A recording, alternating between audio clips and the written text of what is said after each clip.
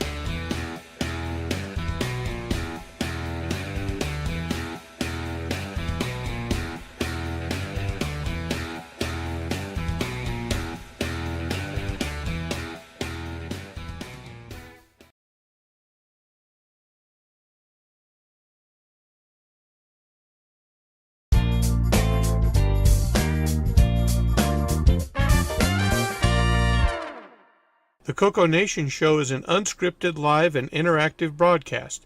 Anything can and will happen. The views and opinions expressed by members of the panel and the live audience are their own, and not necessarily those of the CoCoNation show, its sponsors, affiliates, or subsidiaries. Open minds are encouraged, and a sense of humor is recommended. Thank you for being a part of the CoCoNation.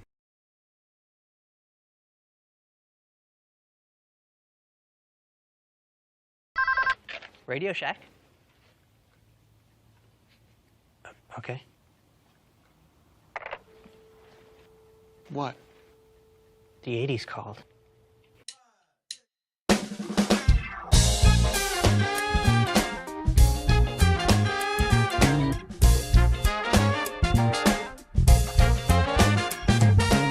Welcome to the CoCoNation, the world's first live and interactive talk show featuring the Tandy color computer and its hardware cousins.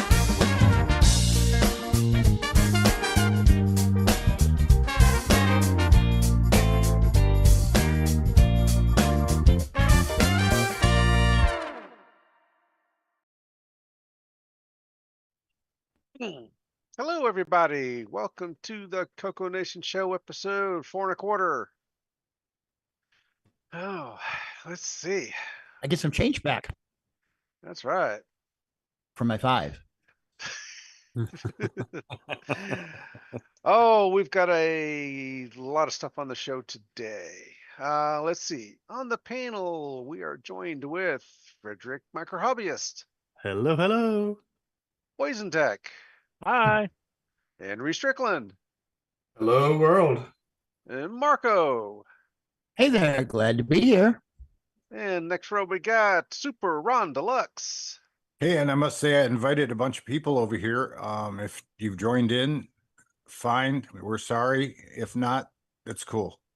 Did you tell them to bring snacks for everyone? Digital snacks. Yes. Yes. Virtual snacks, right? Yes. Okay. Next over, yours truly, the button pusher. Kevin Holloway. Hello, everybody. Hello. And long time no see, Jason.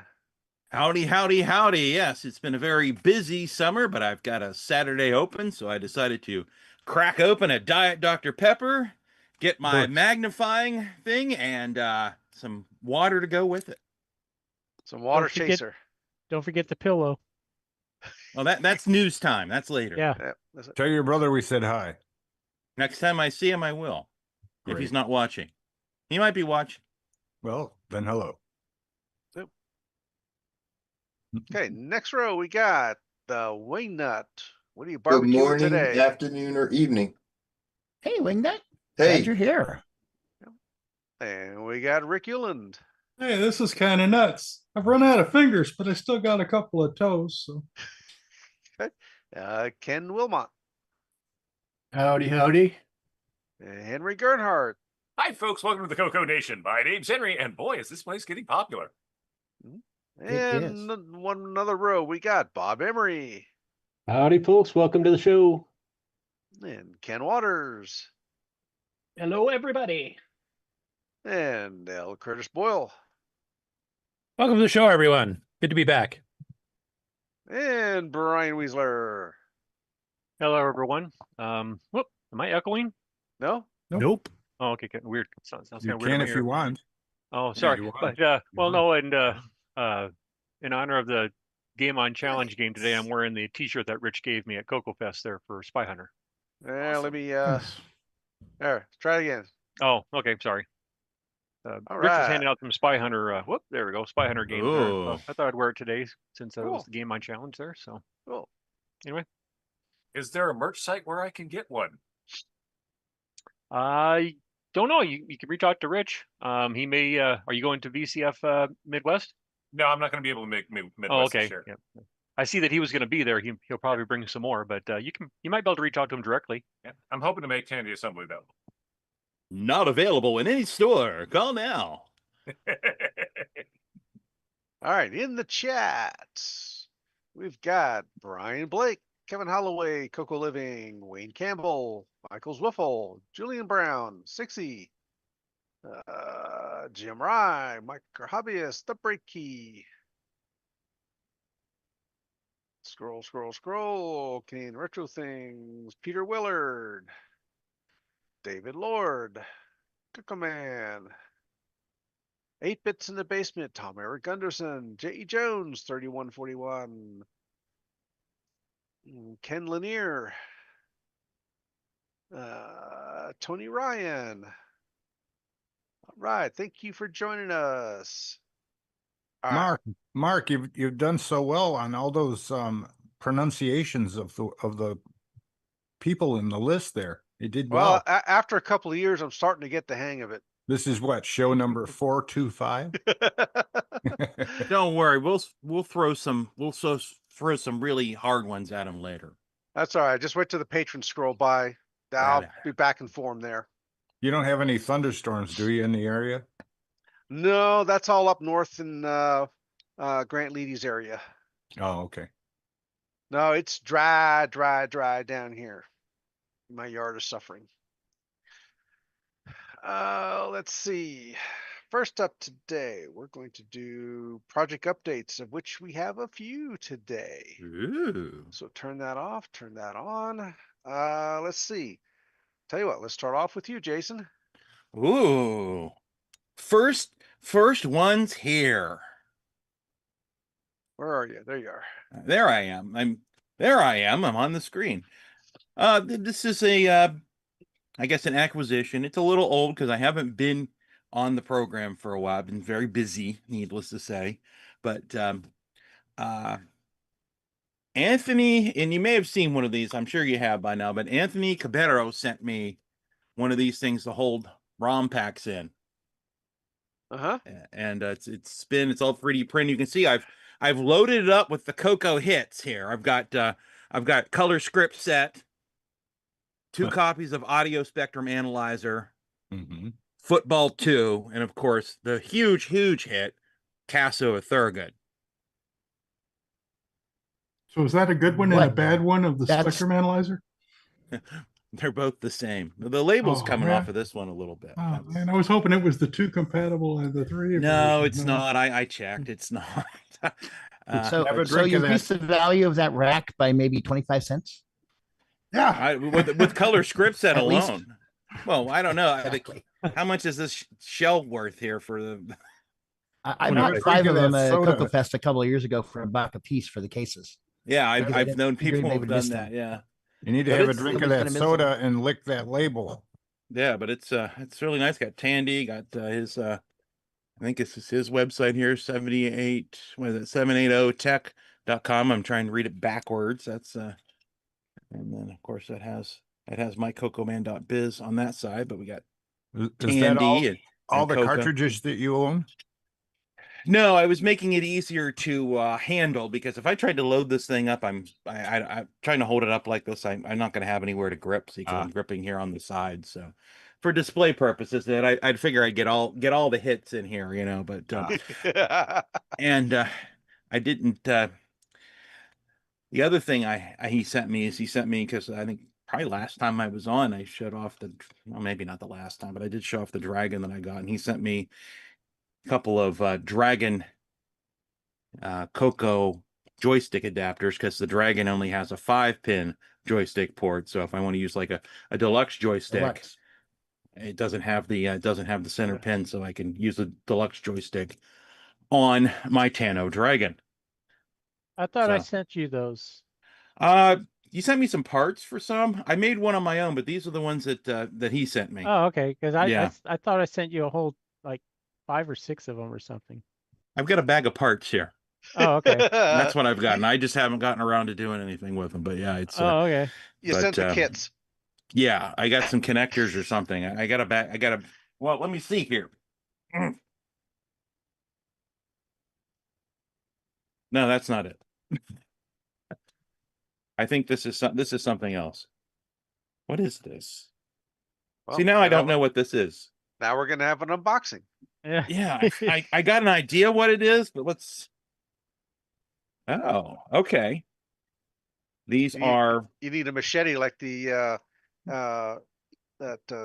E-Vlog. Yeah, because I sent you two things. There were yeah, parts. there's some capacitors and some 5-pin male DINs. These are ones I ordered and I hadn't opened them yet. This is a 6-pin female inline. Gee, I wonder what these are for. It's been sitting there. It's been sitting there under my monitor in the envelope that it came from. But yeah, how many Cocos do you have set up? I just have one set up right now. There's a Coco 2 and a Dragon over there. But oh, here we go. Oh, we can do more. We can do more. Here are the capacitors that Richard sent me a while back. They had 220 microfarad at 25 volts. These are kind of bigger than the ones I normally use, but I find room from time to time. You're going to recap that Commodore you got? No. No, I think I think I need a power supply. I think I need to make a new power supply for it because those things are infamously bad. Yeah, so, blow the RAM up.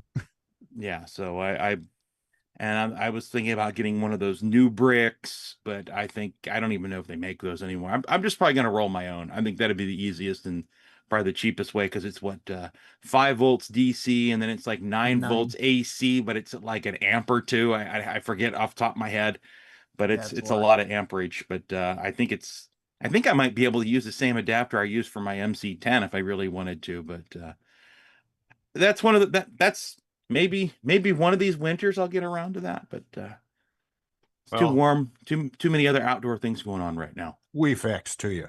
We fax. Yes, there we go. We fax. Everybody drink. And I really think that's it. I wasn't even planning on these two things, but that's all I have. All right. Let's see, Fred. Yes.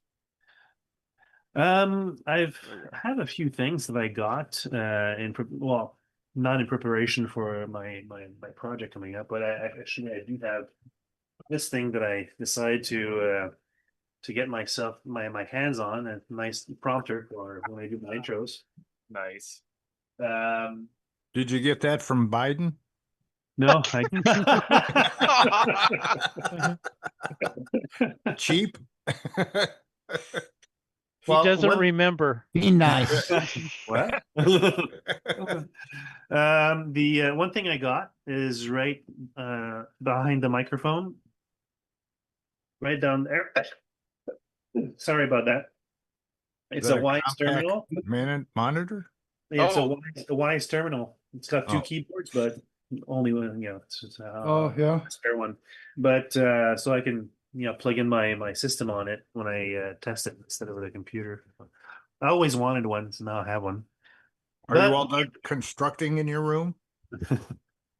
Yeah, I'm pretty much finished. Yeah, there's a few little details, but other than that, it's pretty much finished. Hardware terminals are kind of cool. Behind me, a CM8 with a door. With a door. It's a fake. It's AI. He faked it. Now you can't even have one. And when I got there, the guy said, "Well, I have some accessories." Oh yeah, sure. Why not? What do you have? He had a floppy, a 501. He had a Coco SDC Zipsters version, and what else? A couple of floppies and 2 joysticks. Black. All Beauty. Under $1,000. Much less than that. Yes. $1 million. But one thing I never showed also was the Coco 3 that I purchased a couple of months ago blindly from Toronto. It got shipped and I unpacked it, and it's right there also, fully functional. Nice. Tell us about the blind part. Yeah, but all I need to do is probably do some retro brighting because it's pretty yellow.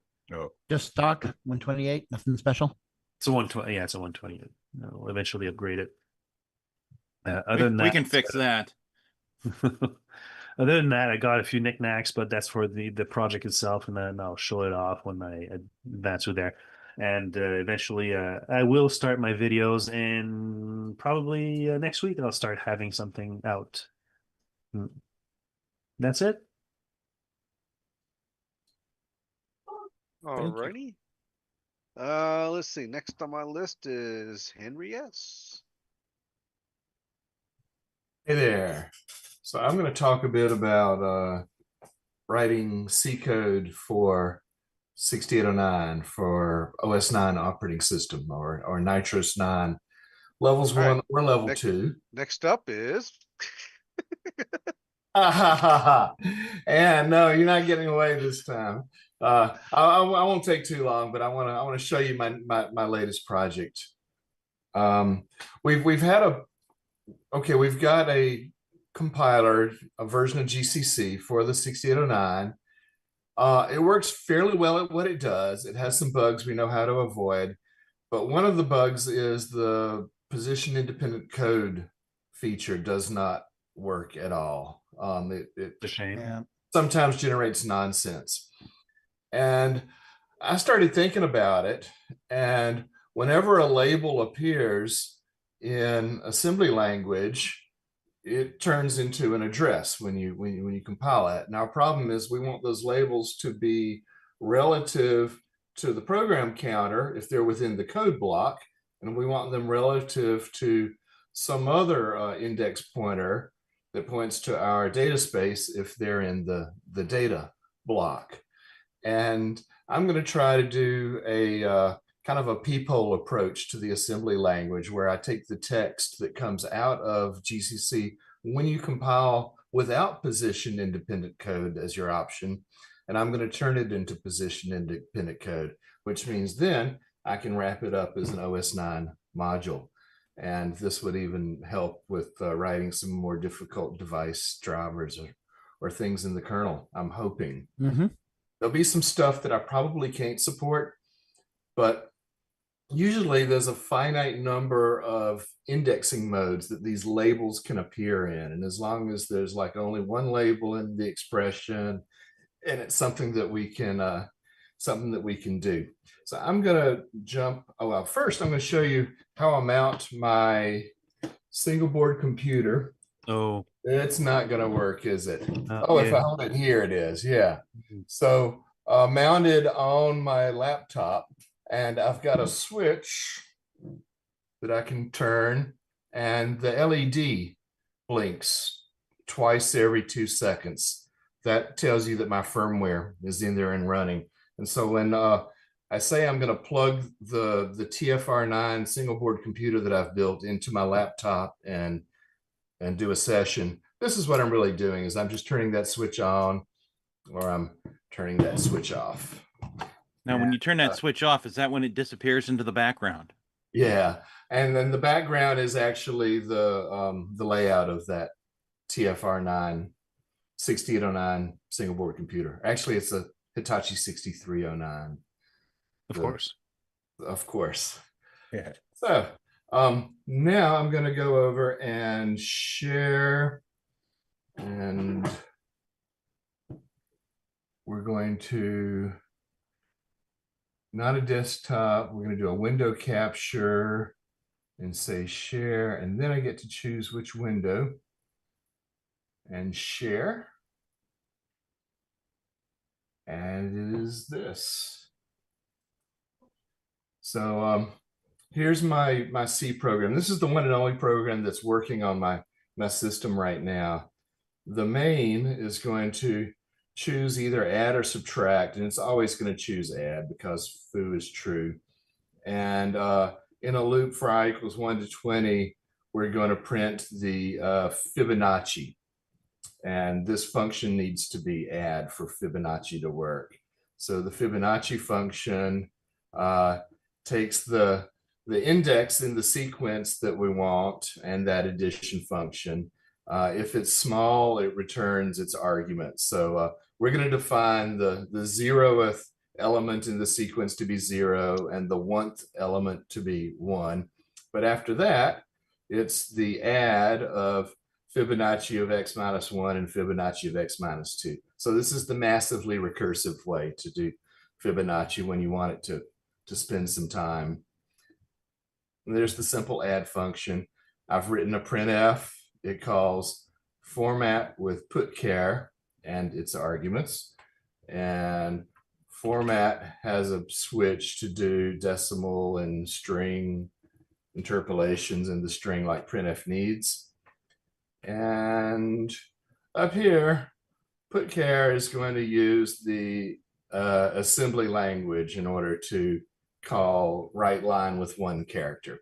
That's my entire program. It doesn't include anything except the standard args to make printf work completely. Now I'm going to show you it running. Well, I can do a make. That makes it, that copies it onto the disk and makes it executable, and it's going to be the version with that CRC. So let's go over here, and this is where I run the console command that works with my TFR9 board.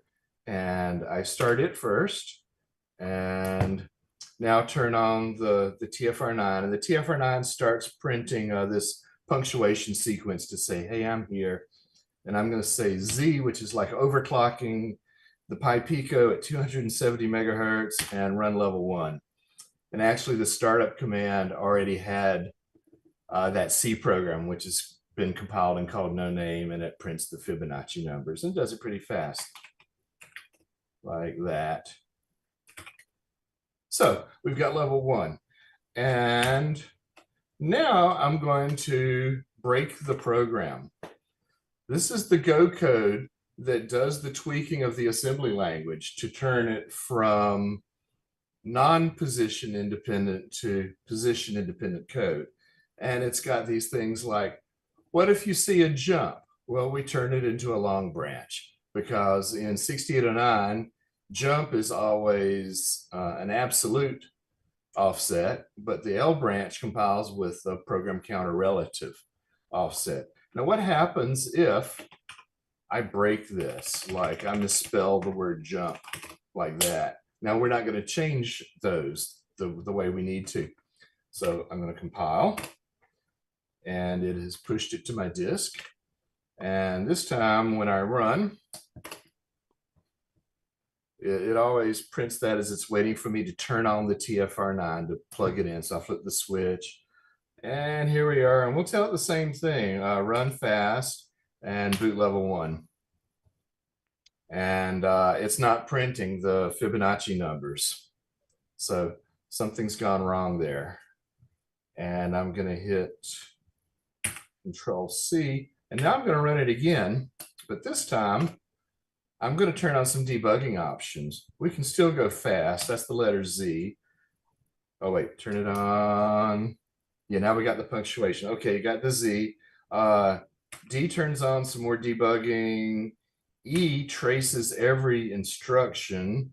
And 6 is the slow version of level 1, in which these things will apply. So now we see it running slower. It's going to take about 15 seconds before it prints out the banner that says Nitros 9 level 1. And then it'll take about 10 more seconds before it launches the no name. But it's running slowly because it's logging every single instruction it does into my log file here. So I'm going to go look at the log and see what's wrong, see why it's not working. And actually, it has stopped already on its own, which it didn't do when it was running the fast version, but the slow version has some extra debugging stuff. So let's see what happened. I'm gonna, no, wrong window. This one, yeah, the out of the log file, go to the end, and it has dumped some memory here, but let's go back above these dumps and see why it actually crashed. It crashed because it says program counter out of range. Now, there's really no such thing on a 6809, but as a heuristic, if I see I'm executing an instruction that addresses 0, I'll put a heuristic in the debug version that says stop because your program counter has gone crazy. And I've got some of that for the very low and for the very high memory. And here are the traces of what's been going on. And the kernel's doing a return from interrupt. So that's an interrupt. In this trace, I'm going to search for, not nitrous, for no name. And that's the first time it appears in the log file. And this is where we're actually, branching into the main routine. And if I search backwards, I find the last place where we were able to decode where we were. And it was a JMP instruction, which is the thing that I intentionally broke.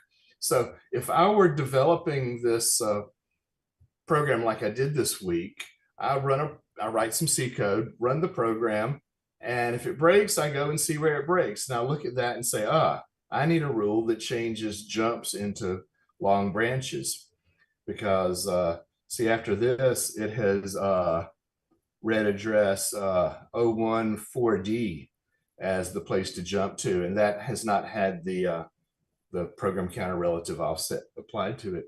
So just go back and add this rule to my thing and make again. And now reset. I'm failing.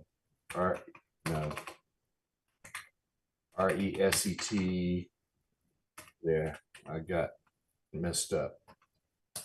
And run my thing, and sure enough, if I go back and let's just do level 1, it runs again correctly. So that's how I'm going about it, and that's what I'm hoping to do, is have the ability to build OS 9 commands and other modules in C using GCC with my fix for position independent code. And it's a little too early to show you, but that is the GitHub, and I know definite things that need to be done there. So this is some progress in C compilers and tool sets. And how do I stop sharing? Stop sharing. There we go. And hello world, I'm back.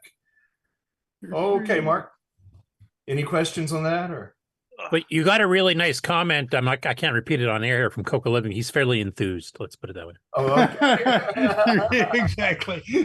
I'll get out the what is it, the internet dictionary of words to find out what his words mean when I look at it. I'm not sure how I can cross that off either. So okay. He has a bunch of X's in it.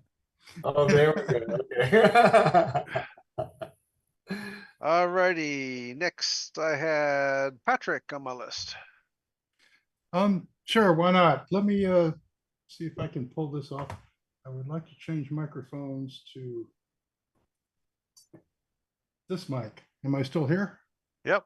Yep. I see you. Oh, excellent. So now I can move. So I just wanted to kind of show where this trick game is going that we've been playing with. When we last left it, it looked about like this. What we've added since then is players. So let's see, I will.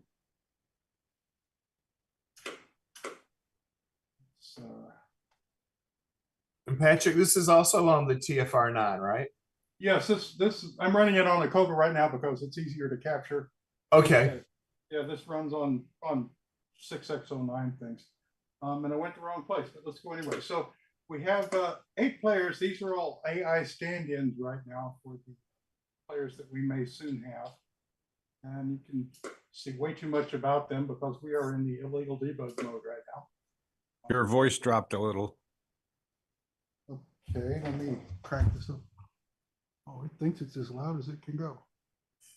Well, are you on the right microphone? Well, I'm on the mic that follows me around because this one should be. I think it's lagging behind.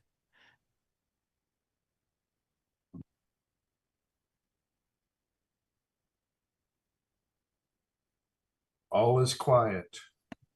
Oh, I thought my connection froze. Can we have sounds? It takes a while to make a galaxy.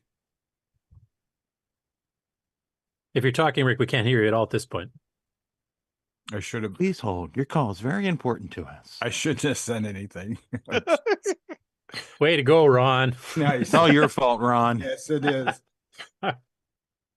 We need some elevator music. How about some Star Trek music? Here, let's try that. Okay, it's not the mic I wanted, but it's the mic we got. No one can hear your phasers. So let's see if I go. Let's see, where's track all on this? I wanted to change something. Okay, so we'll start a new turn. Now you can see what all of these imaginary players are doing. If they're close to someone, they will attack or chase them. Let's see. Chase, which changes all of our stats, which we can, in fact, dump every player's stat now. So these will be human players at some point. But right now, I'm the only human player here. and everyone else is just a computer. And you will see some of them are attacking each other because there are various stati are dropping. We've Heart of Gold is getting whacked pretty hard now. And let's see. Anyone else? No, everyone else is doing fine. The TARDIS is free. Millennium Falcon is cool. So anyway, I have a question. Where's Spaceball 1? it's not there, but we could put it in because the Pizza Express doesn't really exist. But I put Yeah, it's that the in long anyway. line at the top. So in any case, let's see what else have we got. Here's the galaxy we're all running around in. I've kind of improved it so that it's sort of a ball. Wow, the sky is full of stars. And yeah. Anyway, it's coming together. I've now got all this penciled in for multiple players and all of the things I wanted to add to it, and we've still got RAM. Unlike my last program, which ran out of space completely. Not This good. one can actually be expanded upon more. So that's where I'm headed. I just wanted to let folks know it's not dead. It's actually getting better. Why did you have to uncover the lid of your Coco? Oh, you saw that. This is the ACCCS, the Advanced Color Computer Cooling System. So there's a small There you desk go. fan blowing upon the unlit Coco because it was crashing earlier because it's a little hot in here with the AC off, which you will see behind us. You don't want that on. Oh, jeez. So anyway, Coco had a lid on it. Oh yeah, it's Yeah, the hardware types are wondering, what are you talking about? I put the lid on so flying quarters or whatnot won't end up inside of it. Flying. That's why we had the screen in the Canadian ones. Yep. I have a Coco. So when you're done talking, you put the AC back on? Yeah. No, I've got to wait till the show's done because Oh. Well, if you mute your mic, you can do it. well, it'll vibrate the camera and blow my hair. Oh, jeez. Well, then you look more dramatic. Yes, exactly. I'll look like I'm backing up really fast. I'm under alien attack, that type of thing. Yeah. Action hero Rick Euland. You can turn it on during the news. Do it. Turn it on. That might actually keep people awake. Well, he's got it. I found my lid. It's right here. Where did I put my lid? Okay, let's see. Next up, let's do Ken. Sure thing. Good afternoon, everyone in the audience. Welcome. Thank you, and pleasure to be here. I think this is my fourth time in this group, Well, And this is my still first here. time. This is my first time here, so Yeah, this is my first. This is my first day. Well, it only gets better. You've enjoyed your time here. You say that now. Let's give it Right. some time. So I don't know what this Coco thing you keep talking about is, but I have. It's a hot chocolatey I have drink. this other I believe. computer. Yeah, I have this other computer. It's and you keep better looking because for the it's cheat codes. It's better because it's smaller. Well, it's a cousin. Remember? Yeah, In the credits? it's in the family. Yeah. So, Right. Tiras 80 MC10. Last time, 2 weeks ago, I showed you the 32K memory upgrade. I talked about it anyway, but anyway, it's now installed inside here, and it's running the way I want it to. And that's actually it's still in refinement. So I've got some builds, newer of the same thing, the 32K in the factory, trying to get it to a really good, useful product, It's almost there. But while all that is going on, I had some downtime and I'm working on some parallel things for the MC10. One of them is from day one, I wanted to really hack the machine. So I want total control. And being a kind of casual 80s kind of desktop, it doesn't offer that. It's got, you know, this chiclet keyboard, it's got a cassette interface, it's got all these things, which are wonderful unless you're trying to develop for it. And you have only what the basic ROM can do. So that just seemed to me. I wanted to do a lot more. So, am I still on?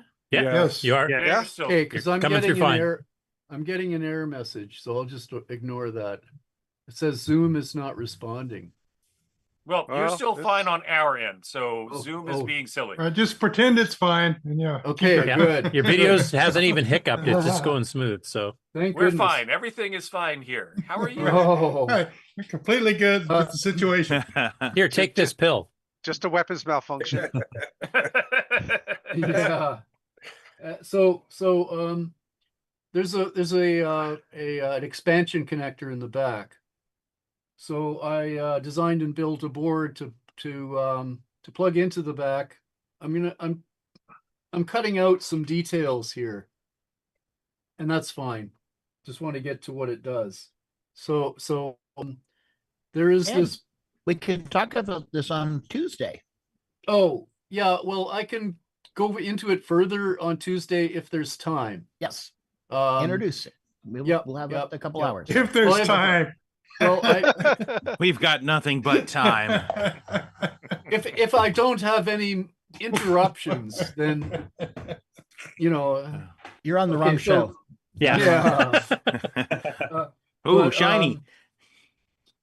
So all this has on it, it has a 128K flash ROM, and it has a UART or ACIA, which is a Motorola kind of UART.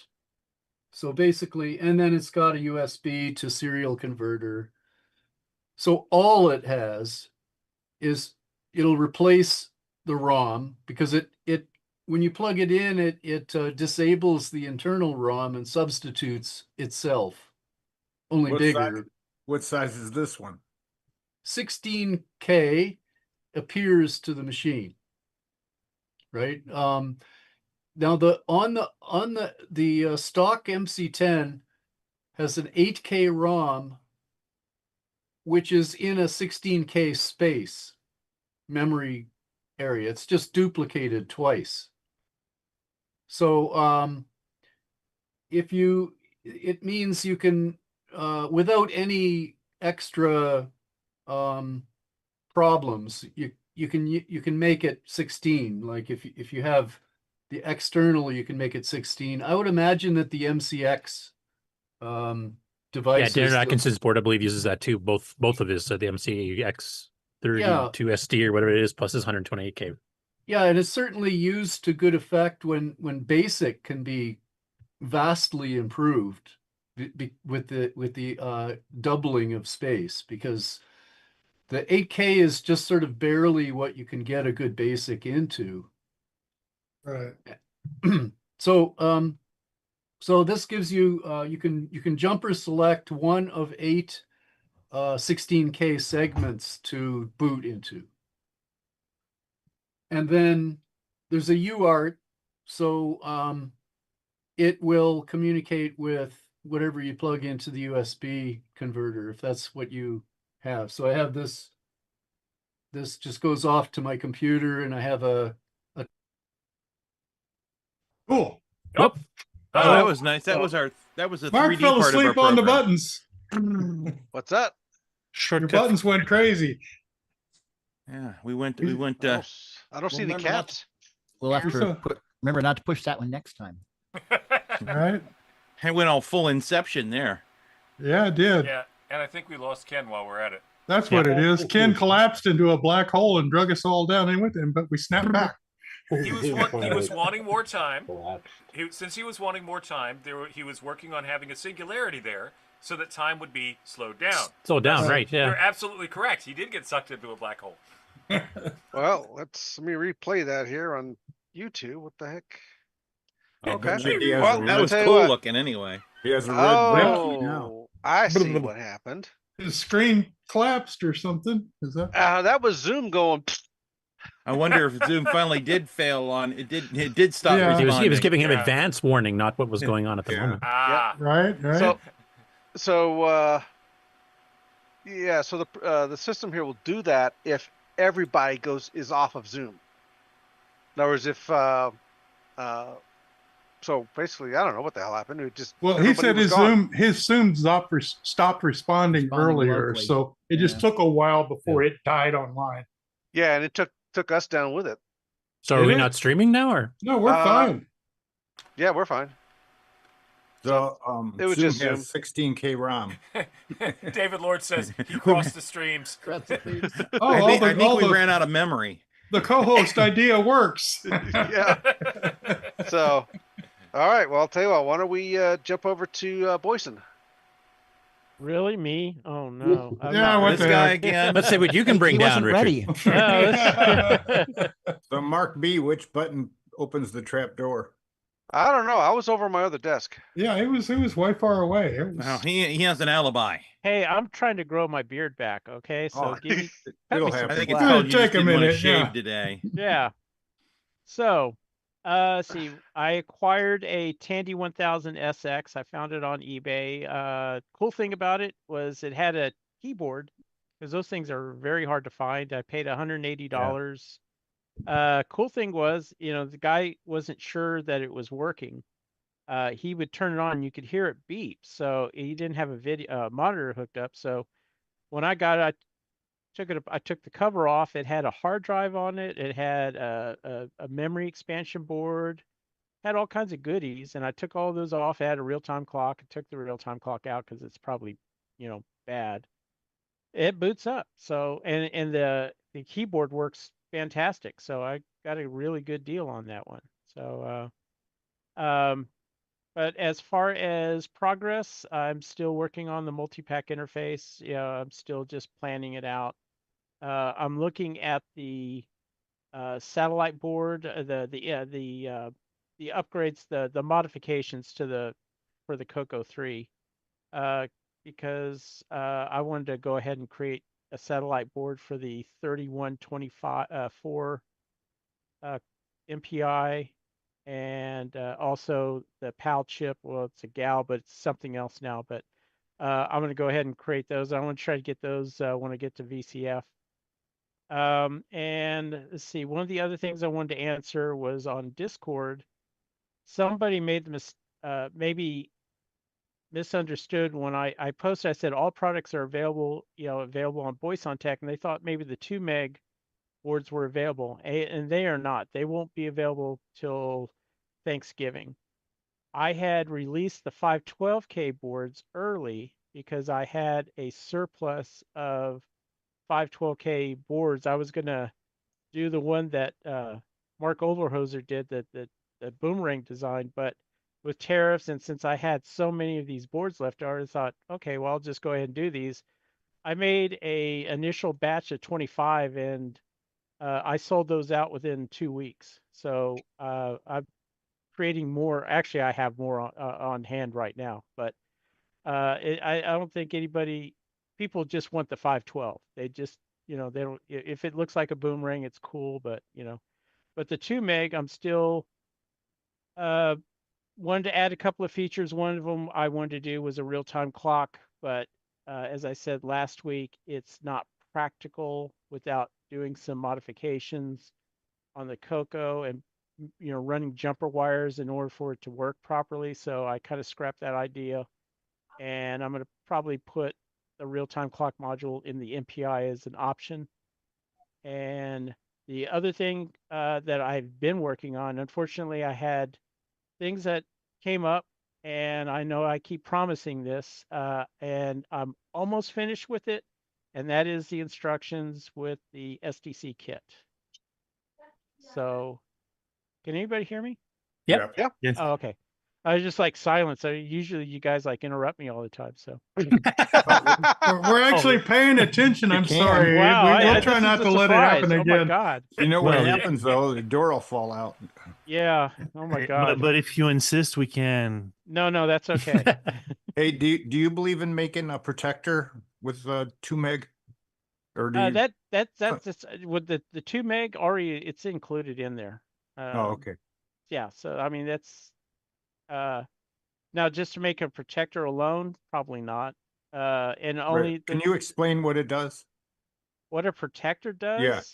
It's supposed to be a buffer for the processor so that it doesn't. It's a buffer. So if you have an erroneous signal going the other way, it stops it, and that chip will blow out. You know, it's usually a 74 ABT 541.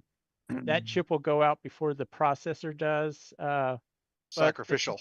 It's just So it's kind of like a fuse, basically. Yeah, sort of like. I mean, that's the best analogy. But the thing is, processors, you know, way back when processors were $25, $30 each, that probably would make sense. Today, my own personal opinion, don't think it's I have a ZIF socket under the CPU on my Coco, so right. I can just lift the lever and change it out. Yeah, so if yours is socketed, it's this processors can run. I sell them for $10. I've seen them.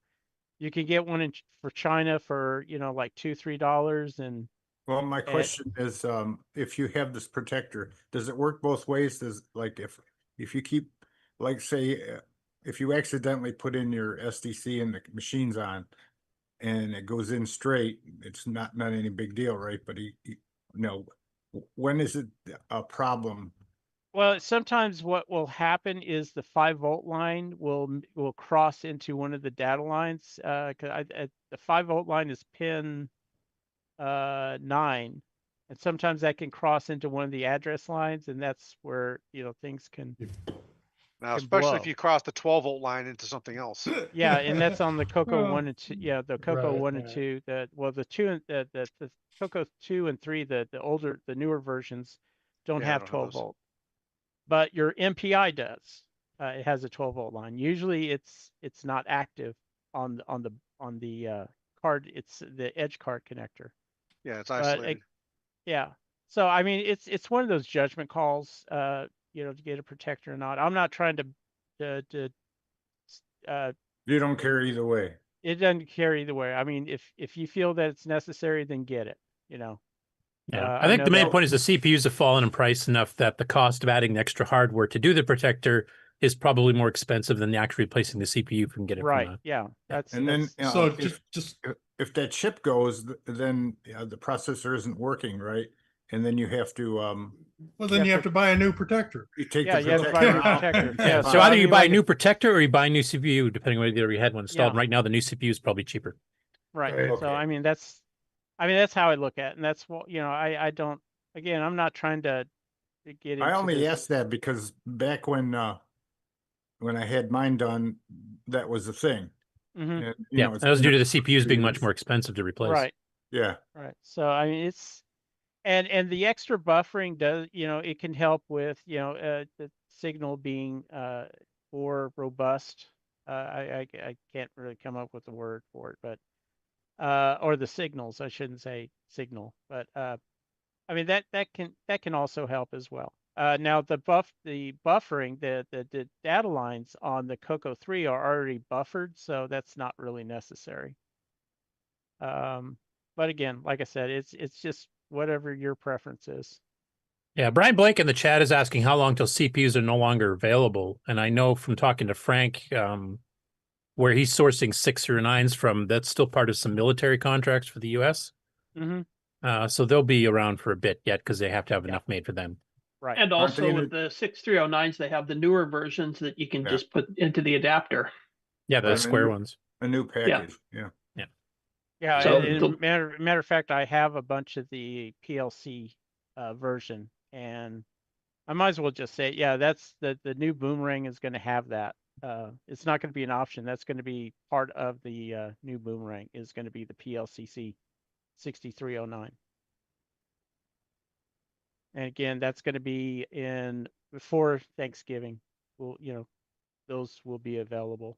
So this reduces the amount of crap you have to plug into the CPU socket because you've just got the little bitty, right? Yeah, but it's a challenge to put that PLCC onto the. Oh, shoehorn it in there! Come on, man. Well, there's a couple of ways you could do it, and again, I thought when I did that, it's like, yeah, there's plenty of spots. I could put a real-time clock in there, and then I looked at, oh wait a minute, I need the chip enable and all these other lines if I want to use the existing software drivers. And then I was yeah, I don't think this is going to be worth it. I don't think people are willing to sit there and run more wires, around in their Coco 3 or. No, the gods have spoken. The Coco will never have a real-time clock. It's just no matter what happens, it's not going to happen. It's time for this feature creep time. Well, you could put a real-time clock in the multi-pack interface real easily. Well, every project that's ever been invented had a real-time clock in it at one point, and they took it out because they ran out of space, money, etc. It's just the fates. Yeah, and the other thing is if you have drive wire and you get a clock. Yeah, you have a network card, you can get a clock. Right. So it's again, I may put it into the multi-pack interface, as an option, and people can use that if they like. So, but and also, like I said, the documentation, and one of the things I was also going to bring up, last week I was on Discord around 8 o'clock Saturday, and it was actually for one person. He couldn't make it, but a few others dropped in and we were just having a great conversation. It was actually a lot of fun. So I'm going to do the same thing. I'm going to be back on Discord, 8 o'clock Central Time, doing some SDC cards. So one of the guys that been really eager to get the documentation because he really wants to follow the directions. He doesn't want to screw up his SDC card. He can come back. He can get on Discord again. I'd be more than happy to help him. And I'm like I said, I am working on the documentation and the video. Again, the video that I got was over 3 hours, and it's just a mess. I mean, I just don't like how the video came out. So that's in the tradition of our show. It's over 3 hours and it's a bit of a mess. Yeah, so but I mean, it's not really showing any of the close-up work that I describe, and it's like, okay, I'll do a B-roll footage, and I've been trying to get that in, and I'm doing this in my garage, and now you got to stitch the A-roll into your 2,000 hour long. B-roll so I thought, this is going to be easy, and I'm just finding out how really difficult doing videos. You need staff. No, it's no Citizen Kane, is what you're saying. Yeah. You mean AI isn't going to do it for you? No, I don't think so. I'd love to, but. Rosebud. But other than that, that's basically again, I'll be at VCF. I have a table there. Jason hasn't made it official that I got my table, but he put a blanket email out saying if you receive this message, you have your table, but I haven't received my invoice yet. So neither have I. Yeah. I do have my reservations at the hotel. I'm not staying at the hotel at the convention center. I'm staying down the street, and like I said, I'll be there, and hopefully I'll have upgrades for the new multi-pack or for the multi-pack interfaces. I have several multi-packs that I am trying to get reconditioned, and so I know a lot of people want a multi-pack interface because there was one I saw on eBay. The guy had it for $520, a rare one of a kind. and it was cool. It's a white one. It's a 3024. It's in a box and everything, but $520, and he just reduced it to $499. I thought, wow, that's you better jump on that. Yeah. Right.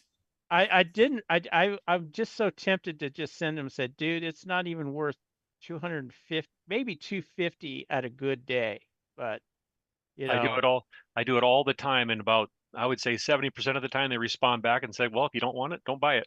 Okay, fine. yeah, and You I'm know. just like, he'll figure it out. I said, man, it's just gonna wind up like the New York Times Coco that I don't even know if it's still for sale. You know, Didn't someone eventually buy that? Could be. I don't know. John Linville did. He bought it.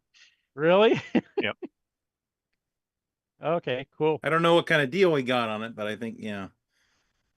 Yeah, but but something like that. I mean, because and that's the only multi-pack that I've seen on eBay, and Ed Snyder doesn't have any of his multi-packs available, and there is a couple of open source projects. One was littleengineers.com that has a version that he did several years ago.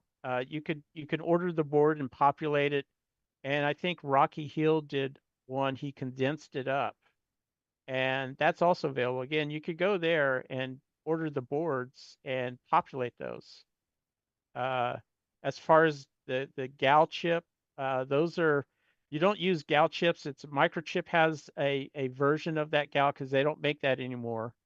But you could buy those chips, and I'll post a link somewhere. I'll probably post in the hardware link on Discord where you can buy it, but you're going to need a programmer to fit, you know, to put the equations in. But the chip itself is like $1.30, something like that. It's not that expensive. I will mention Ed Snyder does occasionally get his mini MPI, the 2-slot. I've seen that come up a few times over the last year, and I think he did one run of 6 mega mini MPIs, which sold out within 24 hours. So right. What's the one behind me? That's the mega mini.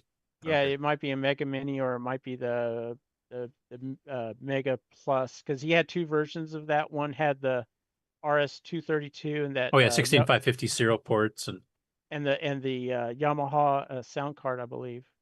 Yeah, all built in. Yeah, an OPL 3 chip or something like that. Yeah. You're on Saturday nights, you say? You're going to be on Discord? Yeah, I'm going to be on Saturday night, 8 o'clock Central Time. Okay.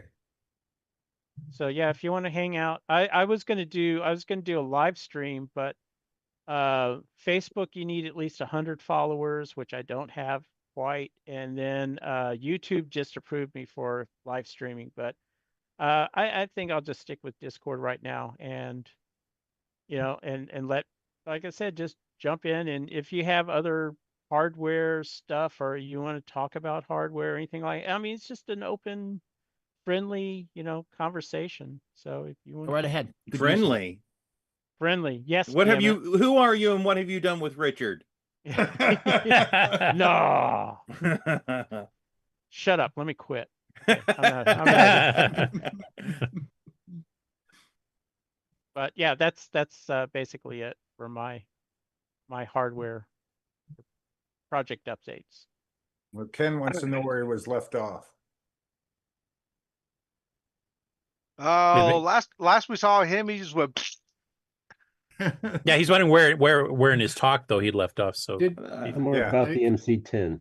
He wants did to know you more about 16K or something? Yeah, did you at least see what I showed you like this? Did you look at it? Or no? No. Oh, okay. So I'll just show it. I'll just show it quickly. So there's okay. This is your expansion pack. No, it's a interface. Yeah, Mark, can you zoom him up? If I can find him. There he is. He's the only guy holding up a board. Right. Yeah, right. well, you know, I got the focus on these little thumbnails. The very last person to connect. There we go. There you go. There. What are those? And he's freezing again. Oh no! Oh, no, there you are. Joking? Are you joking or serious? Yeah, it's okay. Looks good here. Okay, we're plugging into this is the back of the MC10 here. Right, that expansion. Plug it port in. thing they got, right? Mm-hmm. Yep. And so we have a flash ROM, which replaces the one in overlays the one in the MC10, and this is a UART. Looks like the last thing we saw is you grabbed a little white cable in the back, and then boop, you're gone. Well, I'll never grab the little white cable in the back again. Now you've learned. At least you've learned a lesson. That was an important piece of information. Well, there. now we know if it says Zoom stops responding, you better wrap up your stuff. Yeah. Well, I got a question. Yep. Why wouldn't you pull the ROM out off of the board and put a new ROM in there? you know, and I've not done- have an extra. Because you can just plug that in. Yeah, but I've done that. Okay, so I've done that too. So I have okay. if you just okay, now you got me going, but Oh, geez, here we go again. Yeah. the thing is, You're so, welcome. Didn't you learn your lesson the first time, Ron? you can I'm gonna be covering it on Tuesday too, right? Okay. But there's the MC10 ROM on a 27 On the inside. On the adapter board. 27128 or something, right? And there's an adapter board. So this allows you to plug a 28 pin JEDEC standard memory device into the non-standard ROM socket on the Well, it was the Motorola standard, wasn't it? It was the Motorola standard, wasn't it? Yeah, it was. Yeah, something like that. Well, it wasn't just Motorola. There's a few chips, if I recall correctly, that were sort of close, or it was a sort of standard, but it's not. It's way different than what followed it. Right. And you can't really. There isn't really any existing that you can buy that will plug right in. I looked. Or if there is, I couldn't find it. And it's not socketed, right? So you have to socket it. That too. You have to take it out. So on your expansion pack version of it is solder free. Yeah, it's important. Yeah. It's important for very Curtis. important to me. So yeah. There's no mods you don't even have to open the case. That's all right. But here's the thing. Let's say I want to add the MCX 32 SD on the back of the MC10 and still have the extra stuff. Are you going to do a throughput so you could put two boards on the back of the? Yeah, that's this one. That's this. Okay. I don't know, Ron. That might break the space-time continuum. So we're approaching the edge of the observable universe here. Okay. Yeah, this is for CoCoTECH on Tuesday. Yeah. But this save one, some for Tuesday. Yeah, this one though, just to answer that question quickly. So this one has more stuff on it. Yeah. And it has an adapter on the back that you can plug into this last slot.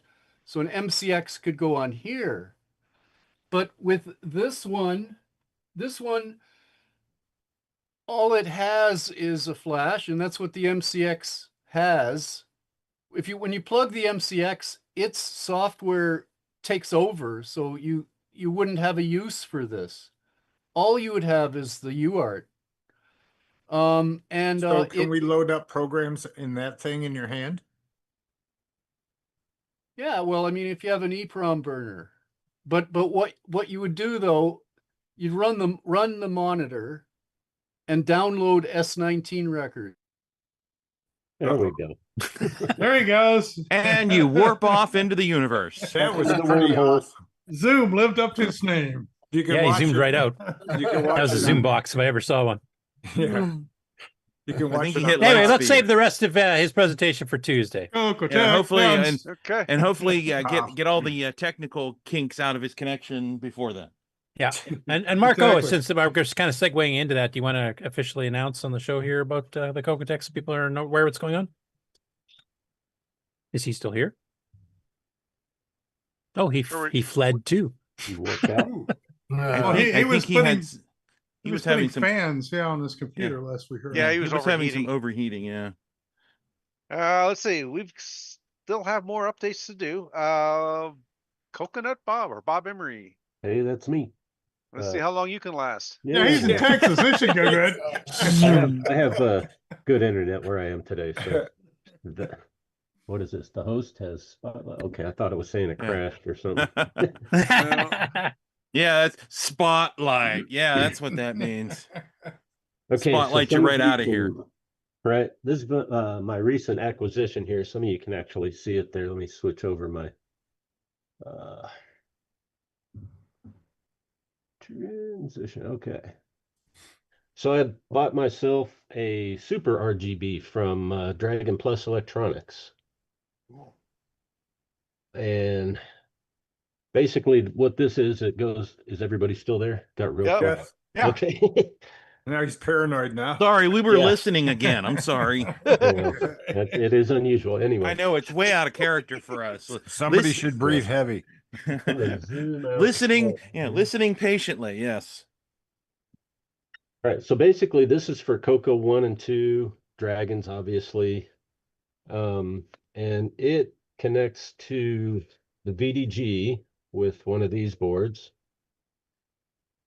And let's see, you connect the 5-volt power and this little 7-pin ribbon cable from this board to the intermediate VDG breakout board. And then there's another breakout board that goes to the SAM chip for a single wire. That's the video clock out of the SAM. And his board actually interrupts that and modifies it before sending it out to the VDG. So all that's required. And then there's also a fourth board, which is Are you going to be able to put the lid on the computer? Yeah, well, we haven't got there yet. The 10-pin header here goes out to this. So that actually is an RGB header. It's not quite pin compatible with the Coco 3, but you could, make a cable with probably a couple little twists in it and make it compatible. So, Well, if you had, we could have plugged the CM8 into it. yeah. So with that, yeah, you actually can. With that, basically it lets you could plug into a CM8 or a standard RGB monitor like a Magnavox or NEC Multisync 2 or on a Coco 2. You can pull out your switcheroo cable and connect it to the SCART box or the GBS 8200. You'd be able to send this from a Coco 1 or 2 and get crisp VGA out of it. So does that little box do the little magic with the sync to make that GBC work?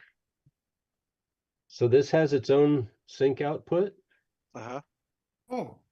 Because the GBC uses a different sync than the right. Yeah, I think I believe that this will output the combined sync that the GBS wants. Okay. So I haven't tested that yet, but that is on the agenda.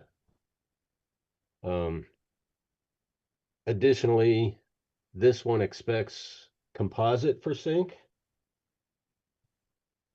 So let's just say I have my trusty yellow Coco 2 here.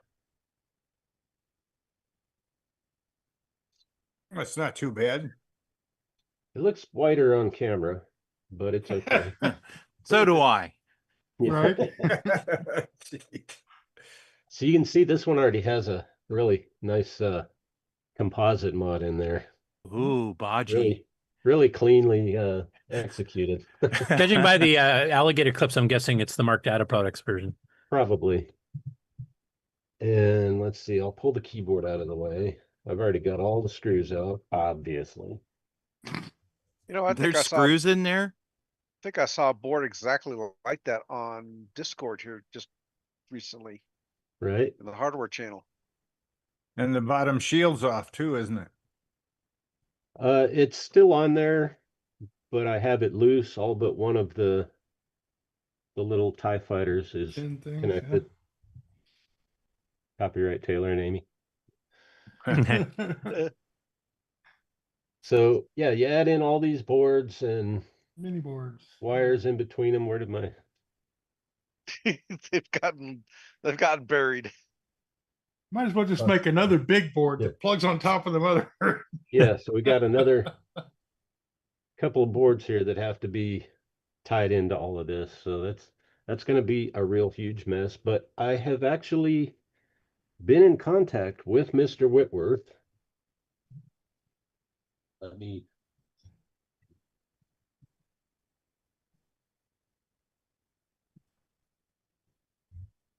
say something. Okay, I'm switching my video stream here.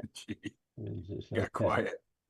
So I've actually redesigned my VDG breakout board to be compatible with his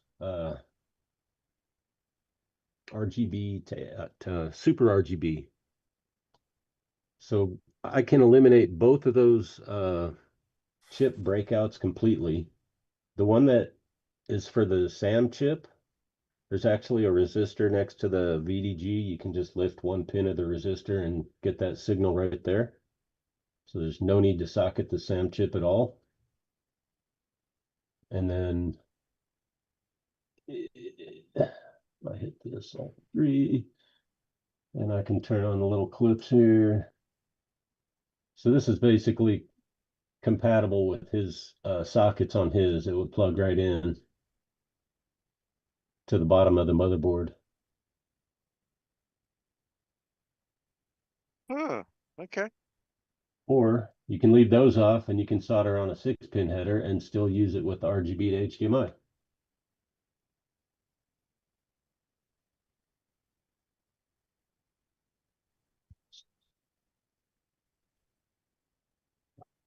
So then switch back to my overhead view. Okay.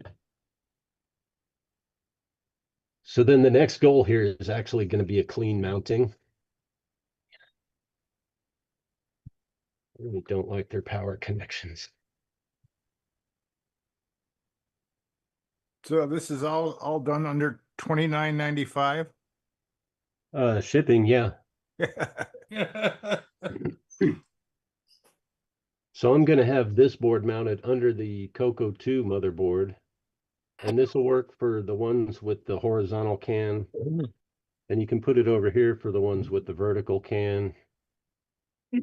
As far as I know, I don't have all the different Coco 2 variants out there, but I know their layouts are all over the place. Does the wire have to be longer then?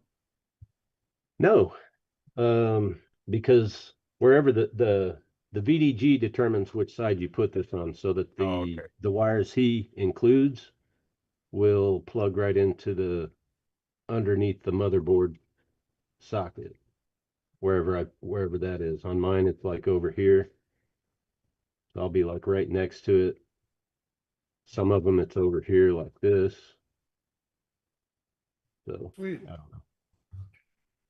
But then the final piece is the output, the RGB output. You still got to have, you know, some. Let's see, his plan comes with like an 8-pin DIN connector for some monitor that's popular over in the UK. My plan is to use one of these SCART boards out of the HD to SCART to HDMI adapter, and this fits right in the Coco 2, same way as it would the Coco 3. And then the only hole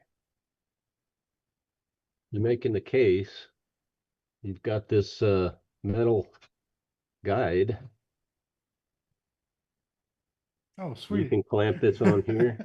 Just router around inside of that. Built-in template. Literally, you drill that hole. Maybe this hole, maybe not. Maybe just put a C-clamp there, because I don't like that little LED. But this, the HDMI cutout lines up perfectly with the SCART board sitting on that little shelf there. So you make a little notch in one of these, I think right here. Little notch in that horizontal gusset, or vertical gusset rather, and then you cut out your HDMI and one buttonhole so that you can change your output resolution if you need to. Nicely done. And yeah, that was probably going to be the cleanest way to do that on a Coco 2. So that'll be the next, hopefully the next video I am able to get out.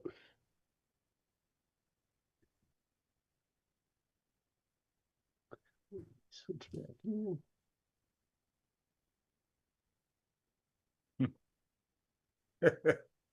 This That's about it for this update. I'll try and keep it nice and short. Okay. Any other project updates? I can do a quick little run through in about 5 minutes of some things. You need 5 minutes, or you need to prepare? No, I'm all ready to go. I just I don't want to go too long here. I'll go to 2:30, and then whatever I don't get, whatever I can't show, we'll do for another time. Okay. I mean, we're already way beyond first break, so. Yep, I'll just stop at 2:30. So real quick, a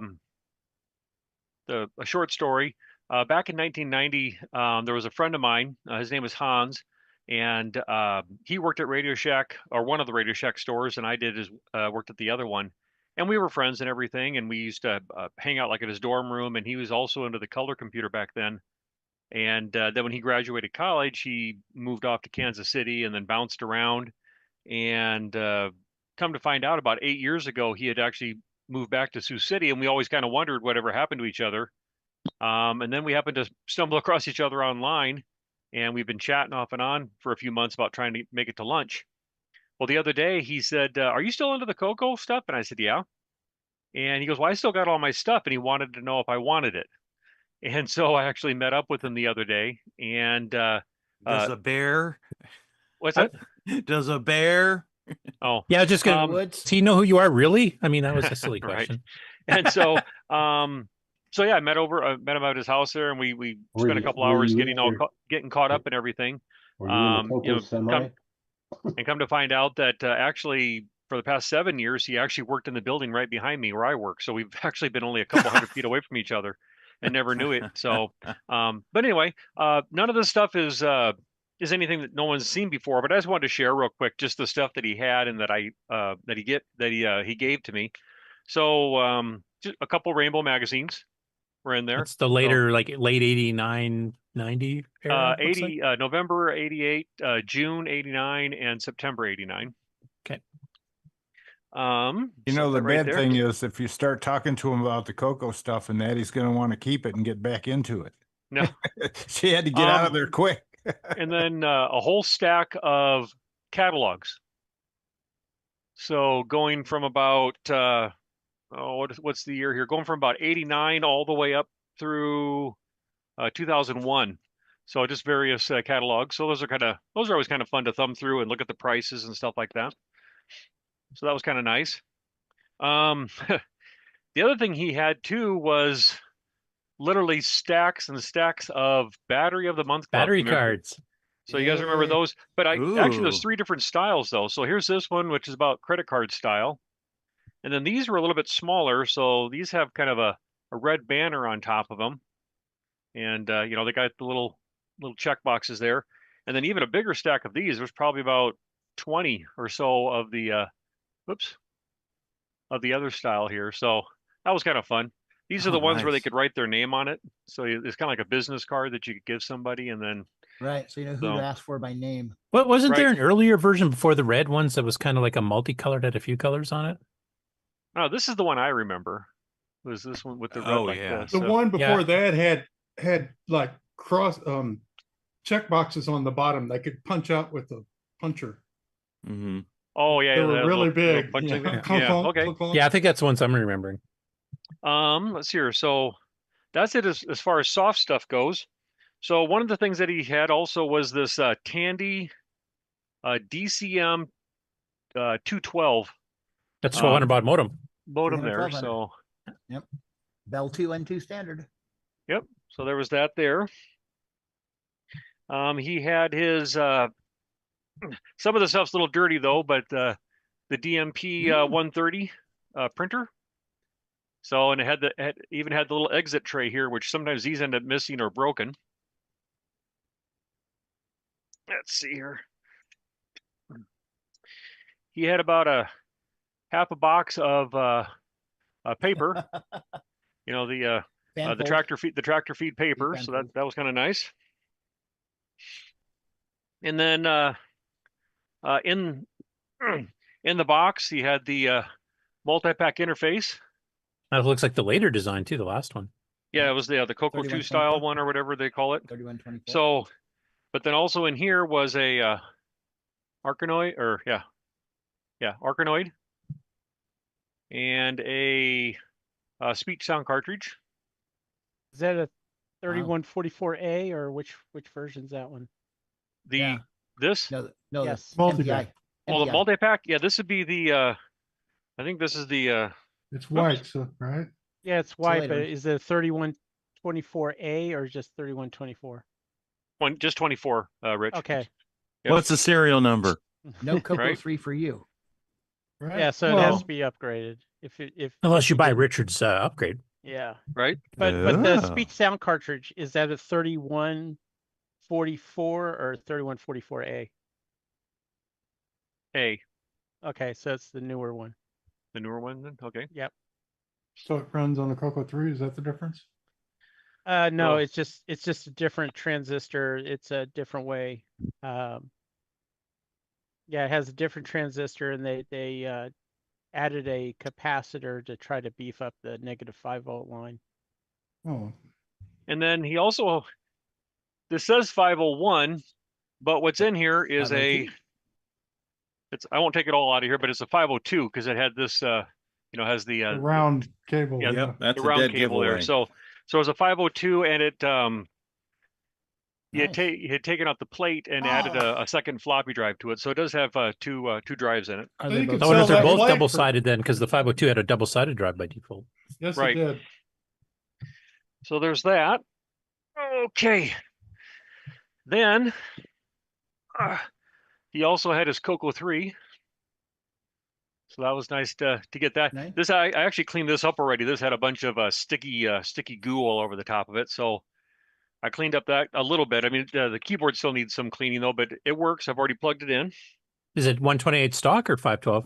128. He also had his Coco 2. This is a 3127B. Melty key? Yep. Yeah. And he had the keyboard. If And that's also in the box. If that's the T1, why does it have a chiclet keyboard? I think he Oh, it did some has swap. It He did has a some swapping melty around. keyboard. Melty, yeah. He did And some you swapping should around, which you'll see clean- here in a minute. You should convert that to a Dvorak keyboard. Just to, Right. He also had a stack of various receipts and stuff like that. Most of it's just Ooh. component stuff. oh, nothing that- cool. But in there was his receipt for the Coco 2. So here, Wow. 99, Nice. he paid $99.95 for that. Back And then then- a dollar was a dollar. Right. And then lastly, this is the first one that he had. Well, there's where the keyboard Didn't went. sell- Right. This is where the keyboard went. So All this right. is this is just a 4K. So this would have been this is a 26 3001. That'd be a D board or a C board, right? This has a D in it. Yep. Okay. I have So one of those.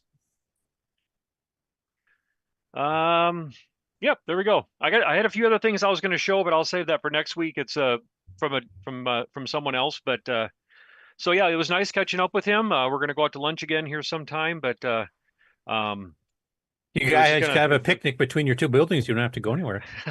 right. So, but it was nice catching up with him. An old friend better from buy back in the him night from lunch. 1990, and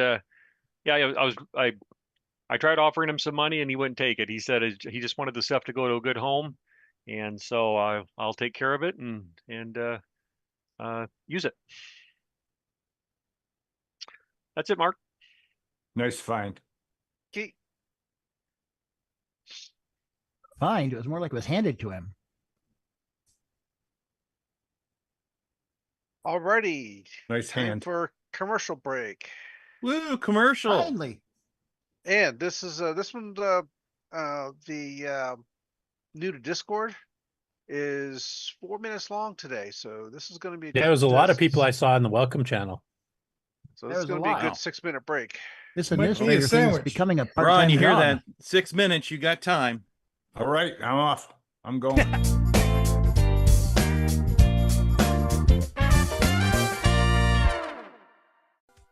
Hello, everyone. It's your good buddy, your good pal, Amigo Aaron, joined by that dastardly The Brent from ARG Presents. You're watching CoCoNation. I feel like that should have been longer.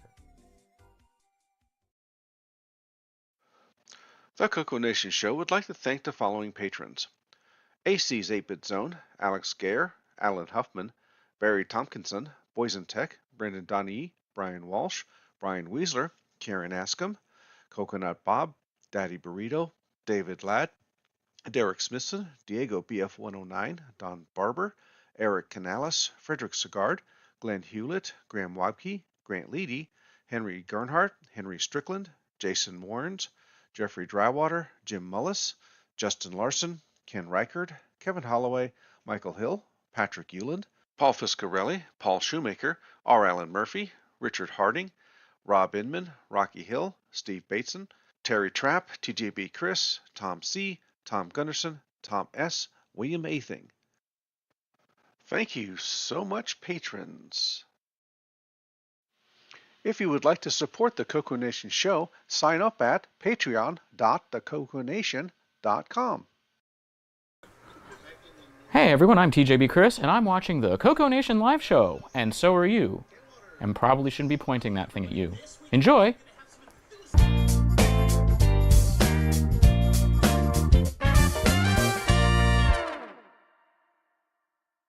Welcome to everybody's favorite segment, Who's New to Discord?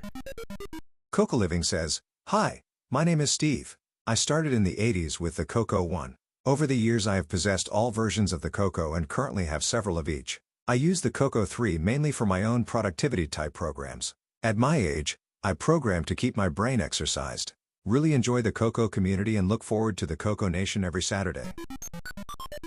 Nev says, "Hi, I'm Bailey. I'm a total noob to pre-90s computing other than the countless hours of YouTube vids, but I've always been interested in Tandy Radio Shack from a historical perspective, so I finally decided to pick up a 64K Coco 2, built cassette and DW cables, and ordered a Coco SDC. I found the Discord channel thanks to Stevie Stroh's PY Drivewired DW Term Idiot's Guide. Idiot reporting in. Salute." Tim says, "Hi all, I am Tim. The Coco was my first childhood computer and some of my favorites were Sands of Egypt, the Mark Data Adventure games, and Cashman. I have recently started getting involved in Retrobat emulation for PC and have struggled a bit getting Coco to work. I found this Discord by just Googling for various support options for Coco and figured it would be cool to find others who still tinker with or have nostalgia for Coco." Stephen D says, "Hi, I had a Coco when I was a teenager. Taught myself BASIC and 6809E assembly on it. Had lots of fun. I saved the code I wrote on cassette and still have at least one good cassette and the cassette player, but sadly, no Coco. It would be huge fun to play a game that I wrote over 40 years ago." Addy Directs TV says, "Hey, I have a Radio Shack Model 100, but it was suggested that I join this Discord to help locate some parts for it. Your name? Addy. Your systems? Currently have the aforementioned M100, but also Apple II and Commodore systems. Where did you hear about us? Group chat I'm in. Trina from Trina's Technobabble YouTube channel suggested I reach out here." N-Scale Tony says, "Let's see. Name is Tony. Started with Coco 1. Had 2 disk drives, multi-pack, modem, DMP 400 printer. Switched to Coco 3, 512K. Used OS 9. Mainly programmed in BASIC, but also programmed some utilities in assembly. Looking to just reconnect with the community now that I am retired." Space Dude Ted M says, "Hi, I'm Ted. My first home computer was the Coco 1 that I still have available with disk drives. It was my machine during middle school through high school years. I've picked up some 2s, and now have a Coco 3 setup that plays Rampage quite nicely. Interested in getting back into the Coco hardware and emulation. Found this Discord on Facebook and the retro computing posts." Justin Z says, "I'm Justin.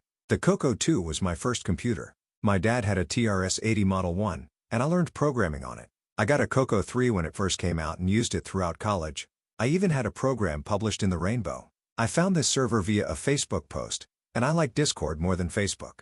Glad to connect with kindred spirits here." Grimjack3 says, "Good morning. I am Tony G from Georgia. I am a bit of a Discord and Coco noob but not a computer noob. My first real micro experience was TRS-80 Model 3 with cassette in junior high. I recently picked up a Coco 216K and purchased some upgrades from Boyson Tech. Richard suggested I join this Discord to learn more." The preceding bios were edited for time. Thanks to Boyson Tech, Frederic Micro Hobbyist Sigard, Glenside Computer Club, Paul Fiscarelli, Paul Shoemaker, Tandy Color Computer 3, Wingnut 2626, and the CoCoNation patrons for boosting the server. Please consider joining Discord and visiting the welcome section to read these bios in full and see what the community has to offer. Just go to discord.thecoconation.com. See you on Discord.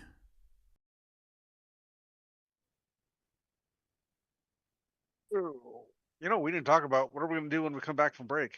Huh. Yeah, I do have a quick question.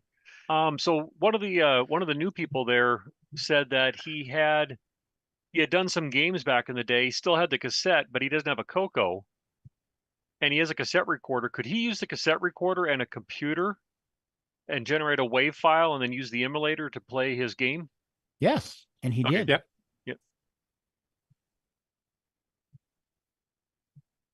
It's been done. Okay, awesome.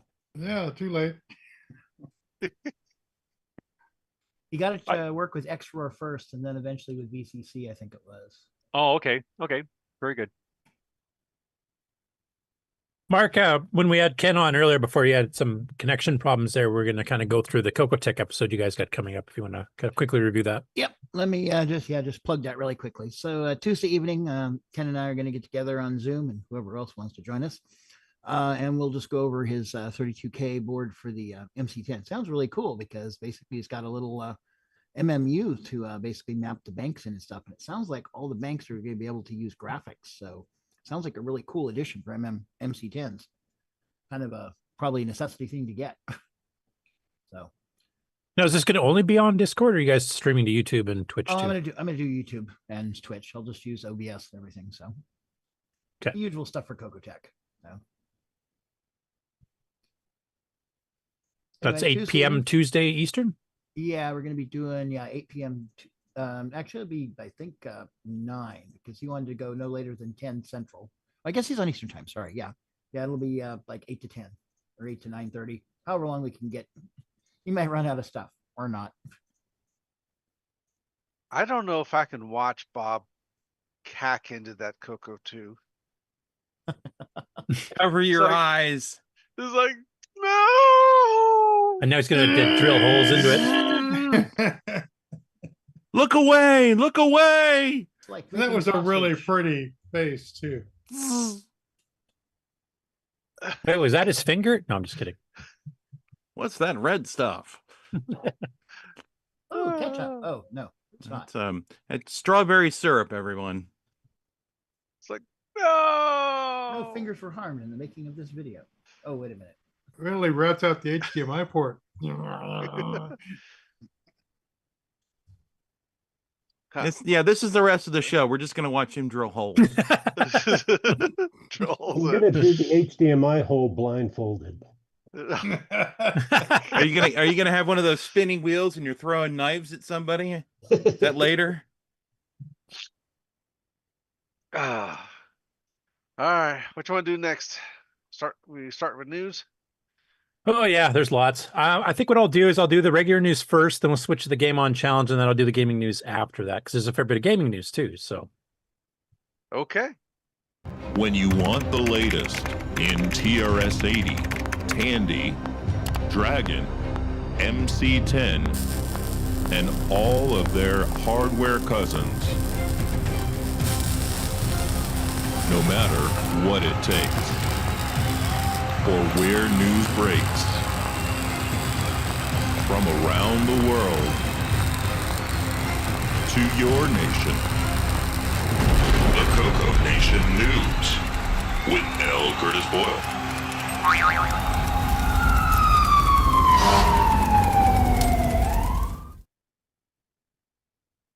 before we get started here, I just want to mention I'm having some connection problems with Facebook in particular. I know some people have been mentioning Zoom's been having issues and stuff too. So I wonder if there's a general problem in parts of the web in certain areas or something. So some of these pages are not refreshing properly. So bear with me. All right, as is traditionally been the last few months here, we're going to be doing the Dragon News first so that people on the UK Isles don't have to wait till like 3 in the morning to get to the news about dragons. We're the cure for insomnia. Yeah. Yeah, induced comas, I think, is what we call it. Who's interrupting nap time? Yeah. Okay, first of all, so we're catching up 2 weeks of news here, so there's going to be a fair bit. And I might have missed some stuff here because I was kind of rushing, trying to figure everything out. I usually try to preview videos and stuff here, and there's just too many long videos, so I couldn't get through them all. So hopefully I'm not missing anything critically important. If you guys think of anything that I missed near the end of the show, let me know. I can either include it next week, or we can, if you guys know about it, we can quickly throw it in. Anyway, first up, we got Julian Brown. I believe it's in the chat. He did numerous update posts here over the last 2 weeks. So the first one here, he said, a little fettling required, and I think I will need some threaded inserts for all the board mounting points, just using bolts as pegs for the moment. So you see there's some custom boards. He's got the new power supply board. He's got the replacement Dragon board. He's got a different keyboard. And this case here is actually a 3D printed case done in 4 sections. So this is what it looks like when it's all put together. But a little bit previous to that, he showed this, which actually shows the actual case. You can see the pieces here. He's got 3 of the 4 in there. And then they kind of get bolted together over here with these little screw holes to make a full-size Dragon case. And I think somebody was planning on doing this with the Coco at some time too, weren't they, for like Bedrose boards? I can't remember if anybody actually got that. I know John Strong was looking into doing full-size Coco 3 cases at one point. So for you guys that have 3D printers or are much more familiar with them, how many 3D printers can handle like a full-size Coco 3 case as a single pass, and how expensive are those right nowadays? Last I checked with Paul Fiscarelli, they're very expensive. Right, there are lots. That's why only John Strong can do stuff like that, because he has access to mega printers, right? Okay, so the prices haven't been coming down or anything lately. This is this is Ender 5 for about $600. That would do 15 inches by 15 inches, which should be big enough. Oh, that cheap? Okay. Yeah. Yeah, but that's an Ender, so you better be a good printer mechanic. I mean, I could do this on my little Ender 3, which is, the cheapy. And then to go beyond that, yeah, it's a lot. To do it all in one pass would be a lot more than twice as much. We're talking 3 times as much to do 4 times the acreage. Yeah. It's not just the size of the thing you're doing, it's the speed that it takes to print it. Right. And, if you just tried to make an Ender 3 that was this big, it would never get anything done because it would explode before it finished printing the thing that you asked it to print. And if your mean time between batches is small, then it's probably like the square of the size or something that determines your success. Right. Yeah. I just like the fact that we even have the capability of doing this, because otherwise you have to do like plastic molds, and those are hugely expensive. Man, yeah. Sheets of plexiglass with So I'm waiting for the 3D printing technology to hit that crucial price point where we can do a Coco 3 or Coco 2 case in one pass, and then maybe we'll start seeing some replacement cases. And now, since we've got replacement motherboards for Dragons and Cocos, we can start manufacturing new, like some of the the better selling 8-bit systems like C64s and stuff have been doing lately. Except that we'll have a real computer. So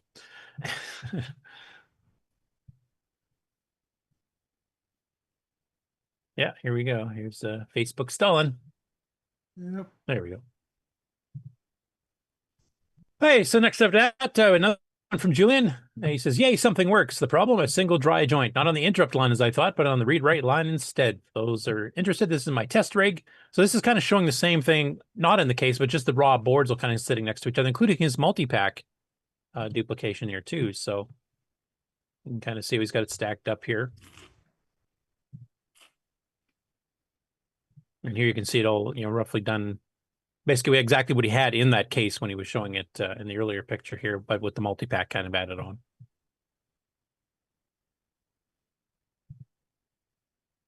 And a sideways monitor, because that's how the cool kids run.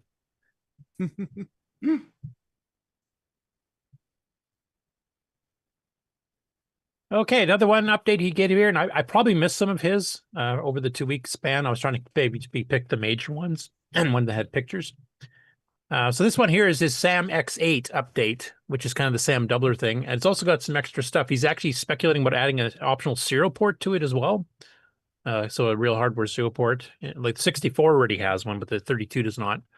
And also, this will be supporting 64K, 256K, or 512K of RAM.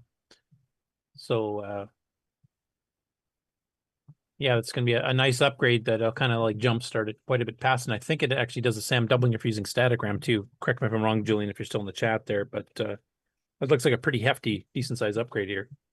He also mentions here the 6847 CPLD replacement still in progress. This will be native RGB, although it could just as easily output to CIMK basic or whatever this is. I think that's composite, isn't it? Or not composite. What's the one up past that? Yttrium and lead. Component. That's what I'm trying to remember. And you can see a picture of the board here. Zoom up a little bit. So yeah, he's been doing a whole bunch of things. He's been jumping back and forth because he's doing his Dragon ATX, which has all the stuff like the VDG and some of the other things are cards within the system. And he's got stuff that actually replaces on the main, Dragon motherboard or the replacement Dragon motherboards for it as well. So he's been pretty busy. He mentioned in the chat, he said it was a multi-pack that wasn't working. That gave me some serious grief.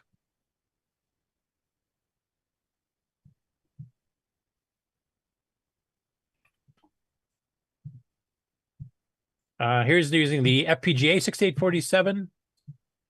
He said it looks pretty busy here on the board, but most of that is level shifters. He's got outputs for RGB, S video, and composite. With enough I/O to generate DVI too. That's kind of cool because DVI, of course, you can plug into HDMI just without the sound. So that's one of the ones that is for the one that has the different cards for the various pieces, so you can add in like real-time clocks or some other things too.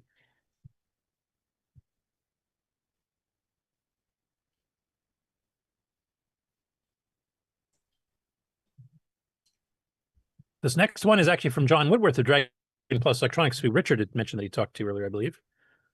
And this is a bit of an announcement for shipping stuff to EU countries. So there's been some changes in the way some stuff is certified to be able to ship across borders within the EU.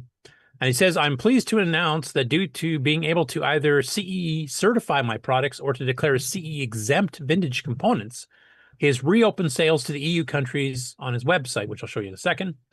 And he's also now added some stock of Ujima flips, both the 2020 and 2021 versions, and also the 6X09 pull-up adapters, which can help in machine stability in some instances. All the firmware driver fixes are also available for some devices. And I think, Richard, you were talking about that's kind of what part of the protector does is the pull-ups, isn't it? And your Guardian, I think, yes. is your equivalent? Yes, yeah. yes. Mm-hmm. And does that make a big difference on the stability, do you think? I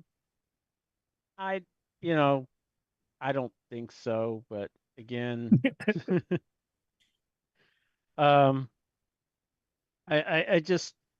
Now, I can't speak to dragons. Maybe they needed a bit more. I don't know. Yeah, I'm not familiar with the dragon. Totally familiar with it, and I don't really want to say anything to ruffle any feathers or anything like that. So I'll just stay neutral on it.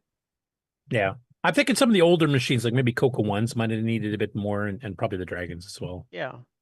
But like you said, the Coco 3 has them built in, so even Tandy thought it was a good idea. Mm-hmm. Well, they had buffering. It's an LS245, and that's on the data. Now everything else, the address lines and the support lines on the CPU, those are not buffered or protected or anything like that. And that's mainly what the protector does. Okay. Yeah, so just to clarify that. Okay. Anyway, here's his store online too. As you can see, the pull-up adapter here is 9 pounds. And he's got his, standard stuff like Dragon power supply board units and the deluxe version of it. Dragon Plus board kits, lowercase text upgrades for the various dragons and kit form. So he's got a fair bit of hardware in here. Here's the Ujima flips here. So all that stuff is now available and now orderable within the EU that actually gets it certified properly if it's required certification. Because that was something that recently had blocked him from selling anywhere besides the UK, basically, from my understanding. So at least that's all fixed now. Now, 60 in the chat is saying he's never had a problem himself with the pull-ups too. I do remember John had mentioned at some point, though, that some machines kind of need it and some don't. So some of it's just probably the manufacturing differences, and maybe they progressed a little bit later on and fix some timings or whatever that would be an issue. And that might happen on the Coco too as well.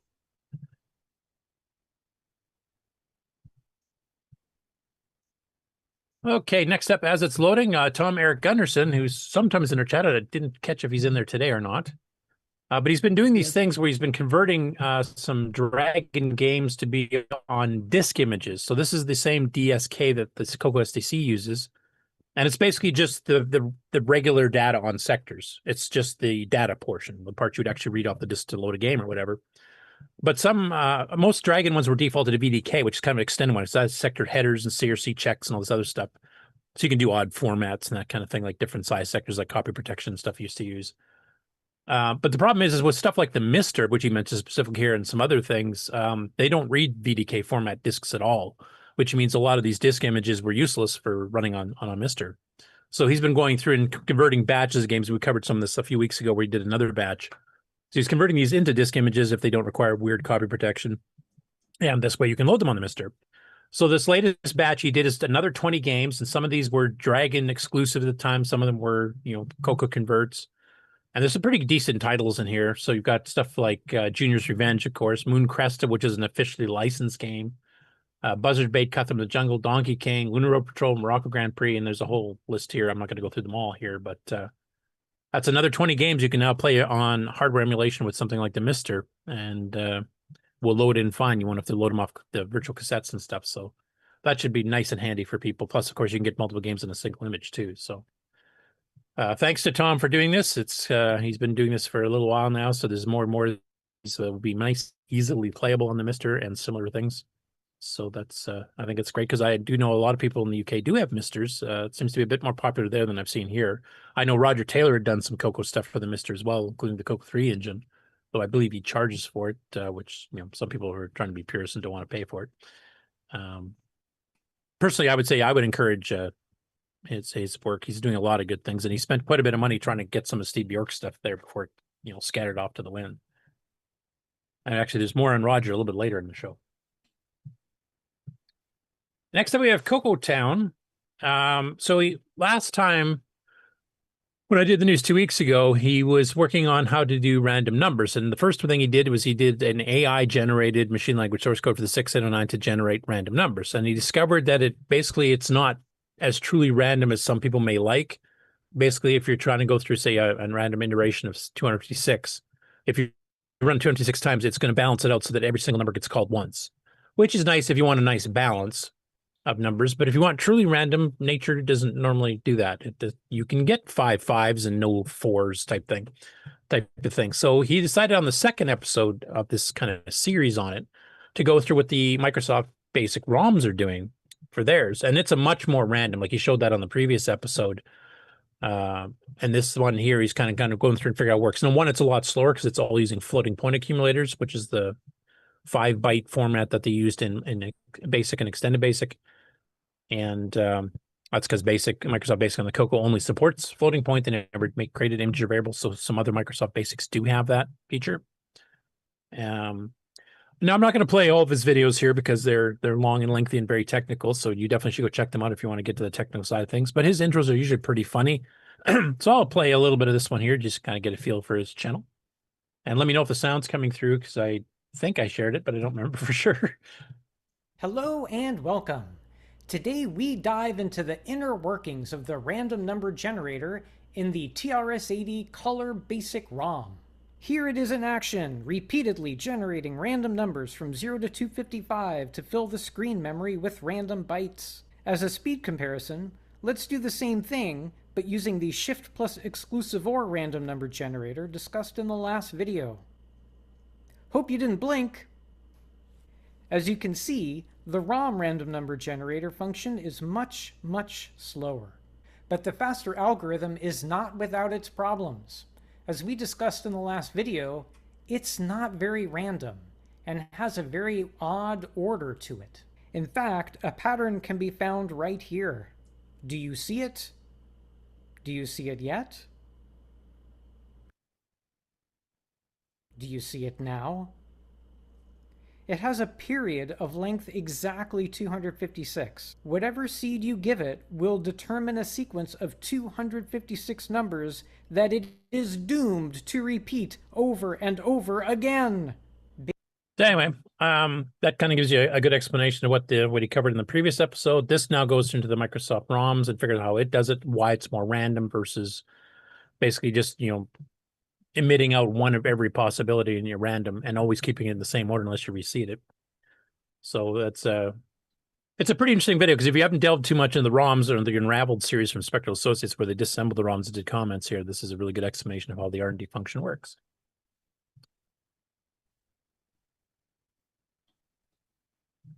And then he did another one, a follow-up video, a bit of a shorter one. So this is where he was kind of going through and figured out he had some bugs from the previous episodes. He decided he wanted to kind of go through and explain what he's fixing. I like the title of this one here. It's called "There's No Bug. My Code is Beautiful." That's what Nick and I claim all the time. Hello and welcome. In the previous video, we used a visualizer I wrote to walk through each step of the RND function built into the Color Basic ROM, and also were able to view the internal state of the floating point accumulators as it went through it. But as with every code that I write always all the time, there were bugs. Today in this video, I'm going to talk about one bug in particular, how I discovered it, how I troubleshooted, and how I fixed it. Let's see if you can spot the bug before I did. Anyway, so that gives you a bit of explanation. This one's a bit of a shorter one, just to cover the bug. And the fix it's just about 10 minutes. But yeah, if you were CoCoTown's series of videos, and he's done stuff specifically to the game he's working on. He sometimes goes off on the side and talks about specific things like doing certain things with graphics, or in this case, the last few episodes have been random number generation. But they're always really good deep dives, and he's one of the more entertaining technical people I've seen as far as watching. Unlike the news segment we're doing right now, most people actually stay awake for his videos, so that's always a plus too.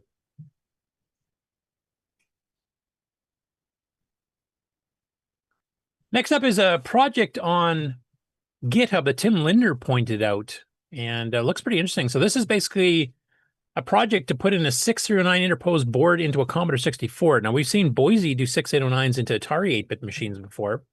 I'm not aware of another one that puts a 609 or 6809 into a C64, though, and basically replaces the 6510, which is a 6502 with a couple enhancements that the C64 uses. And of course, since it's all open source, you can go in and take a look at stuff. So you can even see it doing register dumps here, including E and F, which is 609 unique. He's got a bit of a kernel in there. He basically says, you could wreck your machine if you're not careful, or if his schematic's slightly off, or maybe there's some timing differences or certain differences between boards, etc. A lot of different C64 boards, so yeah, always that possibility. And he basically says here, basically use at your own risk. Do not proceed further unless you accept that you're trying this mod. He said, don't try this on your main C64 routine. But he says in his case, I'm perfectly aware this is a new unofficial mod, and I've just barely tested it. And I know I could fry lose my 64 in case of any issue. I just don't care. So, but it'd be interesting to see what kind of speed you can get out of the programming stuff like the SID chip and the graphic sprites and stuff like that in 64 using a 609 native mode. I think that'd be a pretty decent little machine to fiddle around with. So I'm kind of curious to see if anybody here in the panel or in the audience is brave enough to try this and maybe do a demo. Go ahead. They mentioned the Liberator in there somewhere. Reference. Yeah, and that's BOYSE's Atari 8-bit. Yeah, and there was a reference to somebody else in there too about who did the hardware with it. Roger Taylor? Yeah, it could be. Okay, Becker, yeah. The guy who did the Coco FPGA and helped design the Gimme X. Yeah, I have a spare, say, C64 that was a barn find that's kind of dirty. I never cleaned up. I should pull it out, see if it fires up, and then see about making a board. Yeah, I would love to see some demos on that, to be honest. So if you do ever tackle that project there, Mark, make sure you keep us posted. It might even be a CoCoTech episode, I think. It could be. Not that I know anything about CoCoTech. Oh, wait a minute. I run CoCoTech. Okay.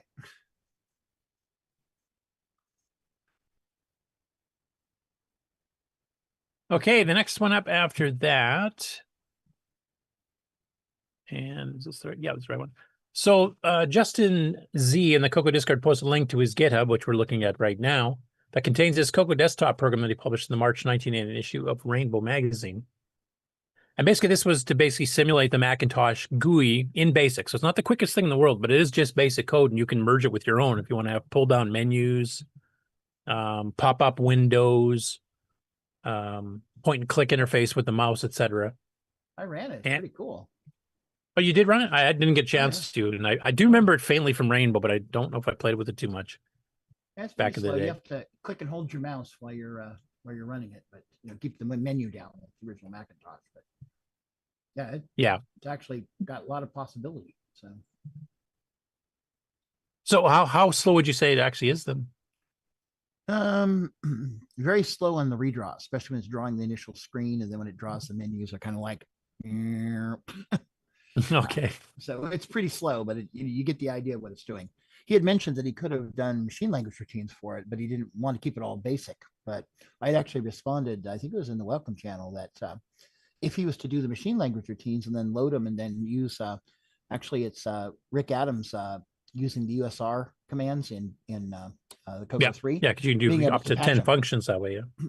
Yeah, so it might be interesting to leave the basic routines for it so you can see how they're done, but then have machine language routines that could be, invoked with the USR command and pass the parameters, the information that way, and have them generate them that way, just for a speed up.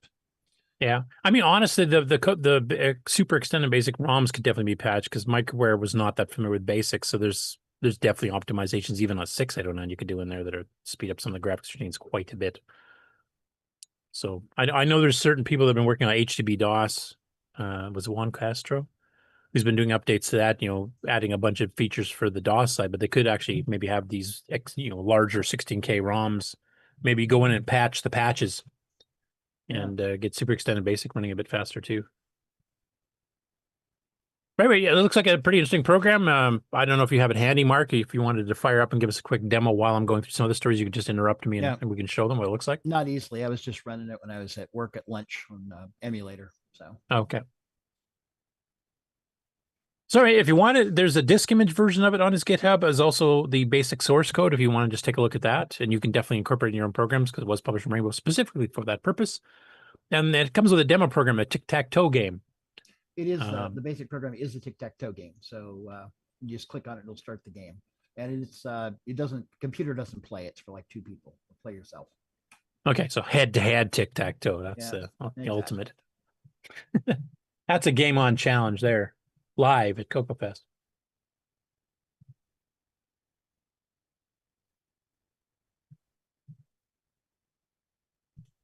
Okay, next up, I know Jason had shown the Tower of Power that Antonio Caballero has done and sent 2 different sizes to a few of us in the Coco community. Well, now he's out doing it. He's making the Pentagon of Power.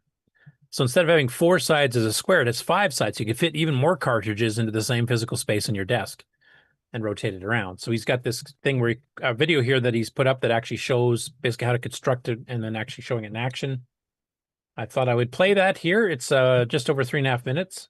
I'll probably skip a little ahead as we go through. So it's got kind of the same rotating base similar to what the Tower of Power has.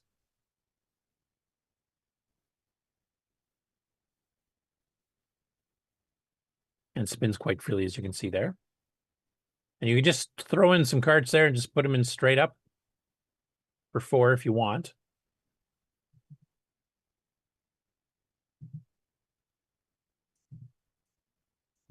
There you see with all 4. And now he's adding some stacks of the pentagon-shaped ones with the 5 sides after that fit right over top. So you can have your big carts in the middle, and you can start stacking up these sets of 2 times 5, so 10 carts per layer.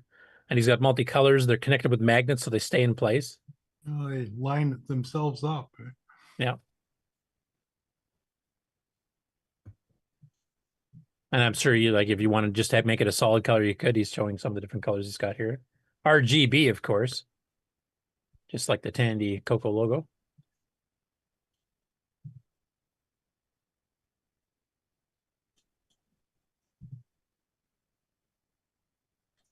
But it's nice here because you have room for 4 full-size cards like RS-32 packs, Orchestra 90 packs, disk drive controllers, sound speech packs, etc. And then this other thing builds around it, and you have enough room there for another 30 cartridges of game cartridges you can stick on the sides. You have access to all of them. That's kind of interesting design. I quite like it, actually.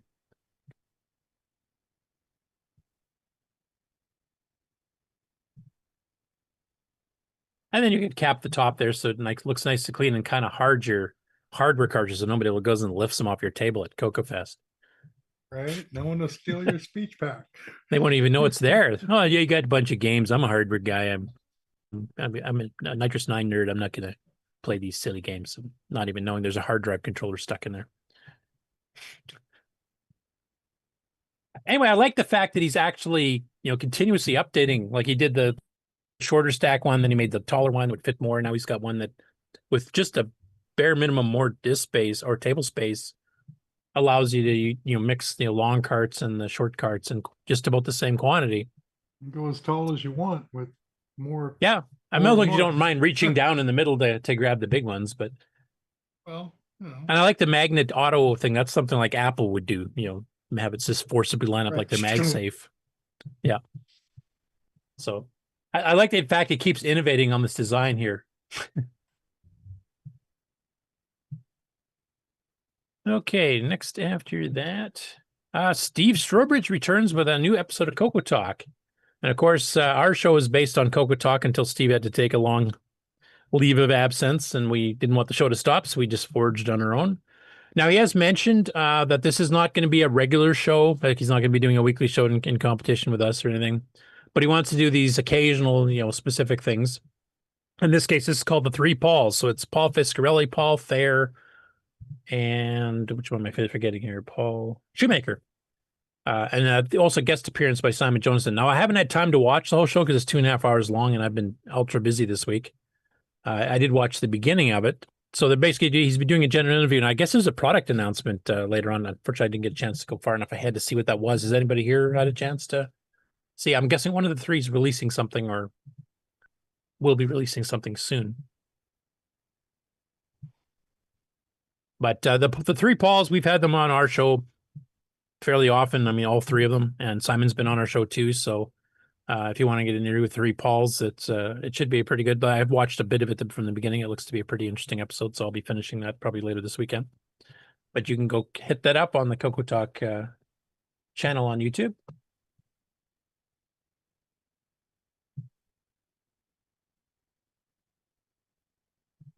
Next up after that, Jim Brain's been a bit busy. He hasn't written too many articles lately now. He plastered a few of them out all in a row here over the last week, I think, actually. So this first one here, and this is in the OS9 Nitrous 9 group on Facebook. I think it's also on the main Coco group on Facebook as well.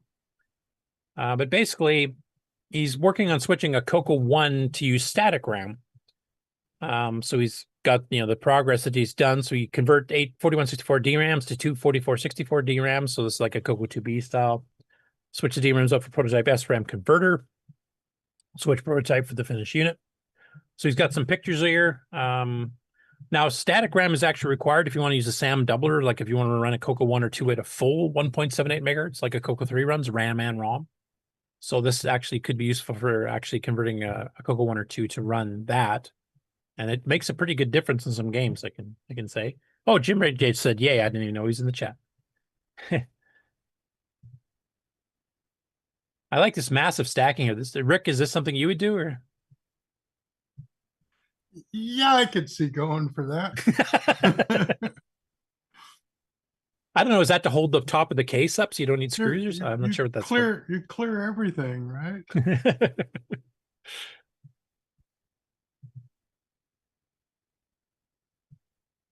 Hey, it's good to see Jim running some articles here again. And then right after, he also posted another one about his Banker Plus project. Now, I think this might be based on the original JNR Banker that was a commercial product. Ken Waters on the show here has a 256K version of that. There was also a 512. So basically, it's like a 32K Banker where you can keep adding the RAM to it. And I think somebody else later on did one. He had a Mega, if I remember correctly. I'm thinking that's what this is about. And Jimmy, since you're actually in the chat, you can correct me if I'm wrong on it. But he said this is we're working to clear out a project based on a 5-year-old Facebook post. So he's later responding to stuff than I am.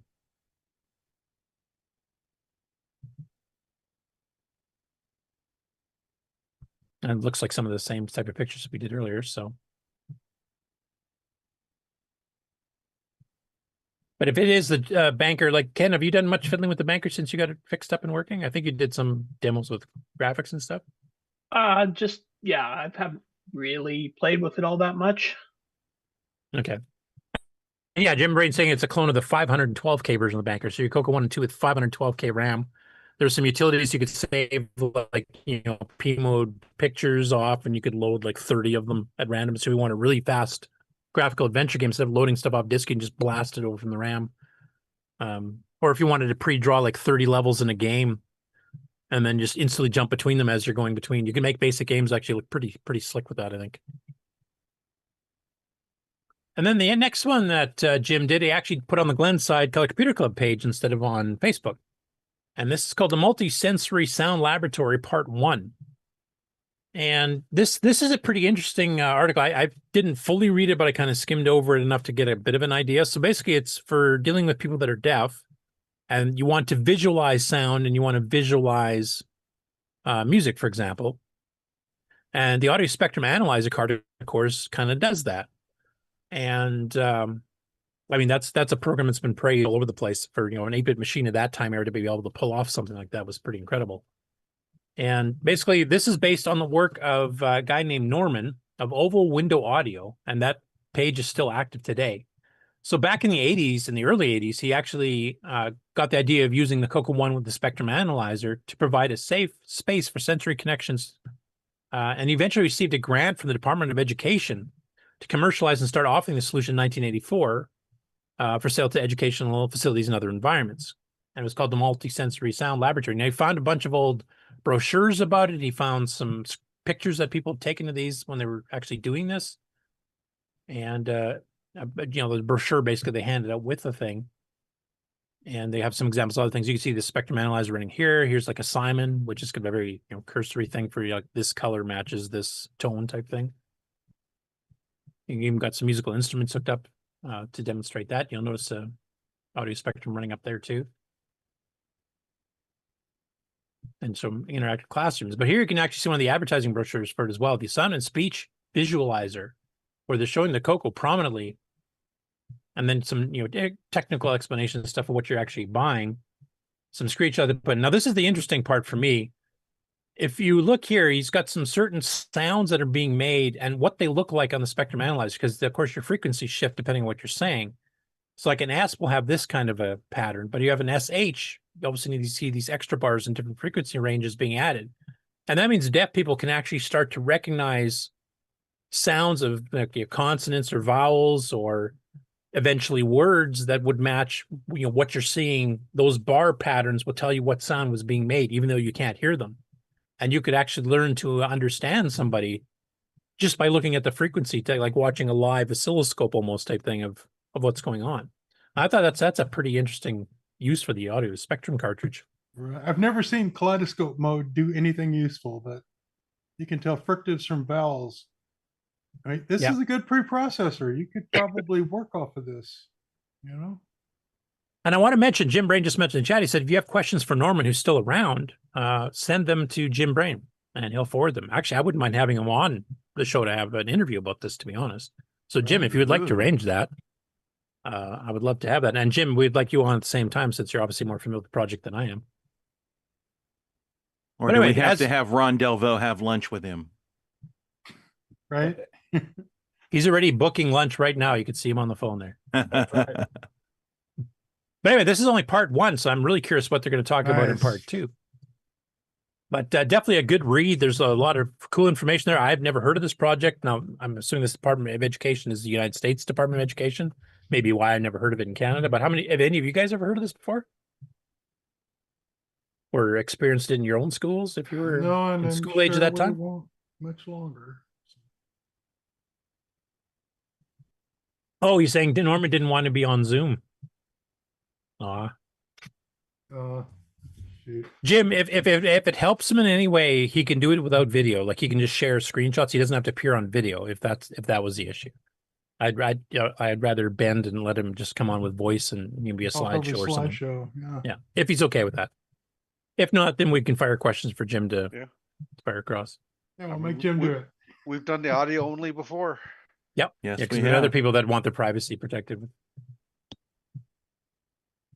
Anyway, very interesting project. I had not heard of it before. This is a use of sound speech cartridge I never would have thought of in a million years. Or sound speech, sorry, the audio spectrum analyzer cartridge. You can even tell the difference between like saying the letter O here, like as a male adult versus female. Now, obviously, there's some frequency ranges there for how deep people's voices are of either sex, but the fact that you can make the same noise and you can kind of tell most time this high will probably be like a young kid or a female, and this would probably be an older adult.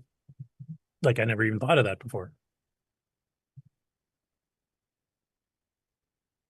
Oh, Jim's saying he did try even for the audio only.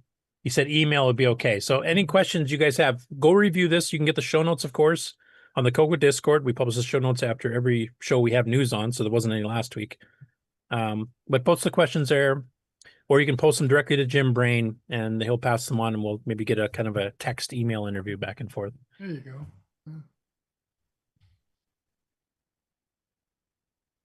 Okay. We can have the new to Discord guy read the emails. Exactly. There you go.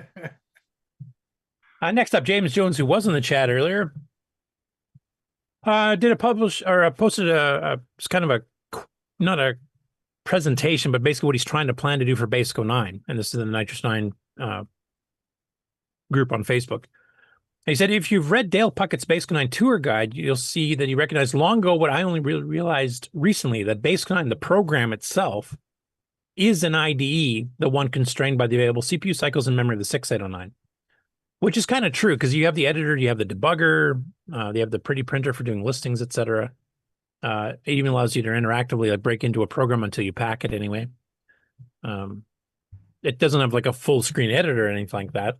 So it's not like a modern IDE in that case, but it was meant to be able to run on, not just Cocos. It was obviously meant to run any 609 system half the time, like gimmicks and SWTPCs, etc.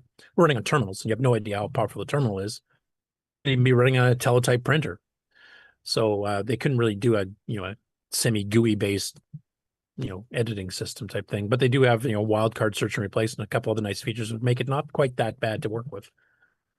So anyway, he said, I've set myself the rather large task of writing a language server for BASIC09 so that people could do cross-development in code editors and IDEs that have the capabilities that people expect these days. And so they can always see and deal with a pretty printed BASIC09 source that looks like what BASIC09 shows you when you list a procedure. Okay, not totally. Showing the I code offsets would be the ultimate. There's a long way to go before tackling that, and I totally agree after going into this source code for BASIC09 myself. That one means some fun things like replicating BASIC09's floating point format, looking up or dredging up from long-term memory the infix to RPN converters I wrote about 50 years ago. He said, I'm posting this so I don't dare blow it off. So he's basically committed in public, and this way he's going to force himself to do it. Cool. That way I could avoid my current workflow, which is list to a file from BASIC09 on the Coco, and then dump that file into Visual Basic, and you've got your offsets and your proper indenting and everything. But then you've got to massage it to get it back into the Coco. It's just a mess. I would really like to. Yeah, I just use raw source. I indent manually in a text file like with VED or even Notepad++ on a PC or something, and just jam it back and forth. But yeah, I don't get the offset, so I don't know the size of the program, how much the variable space is. Well, but then you list it to a file that gives you the offsets and everything from BASIC. You put that back into your editor. And then when you're done, you have to do like a cut. You have to strip all that crap out. 6 to get all the offsets off. But then you can shove that right back into BASIC09, and it don't care about all those extra spaces and crap. Yeah, I mean, after I get BASIC09 and Run B optimized, like there's a lot more optimizations to go yet. I also have to find a bug or two that Wayne found a while ago.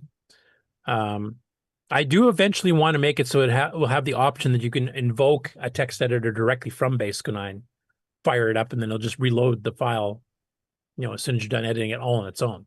And maybe change the pretty printing so it's not just like the default would be the way it is now. It capitalizes all the keywords, leaves everything else, whatever case you put it in. but maybe color highlight some of them, for different types of functions, etc. So, kind of like a modern editor would do. The trick is to get BASIC09's concept of what the source is back out, because it changes parentheses around, it strips things out, it does all kinds of stuff. Yeah, because it compiles line by line as you enter into the order of operations here. I need to throw parentheses here.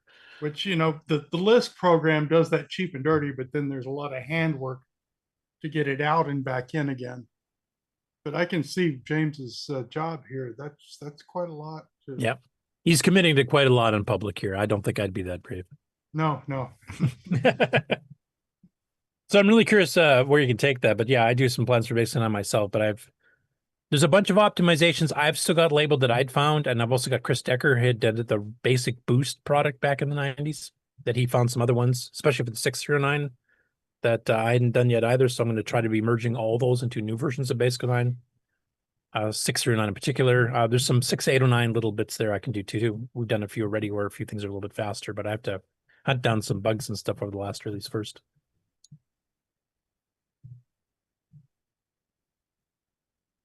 Okay, next out of that should be Jeffrey Worley, posted that FujiNets are in stock if you want to buy one of these. Now, this is the original Bitbanger version. The new version that doesn't require Bitbanger is being worked on. Henry, I don't know if you have an update on how that's doing, because I know you've been away for a bit, so I'm not sure. I've not heard anything further on that. I know they were working on it. It sounded like it was pretty close, at least at the hardware level.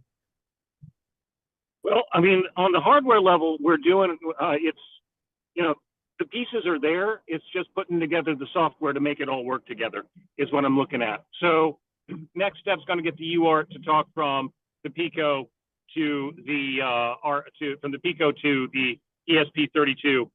Once that's done, it should just work. Okay, so it's actually pretty close then. It should be, and that should be. If I like that disclaimer. Right. Yeah. If you've ever watched any of my videos, you know how should be works. Yeah, you and Coco Town both. Yep.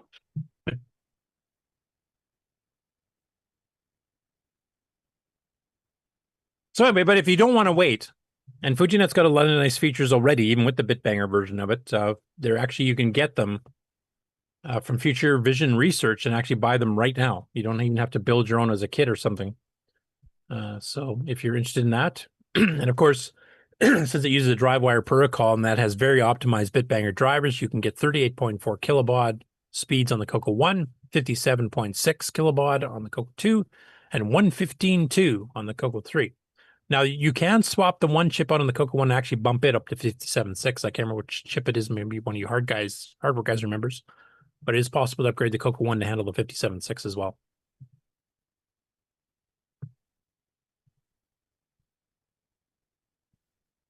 And then speaking of FujiNet, Rich Stevens posted a disk image into the Coco Facebook group that has 3 small utility programs for the FujiNet. And here you can see the actual download of the disk image here. So if you have one already of the Bitbanger ones and you want to get some of these utilities, just go download the disk image. There's time.bin, which prints out the current date and time. He said there is a bug in the current release of the FujiNet firmware that gives you an improper value for the year. That will be fixed in the next release of the firmware. So the software he's got here will just automatically get fixed when the firmware that's returning the improper year gets fixed for the FujiNet itself, the firmware. Drives.bin will print out. Go ahead. I'm sorry. I have run those programs. They do work. They do work pretty well. And looking at the simplicity of the programs themselves, one of his goals was to see if they could get them added to the HDB DOS image that's used for FujiNet. And okay, they're small. They're small enough that we might just be able to do that. Oh, that'd be cool. Is he releasing the source and stuff too, so that people want to learn how to program for FujiNet have a nice little base? Yeah, if you're on the FujiNet Discord, just head on over to the Coco channel on the FujiNet Discord, and he's posted the GitHub location there. Okay, cool. Anyway, it sounds like this might actually be included as part of the actual HDB DOS ROM upgrade for this. So the time one we already covered, drives bin prints out the current drive slot configuration, much like you see when you exit the config program. So basically, if you've got an SD card based mounted disk image, or if you're pulling something over the web type thing, And then config admin resets the drive configuration to point to the initial configuration boot disk, so you can rerun the config program without having to power off or hit the reset button. So that's a nice little utility. That'd be nice to have built into the HTTP DOS ROM for sure.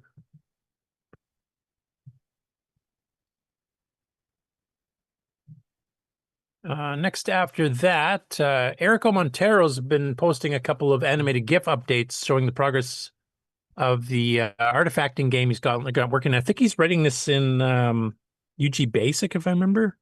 I don't think he's using Glenn's compiler. I think he's using the cross-platform BASIC compiler, Microgames Basic.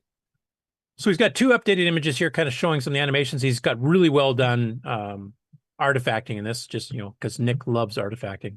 You're on the call now, aren't you, Nick? Yeah, I am. Okay. Yep. Avert your eyes, because this is not PAL land here. It sucks. It's all right. You have an NTSC Coco 3. I do, but no one else does. Does anyone else really matter? Hey, we've got Bill the Coco Cat, so. Yeah. But you can see they added these fish, and of course the cat flips out and whenever it hits the water, which I can say from witnessing that in real life, that's very true. And you got this dragonfly that wanders around. But basically he's got different levels, and it's kind of a platformer type thing where you have to like jump between things, dodge creatures, etc. So that's one of the updates he did, and they did another one where they added in, I think it was a crab or something.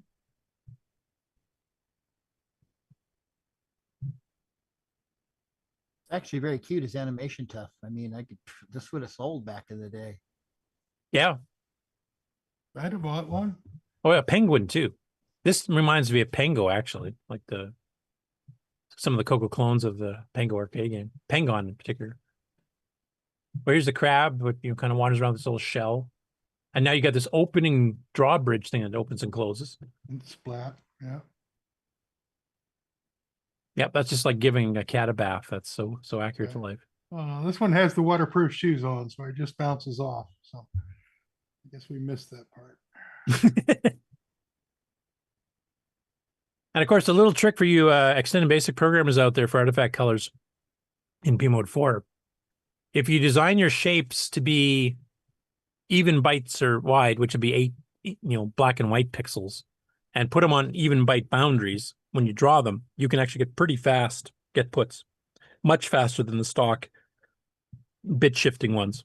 Because Microsoft actually did optimize the code for that instance, and it makes a huge difference. Like I've seen some demos, like there's that UFO demo that Rainbow did in October '83, and like the speed of using an even byte get put to move a big flying saucer is like 4 times faster than doing it the normal way.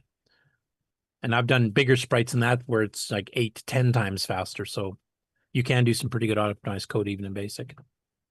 But I love his animations and stuff here and his use of artifact colors. Next after that, Alan Huffman has been posting a fair bit again lately.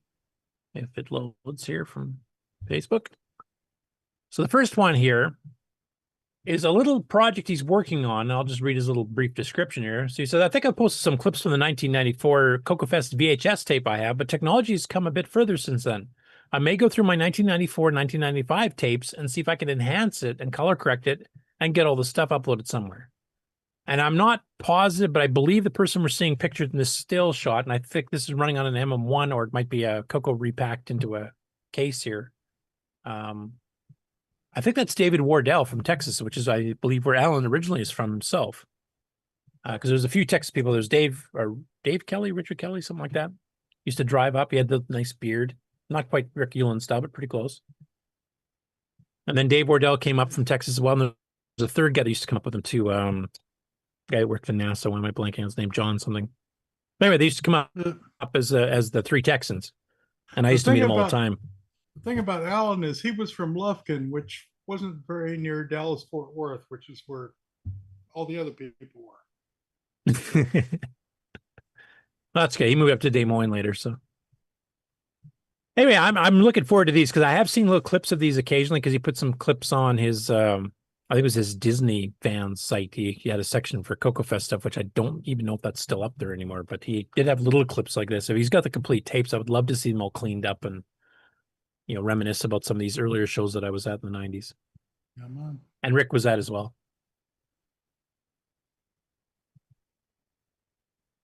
And then on his own Subetha software site, he's been posting a lot of things. He's been posting stuff about cameras, and he's been posting stuff about C programming for modern machines. But of course, he throws in a lot of Coco material as well. So the first one here is actually based on a post, I think, in Discord, if I remember, about how to do a PClear 0 without writing an assembly language routine to do it, but doing it from BASIC itself. And basically, this was actually originally done by Kieran, author of XOR, Dungeons, etc. And basically, this right here will do the equivalent of a PClear 0. As Karen said, annoyingly verbose, but it should account for DOS and works on a Dragon too. So that's a bonus. This works on basically everything. Coco 1, Coco 2, cassette or disk based, Dragon 32, Dragon 64. 64 doesn't really need it. I think it has its own kind of version. Well, maybe not PClear 0. I think it remaps around the basic ROM CQB 40K. But basically, for those that don't know what that is, PClear is used to reserve graphic pages. And Microsoft and Tandy, their infinite wisdom, made sure that you always have 1.5K allocated for graphics, even if you don't want anything to do with graphics whatsoever. So you always lose 1.5K that you could have used for your basic program if you're writing a program that is strictly text-based or doesn't require anything over reset graphics, the 64 by 32 by 9 color.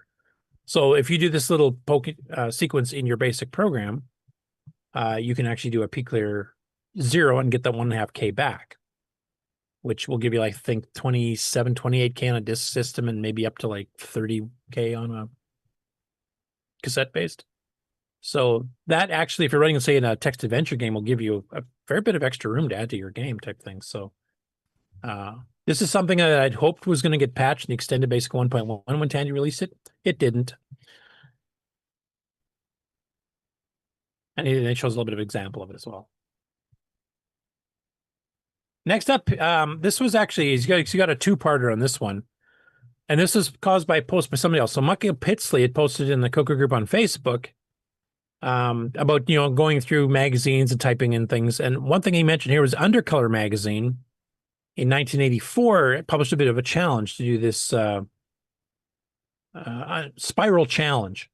And I'll just read what he quoted here and then comment a little bit afterwards. So many of us have our Cocos and have memories of how good we once were at writing basic programs on, including myself. I found this article in the first Undercolor magazine. It was a contest to see who could write an extended basic program that created a spiral. In extended basic, the program draws a spiral figure on a graphics screen 0 in P mode 4, so 2D6 by 192, 2 color. The figure, when done, should look like the picture. Use any combination of basic commands, but no assembly language. The winner will be the person who writes the program to execute in the shortest possible time, so as fast as you can go. Entries that simply list a series of line statements will be disqualified. So you have to do algorithm and 4 next leaps. You can't just cheat and just, hard code everything to make it a little bit faster. He said, I took a stab and soon realized that I'd forgotten much about BASIC. So this was fun for me. I put my results as the first comment. You can check the post on the Coco group on Facebook. Feel free to try your hand at it. So Alan decided to take up this challenge too. Now, before I get to what Alan wrote here, I want to mention Undercolor, for those of you not seen, was a fairly short-lived magazine published by Dennis Kitts. So that's the guy who created the Lower Kit. He did Color Quaver 4-voice music synthesizer. He did the Coco controlled ambient room noise experiment at Coco Fest one year. He also did a ton of stuff with the Model 1 and 3 before that. And he's a fairly famous opera writer as well. And he was just last year in Europe, premiering one of his operas. So he's a very talented individual. And we've had him on the show. If you want to find more about him, we can actually see him. Go ahead, Rick. I was going to say, he's the checkerboard tablecloth guy, right? Mm-hmm. From the ads. The Lower Kit. Yep. So anyway, Alan mentions a bit about Undercolor magazine. I don't think you realize Dennis Kitts is actually the person that published it. All of those are archived in the Color Computer Archive, and they're quite interesting reading because there's some pretty good technical stuff in there as well, so just plain cool stuff. I should mention Undercolor is one of the few magazines when it folded, they actually rolled into Rainbow, and they actually did continue the subscription. I don't think you got one-on-one your magazines, but at least you got something. So you had a subscription, you had, say, 8 issues left, you might get 3 issues of Rainbow or something, but at least you got something for it. Anyway, you can see the thing here is basically just doing this set of spirals, so spiraling into the middle in square, not in circles. And it basically starts explaining the difference speed between line versus the draw statements, using strings and stuff to do it. And here's one where he kind of drew it in. Now he's showing artifact colors. It doesn't quite look like a spiral. So anyway, he said he took up just a hair over 3 seconds for him to draw this with the basic program that he wrote. So that was part 1. A little bit later, he came in with part 2. Though I'm not quite sure. It says see also part 1 and part 2 because this is part 2. But anyway. So he said these types of posts are probably my favorite. Someone posts something with a coding challenge and folks start submitting their ideas. I get to play collector and just repost without doing any work. Well, he did make the first initial one he did. So Michael Pitsley, he mentions again, is the one who started this. Here's some of the rules for what you're drawing. And then Michael's original code that he had posted. And then he starts going through other things here. Like here, this one took 3.16667 seconds, slightly slower than the one he originally did. Doing a couple changes here, dropped it down to 3.033, so he shaved a second and a third off. And here's it is with non-artifacting, so that looks more like a spot. Andre Ayers also published one to go in competition with it as well. There's also versions out for the Coco 3 with higher res, including 320 by 192, 640 by 192. Obviously, those are going to be a bit slower, even at double speed, because there's way more pixels to draw. Then he changed it to make it the contrast look better by making it black lines on white instead of vice versa, which will really cut the artifacting down if you're on composite. Got it down to 3.01667. But he says to be continued. So apparently, I don't know if it's more stuff Alan figured out he wants to try or if he's got some more third-party suggestions from things that might be able to speed up. Can he break the 3-second barrier? That's the big thing. And if anybody else wants to take on this challenge and is a experience with extended color basic, please feel free to join in.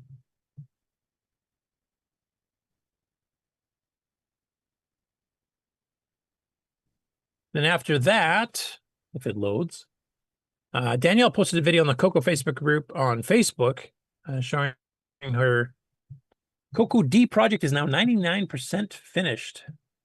And this is her Coco 3 repacked into a Model 4 case, which even has a little slot here for the Coco SC that slides into the front instead of in the side. So that works really well. Coco 3 keyboard mounted right in. I haven't actually had a chance to watch this yet, so we'll just play a little bit. If it sounds like a copyrighted song, I might just stop it. But I think she's writing her own music for it, if I remember correctly. Oh, if there's no music, I guess I don't have to worry about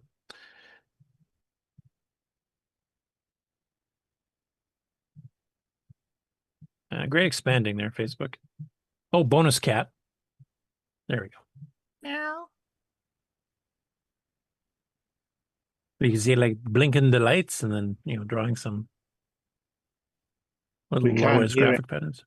There's no sound. That's why you can't hear it. Oh, okay. We can just add our own cat sounds. Yeah.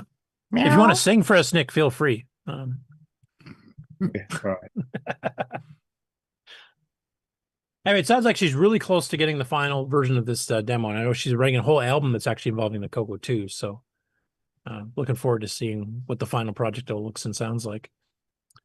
Next after that, Keith Frechette, I hope I'm pronouncing that correctly, posted on the Coco Facebook group that he has gotten last modified timestamps working as an extension to basic disks and included some screenshots of it in action. And this is something that things like ADOS 3 Extended did, where they actually added timestamps like file creation dates. And this has been changed, so it's actually handling last modified dates, something we've got in OS 9, but I don't think even ADOS did, unless somebody can correct me on that. I haven't used ADOS so long, I can't remember if they had both or just the creation date. And of course, you need some sort of real-time clock type thing. But it's kind of like a utility that goes through and it'll actually prompt the date and times. And then if you do a touch command, which works the same under OS 9 or Unix, Linux or whatever, or OS 10 or Windows for that matter, you can actually update the last modified date on a file. And you'll see here, like it defaulted to 1980, December 1st, kind of following the DOS standard. And then after you touch it, now it's updated to the date that you typed in the date command, which you can see here. So you can actually write in your own program. So if you wanted to check to see if a file's been changed, say you're writing say it's a assembly language program or something and you have some of that's date aware, then it can actually say, well, you haven't changed that file. So if I created some tables of variables and stuff, I don't have to redo it because that one hasn't changed. But this one has, so I have to do that. That's exactly how the RMA assembler under OS 9 works. And the C compiler under OS 9 works as well, which can cut down compile times or assemble times quite a bit on big projects if you have a lot of little source files. So glad to see it's working here. It's getting into the technical where they're hiding it, because basically, for those who don't know, disk extended basic reserves 32 bytes for each entry of a directory, of a file listing in a directory, and the last 16 bytes are completely unused by default. So they're only using half of the information there. which is basically the file name, the extension, and where on the disk it is, how many sectors long it is in the last sector, et cetera, for the size. ADOS filled in a lot of these. Some other DOSes also filled in some of these, and now he's added in the last modified dates.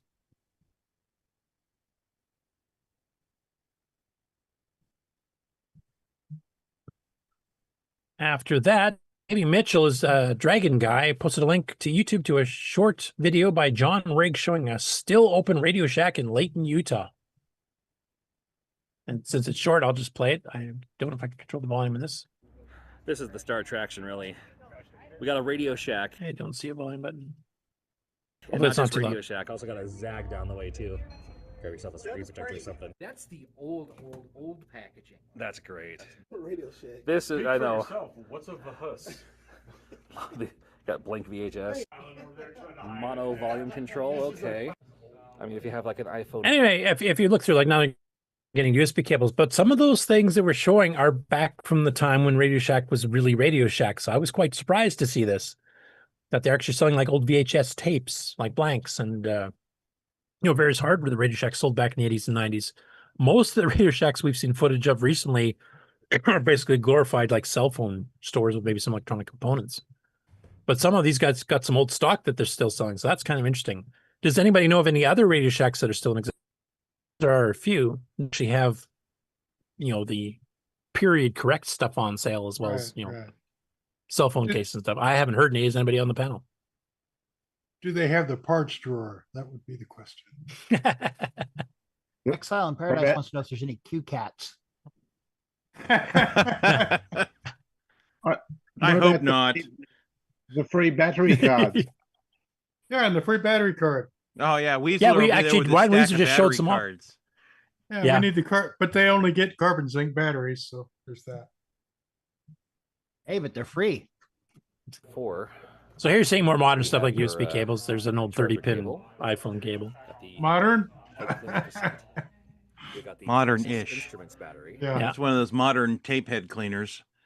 But I'm surprised, like these are all Radio Shack branded stuff, and they're like cassette recorders and those are probably 20 tapes. years old.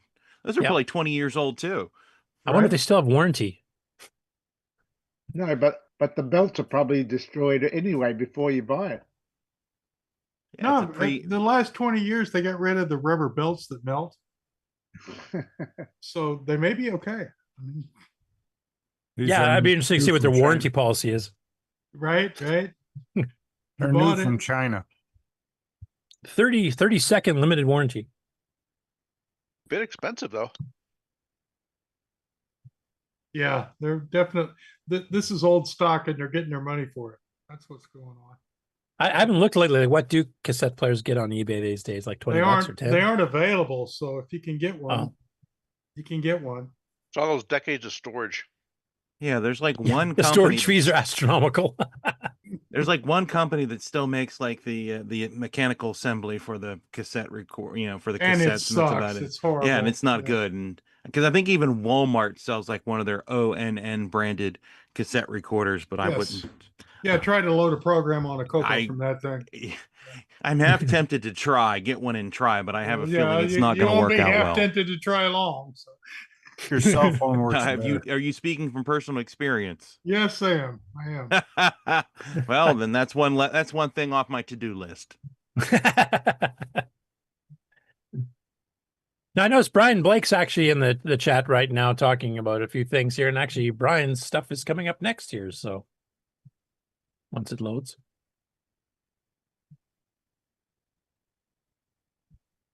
I'm getting a perfect local ping, so the backbone must be just crashed somehow.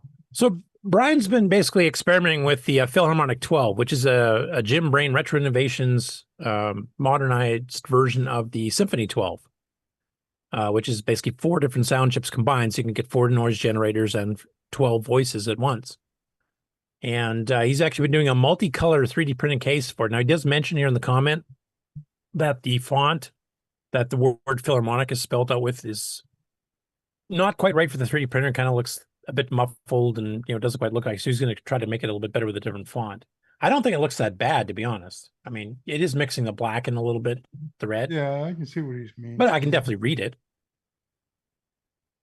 If you guys go on your Google and do a Best Buy search for a cassette player. They're selling one for $39.99, and it looks exactly like the Radio Shack one. So the Radio Shack one's a huge bargain at $89.95 then, right? It says Radio Shack right on the box, man. Yep, that's what you're paying for, the brand name. That price you should get too. Anyway, that's what the final cartridge case that he printed himself here looks like. And like he said, he's going to try to fix up the font so that the Philharmonic shows up better, but I think it looks pretty good. I like the color contrast. You got the black outside, you got the blue, you've got the red. That's quite a nice looking case, I think. And of course, the Philharmonic 12 you can order off a Retro Innovation site at any time you want. So, and they sell it in kit form if you want to put it together yourself or pre-assembled. And I don't know if Brian's planning on maybe selling some of these cases here for those that buy them. But I think it looks good enough that if I had a Philharmonic 12, I might consider that. So, Brian, let us know in the comments there, the live chat, if you have any plans to sell this once you finalize the design. Looks like it's And got if so, white is the outline of the 12. Oh yeah, that's right too. Yes, those 4 colors.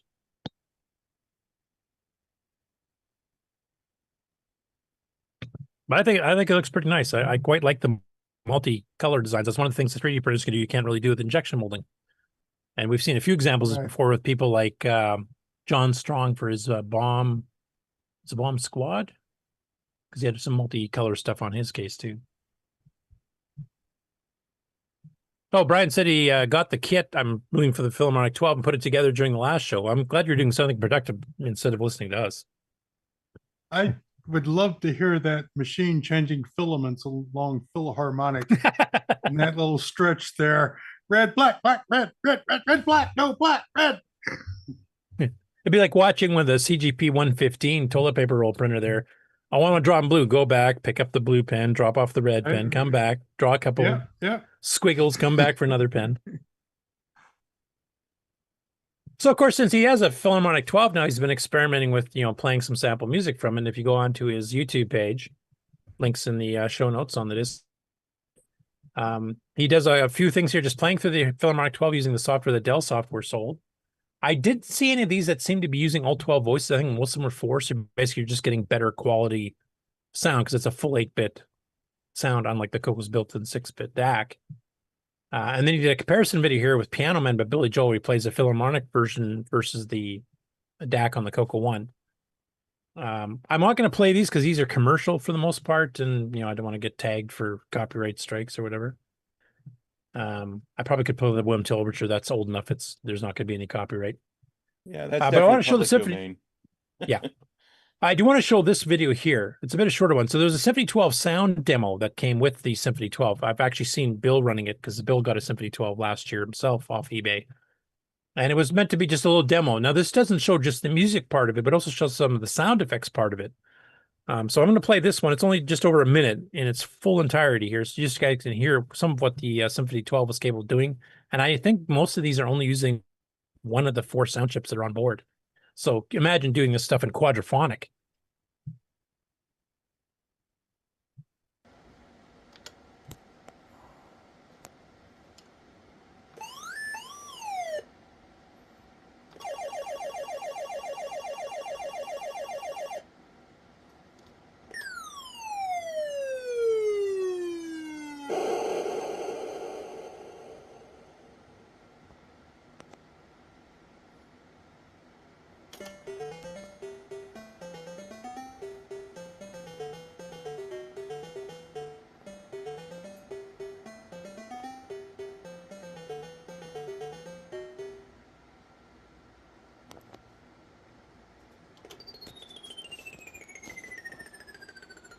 Here's showing mixing with a BASIC program running at the same time.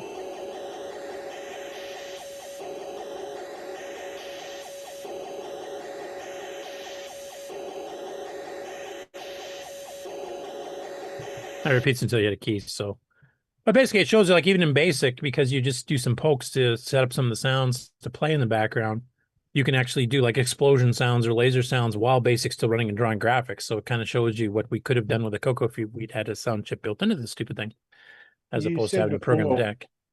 you said before was 8-bit. I don't think it is 8-bit. Those sound chips only have 16 levels of volume. So that's 4-bit. Oh, is it? Okay, I Yeah, thought it was 8-bit 4-bit. for some reason. No. You're thinking of the what do you call it? The Orchestra 90 card that he Oh, does. yeah, you're probably right. But mind you, that's just a DAC too, where you don't pre-program it. Well, that's a DAC, yeah, but the DACs in those sound chips, I think, are only 4-bit. But the big advantage, of course, it can run its sound in the background on its own. Well, it's a sound chip. It can work by itself in the background, yeah. Because if you tried to program an ORC90 to do sound effects like that from BASIC, then you wouldn't have anything happening. Oh, micro hobbyist Frederic is saying no, it's not 4-bit. What's the volume on those sound chips? And Brian himself is saying musical files are only 4 voices. I haven't found any symphony files anywhere that show the true abilities. I do remember seeing one because Bill played it at one of our fests here in Saskatoon back in the day. He did have some demo software that came with it that actually did use, I think, was it Lyra maybe? Could do up to 8 voices at once on the Symphony 12 if you have the right driver for it. Which would be, fully taking advantage of at least 4 or 2 of the chips at once. And there was one demo you had, I think, that used all 12, but we have to get Bill back on when he gets less busy. Go ahead. I seem to recall those GI sound chips were only a 4-bit volume, but yeah, I haven't used one in such a long time. Yeah. Plus, if you get 4 of the chips there, can you just multiply them together and say it's 256 bits or something? Well, you can mix voices together. I don't know if that's really called higher bit fidelity, but I don't know. Okay, well, Frederic, if you have time to answer that question about what equivalent bit rate or bit depth it would be, let us know. The FM chip in the multi-packs are much better. Oh, the Mega Mini, yeah, no, that's a full OPL3 chip. That's 16 voice, and that's a sound blaster basically. Yeah.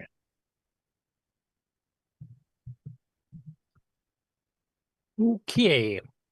After that, in the Motorola 609, 609, 1600 Simulators Programming Group on Facebook, there's a YouTube short by Craig Nail, which you're watching right now. This is a single board 609 computer that he's been working on. And basically, he's got the text modes, basically doing what he wanted to do. For the most part, there's only 2 features he wants to add. So you have a lot of color changing controls, 80 columns with a really nice font. You can see a whole bunch of different color combinations there, foreground and background. And the 2 things that he still wants to add and he's still working on is he wants to enable horizontal scrolling on the text screen. So if you want to do a wide rogue style game like Ray Adams has been doing with scrolling text, you could do that later on.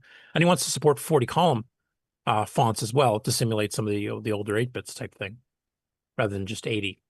So he's still working on it, but it looks pretty good so far. It kind of reminds me of the Phoenix 226 that Boise and those other guys have been working on, with some of the more advanced, graphic layers, stuff, and all the different color combinations you can do. And actually, this last 2 weeks has been quite a few 609, 609 single board computer updates. So we'll be going through a few of them here in a row. So the next one after that, and I'm going to butcher this person's name. I'm terribly sorry. Tadios Picio. I'm not sure what to pronounce that. But he's got a joined the group lately, and I guess he's done a fair bit of these single board computers, judging by the comments, because he says a newcomer to this group, and a lot of the comments said, well, you're not really a newcomer because you designed like a lot of these types of things. But it's basically a 63C09 EP CPU module for the RC bus standard, specifically RC 2014. Now, I'm not familiar with that bus standard. I'm assuming that's what this bus here is for, where he's got his board with some other I/O boards, I'm assuming at this point. He sawed his parts off like it's an apple. I don't know what that means. The angle on the back. I mean. Oh, this year?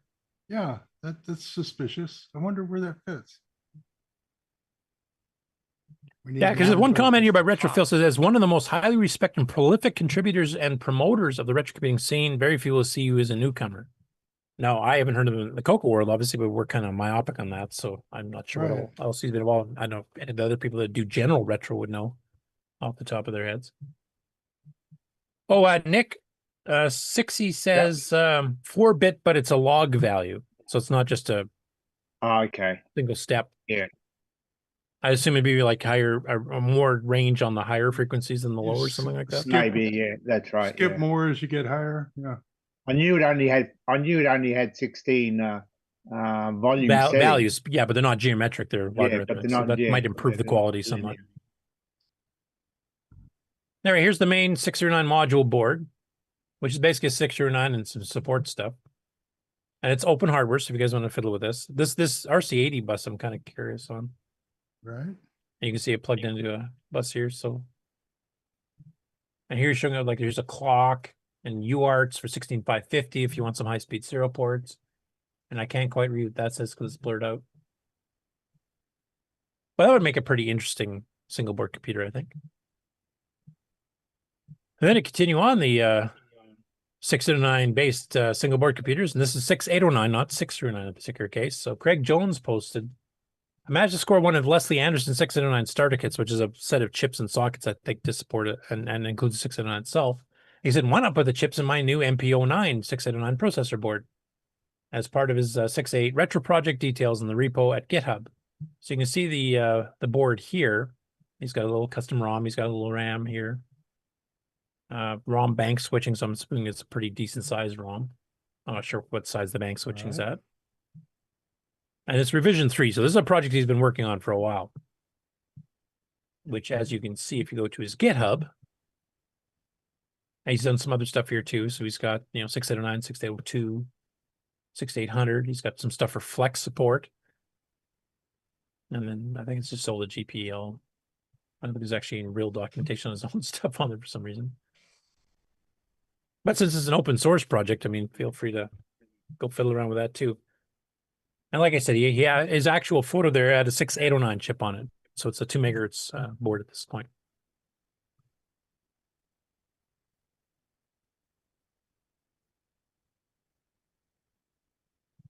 Next up after that, as it loads slowly, Mike Moore posted a video showing Colorware's Talkhead software. I remember seeing the ads for some Rainbow, and you can actually see the ads down here at the bottom, for those of you not seen it before. So this is a software utility. I don't know if I quite call it a utility, but it may require the real talker, which is a Votrax SC01 speech chip on a cartridge. You can see the cartridge here, and we've actually, I think Brian Weezer and a few others have shown these on the show before. So you bought that piece of hardware, and then it included some free text-to-speech, kind of like the Sound Speech Pack does, where you can write a little basic program and send it to what are they called? Phenomines? Might be butchering that off the top of my head. But basically, you send it how to sound out words. What's that? Phonemes. Phonemes, thank you. But basically, you'd send these little building blocks of speech based on pronunciation as opposed to trying to interpret English. And it would say whatever. The Talkhead software has an animated head that actually talks in sync with whatever you're sending, so it makes it look like a cartoon almost, except with a digitized head. One thing of interest with Talkhead, aside from the software, which I'll show you in a second here. Now, unfortunately, he does not have the hardware. He was just trying the software, so there's no speech actually coming up, but you can see the head animations as if it were, because it is sending the equivalent bits of speech or to when to open a mouth and close the mouth, etc.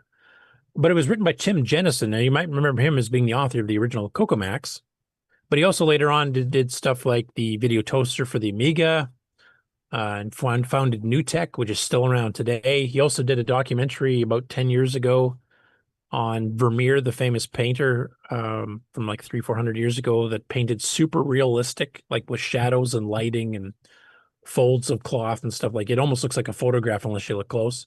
And he kind of figured out how it was done using the technology of the day, like how he could paint so realistically. It's a very fascinating documentary if you haven't seen it. But some of you started in the Coco and then kind of went and made a career out on Amiga and the PC and everything else later on. But I'd actually not seen the Talkhead thing running since I last saw it at Rainbow Fest back in the day. So if you want to see what it looks like,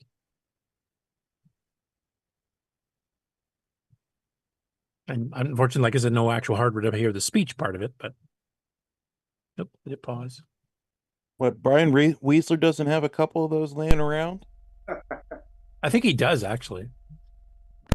Yeah, they misplaced it.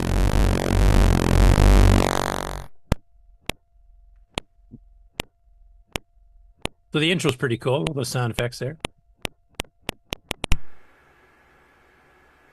I thought I heard my name. Yep. What was the question? If you have Real Talker and the Talkhead software. I'm not sure about the software, but I do have the cartridge. I knew it. Only one. Yeah, do you have extra heads? That's what we need to know.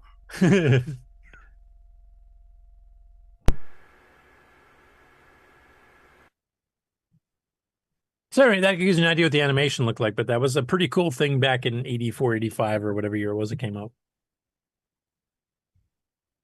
And Brian, just to mention, the Talking Head software is on the Coco archive, so if you ever want to download it and actually run on the real hardware so we can actually hear the speech thing and want to show that as a little bit on our acquisition cool. updates, it'd be kind of cool to see, because most of us, I don't think, have seen it.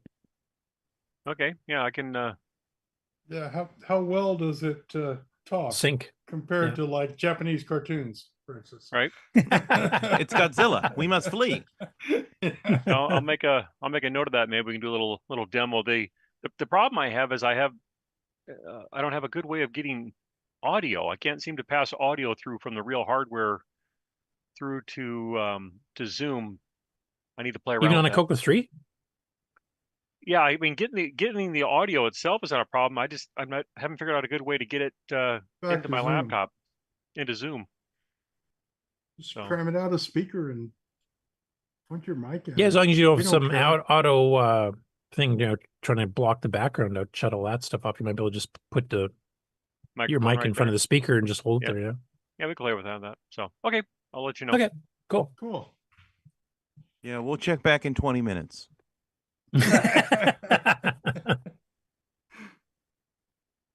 Okay, next up after that on the Coco group on Facebook, Alex Gayer posted a 3D cube demo with rotation wobble. And this runs in Coco 3 high resolution.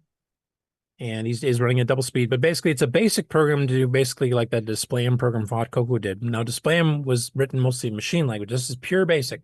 So even with the double speed poke, it runs pretty darn slow. He suggests you overclock it in an emulator. I would be interesting to see what somebody would do with this with a Gimme X or a Gimme Z, because of course that'll run at triple speed. It's probably still too slow to animate properly, but it kind of shows you like the algorithms to draw cubes and rotate them, etc. From basic, because a lot of the other ones basically do it in assembly language. And if you don't understand assembly language, it doesn't really help you learn how the whole algorithm works. Hey, while you're here on this page, there's the cassette player I looked up.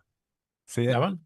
Yeah, it looks yeah. just like the Radio Shack, except that's got USB and something else. Right. When you open it up, the entire circuit board is one little dot in the corner.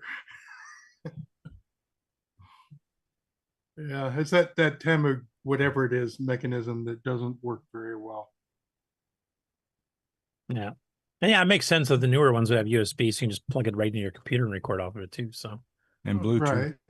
Well, because the cassette's so bad, you got to use it for something. Yeah, who remembers stretching tapes and all of a sudden it doesn't load anymore? Yeah. Or it gets crinkled up because it got caught on something. That was my only copy of my new game, damn it. Well, that's why tapes always had one on both sides. So yeah. But when you're writing your own stuff and then the tape got eaten and you only had the one copy. You learn from these. Yep, I learned to buy a disk drive. That's what I learned. Yes. You learn to splice cassettes. And to save everything 8 times. Yeah, on different tapes. A 60-minute, a 45-minute, a 120-minute, anything I had around. Yep. Yeah. What's that after that Led Zeppelin song? Yeah, it is my last program. I had to save it someplace. Yeah. This group was a one-hit wonder. The rest of the tape's useless anyway. I'll just record my code there. Right. Anyway, this complete source listing for this in BASIC is in ASCII format, so you can actually cut and paste this out and paste it into like VCC or MAME or save it as a text file and then merge it with a disk image and load it in that way. This is Coco 3 specific, and we'll mention that again. But yeah, if you want to see how it works there, it's pretty decent. Next after that, now you guys covered, which VCF was it you guys covered with Mikey last week? The West, man. Yeah, that's one in the San Francisco area, like in the Silicon Valley, right? Yep. Over by Mikey. Yeah. Yeah. So what you guys missed was that the Canberra VCF, which is an officially sanctioned VCF in Australia, was I think 2 weeks ago or something like that. And this guy kind of went around, did a tour for 22 minutes. I'm just going to segment a little because it was actually it was Coco 3 being shown, and it was shown by Ian Maverick, who you guys may recognize as both one of the main guys in Tandy assembly. He's the auctioneer. He's also the trivia master.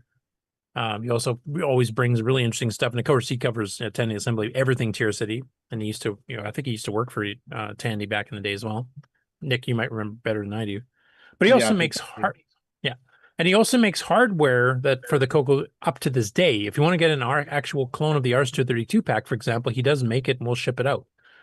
He also ships like STCs and stuff within Australia. And if you are having trouble getting it anywhere else because they're out of stock, you can get them from him as well. And he's got some other stuff for all the various Tier 80s as well. But I thought I'd play a little clip here because the guy that actually did this video here actually recorded Ian, not showing Ian himself, but just showing a Coco 3 running with a deluxe joystick, and I think playing Puyan as example. There's a Coco STC there as well. So you get to see a little bit of it. If you want to see everything else was at the VCF, I don't want to play the whole 22 minutes because you guys had a pretty long show last week about VCF stuff, so I'll let the viewer go and watch on their own accord. But we'll show a little bit of Ian talking about the Coco stuff. These weren't marketed as like a games thing. These were marketed as like a computer in the home, right? Almost like better than artifacting. Yourself programming, but at the same time, it's to play games. Purple sky. But the way that they would get kids would sell these is that people would buy them for their kids because kids would go, "Oh, I'll do my homework on them." Yeah. They get them home and they just play games. And that little joystick, that is like signature Tandy, man. And here's a modern adaptation where they've put this in as a drive. They've got an SD card. Yeah, so it's the same library, right? Yeah. They were on to boring other microcomputers. But anyway, yeah, it looks like they had a pretty good show. And obligatory Atari shot. What's that? Obligatory Atari shot. Yeah, that's a mini Atari. That's not an actual Atari. That's not a real one. No. It's not a real Atari. That's like one of those mini ones. Not the membrane keyboard, but it's got a membrane keyboard. It works. Yeah, I mean, it's gonna be hard enough to type in something that small. It's like, do you actually use that, or do you just plug in a USB keyboard? Honestly, you plug a USB keyboard. All the Sinclair ZX81 people say, "Hey, look at the size of that keyboard." That keyboard with the ridges on it would be way better than was on my Sinclair. Yeah, because you could tell where the keys ended and began by feel. At least you could do that a little bit in the Atari. Exactly. But I mean, if you just put your hand blindly on, or your finger blindly on it, you have to go slide across. Okay, 1, 2, 3. Okay, I'm 5 keys in. That's got to be a H. Not quite touch typed it. Well, if your Sinclair was really wore out, it had little dimples for every letter, but before then. Anyway, it looks like there's some pretty interesting stuff at the show here. As you can see in the thumbnail, they got some gaming machines, they got phones, Cocos, Commodores, Ataris, basically everything you normally see at PCF. But it's good that Australia has their own officially sanctioned one. Canada's getting their first one in January. We'll cover that a bit later. Also, there's an announcement later on. One show has been canceled for this year, just due to issues the main organizer had that they won't be able to actually do it this year properly. So then, rather than have a half-ass show, they're going to postpone it till next year. But we'll cover that in a bit. Oh, this show's not been postponed? No, it's still running from last week here. Oh, we just never shut it down. Oh, it's the show that never ends. Yep. Especially when Curtis is doing the news. No matter how much people ask. They asked us to stop, but we keep going. So that fires off the song that never ends. I think we finally see the last tab in the bar on top. Yeah, but that's not including the games news. That's not including the upcoming shows. Well, no, that's just including the news. We weren't even seeing that before. From the makers of the never-ending story, it's the CoCoNation. Everybody's complaining we only had 3-hour shows last while. Well, these last 2 weeks we're making that. We're making them up now. Because you guys went 4.25 hours last week doing all the museum and VCF stuff. Yeah, we didn't even have any news. Yeah, that's right. Yeah, that could have been a killer. Yeah, well, let's add another 2 hours. Just to cover a couple of things in the chat have gone by. Tony Ryan mentions like saving the tape with a double speed poke. There was some pokes you could do if you did that by accident that would actually change the ROM. to handle the double speed load, and you could actually recover those files. I can't remember if it required a Coco 3 or like a 64K copy ROM to RAM, so you could patch BASIC, but you could get those recovered. There was a way to do it. I don't remember what it was off the top of my head because I got out of cassettes as soon as I frickin' could afford a hard drive or a floppy drive. He also is asking, does anyone make a dual RC32 pack or something like the FHL Eliminator? I don't think anybody's currently doing that. The Mega Mini, if you can get one with the 16550s or get one at all, had dual ports. There was Ryan Technologies, I think, made a dual port at one time. And of course, Alpha Technologies or Alpha Software Technologies had the COM4 board, which had 4 serial ports on one card. We had one of those at work. But I don't think anybody's making a dual or higher in the modern time. Like nobody's kind of redone one of those. There's comments about PowerDrive that's kind of being privately handled. And yeah, I think I'm caught up to the chat. So George Jansen, of course, has been doing this series of assembly language program for the Coco 3 specifically, the only one of these that I know of. There's been multiple ones for the Coco 1 and 2, including Steve Bjorks and Paul Fiscarelli did some. There's some older ones that are around from way back. Dennis Kitson, we mentioned earlier, actually had a whole assembly language program with the 6809 and the Coco 1 that he published on cassette tapes as well as with actual software and stuff too. But George is the only one been doing Coco 3 specific stuff. So he's got a multi-parter going on right now. And he's got part 1, part 1A, part 2, and there's a part 3 still coming. And this is covering doing text on graphic screens. Now, the Coco 3 Basic actually has support for doing some text on graphic screens. A really nice feature they added that I kind of wish they had in the Coco 1 and 2, because otherwise you have to have these massive libraries of draw statements in your basic program to draw every single letter, every single number, punctuation, which eats memory, draws slow.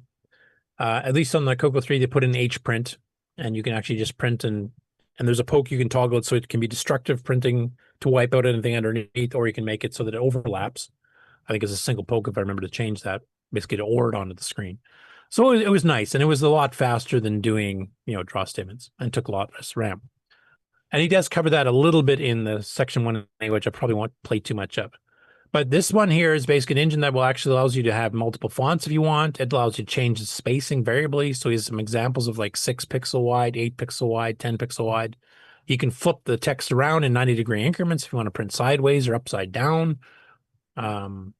You can do animations and stuff too. So I'll just play a little bit of the kind of the demo of what his routine's doing, because the rest of the series is basically on how it works with the assembly language source code, how the various features work, and he's got a part 3 still coming. I'll skip that part of the demo because we've already seen that before. So let's jump to about here. On with what we're going to do. Get my other screen. And he also publishes the disk images with the source code and stuff on the Discord under his own channel if you guys want to pick it up. We can do this is all done with graphic characters. Everything on this screen is done with some form of graphic text. Okay, with different characters, and we'll get into each one of these and what we can do and what you can do with them. Here's some more stuff. We'll be able to have rotation with letters, 0, 90, 180, 270 degree. You can print them stuff upside down. Some of our graphic characters will look like some dice you can roll. But before we get into all that type of stuff, we're going to take some history and go back and look at how. Yeah, and then he goes in kind of the history of how the whole ASCII standard, became a standard, and then there's control characters that did things for terminals, like pause text, or and then getting stuff like cursor XY and some other things too, like kind of explaining how that whole came about. Very deep dive into it, actually. Fast forward to a bit more of the graphic demo stuff.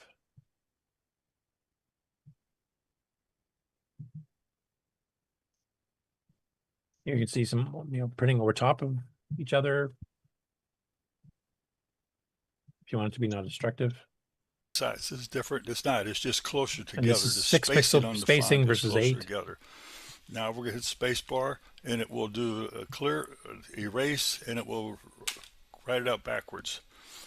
And then it's going to take and print Z's as opposed to X. It's going to print 40 Z's. Okay, the first line is on the same width, spacing of which I call 8, which because in between each one of these here, if you print the upper corner of one of these letters, the corner of the top of the next one, it's 8 pixels. Okay, so the spacing on this is 8.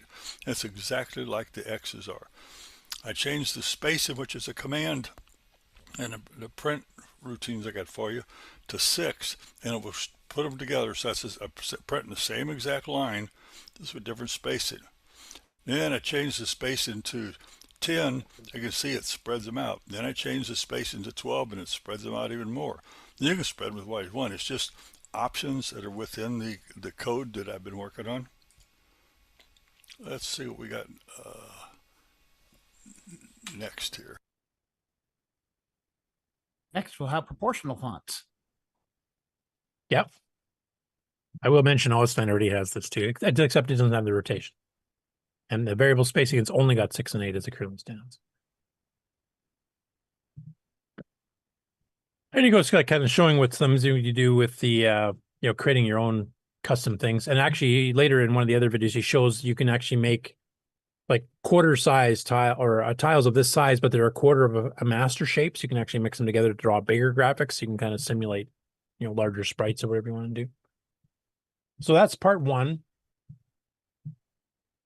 Part 1A, this covers basically how the super extended basic commands work for graphic text, how they map the font into memory in the ROM, etc. So I won't play much of that because if you guys want to do an H print, you guys can just load it up and go, of course. And then in part 2, this goes into covering the extended character sets where he's remapped some of the control characters that are reserved, which is basically 0 to 31, and then reassigning them to be graphics things, which means you have an expanded character set. Instead of having 96 characters, if you're only using 7-bit characters, you actually have 127 or 128 of them. And if you're using the extra high bit, then you get up to 256. So I'll show a little bit of example as we go a bit further. So that part we showed. Like here's simulating the shapes of the graphics blocks from semi-graphics for set reset, for example. Okay, so much for that. Go With to some the extras. next one. Okay, here's the new graphic characters with font equals 2. So if you say font equal 2, you get a complete new set of characters. You notice this first row, if it looks familiar, it's the same characters as you got in a color computer 1 or 2 or even a 3 in just regular color basic. You can always print these characters to the screen, and these are exact same as they are on color basic. Okay, so a 1 will get you that, and a 15 will get you that one. Okay, now if you go to hex 10 through hex 1F, you get these characters down here. Okay, which is some arrow pointers and just different things. And here's some dice characters. And I didn't notice until I put this graphic together that hex 0F and hex 10 are exactly the same. So either one, they're both the same. They put out the same thing. I just didn't notice until I put the slide together. And here's these dice characters with a red background and a white front. You can change the colors on them too. Okay, now we're just going to do demos and look at what we can do. So let me get over to our I'll fast forward to one of the demos, and the rest I'll let you see in your own time. We'll talk to that. Okay. Here's the first one. Okay, this is characters font 1, characters 0 through F. Okay, and that, again, here's the characters that are in there. Again, 0 is not used, so we got 1 through 15 or 0 through F, whichever you prefer. And you can do different things with it. If you put them together, you can make like this box, this big X, or you can do ... dash, type things, or these up and downs, or a complete set of lines across the screen. Each character is selected by colors and spacing. Okay, again, like I mentioned before, if you do with the alphabet A to Z, and you do 6 pixel spacing, this white line here is 6 pixel spacing. Now it's hard to say. Okay, if the normal is 8, and that is this blue line, which might be a little bit harder to see, but that's the standard. If you do an H print in BASIC, say H print, so this line here, this is the spacing you get. That's the normal. Okay, and if you say 10, the spacing, you can see it's a little bit longer. Character and letters can all be mixed together. each different colors, whichever you prefer? So that gives you a little bit of a snippet of some of the stuff that this thing supports. So it's much more expansive than the HPrint command. Able to print the angled text and stuff like that if you want to print stuff vertically or backwards or whatever, all based on the same font. You don't have to like load in a different font to do that. It's just the routine itself actually does that when you set some certain flags. And the variable spacing, if you need to cram more stuff on the screen, you can shrink down the font a little bit if you want things spread out. Maybe you want to print over it twice to give you a bold font, but still have nice spacing between it. That's another reason you can do it, because you can have it destructively change the background or not. And he's got another lesson where I think he's going to get more into the code itself and how it all works. This is more, the first two parts here are basically more about the history of ASCII and how that was designed, and how a character number corresponds to a certain character type thing, and then also showing some of the capabilities of his little machine language driver here that he wrote. And I don't know if he's uploaded the disk images of his source code so far yet. That's coming with lesson 3. I didn't get a chance to check his channel on Discord before the show. Okay, next up after that is NHB Retro on YouTube released a 25-minute video about fixing and adding a marked data style composite adapter to Coco order received, and it was pretty badly damaged by UPS. I don't have any great love for UPS after the great chocolate bar fiasco, so I fully understand his pain.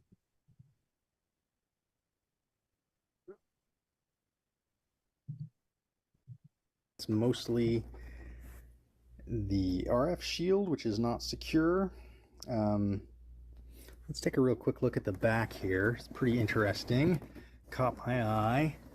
You can see that in addition to a missing reset switch, it has a mod. So we've got an audio video mod there. So let's real quickly, like I said, I've taken the top off this already, mostly to collect up the parts that I heard flopping around. Let's go ahead and lift this off. Have to be careful because those mod jacks are attached to the case.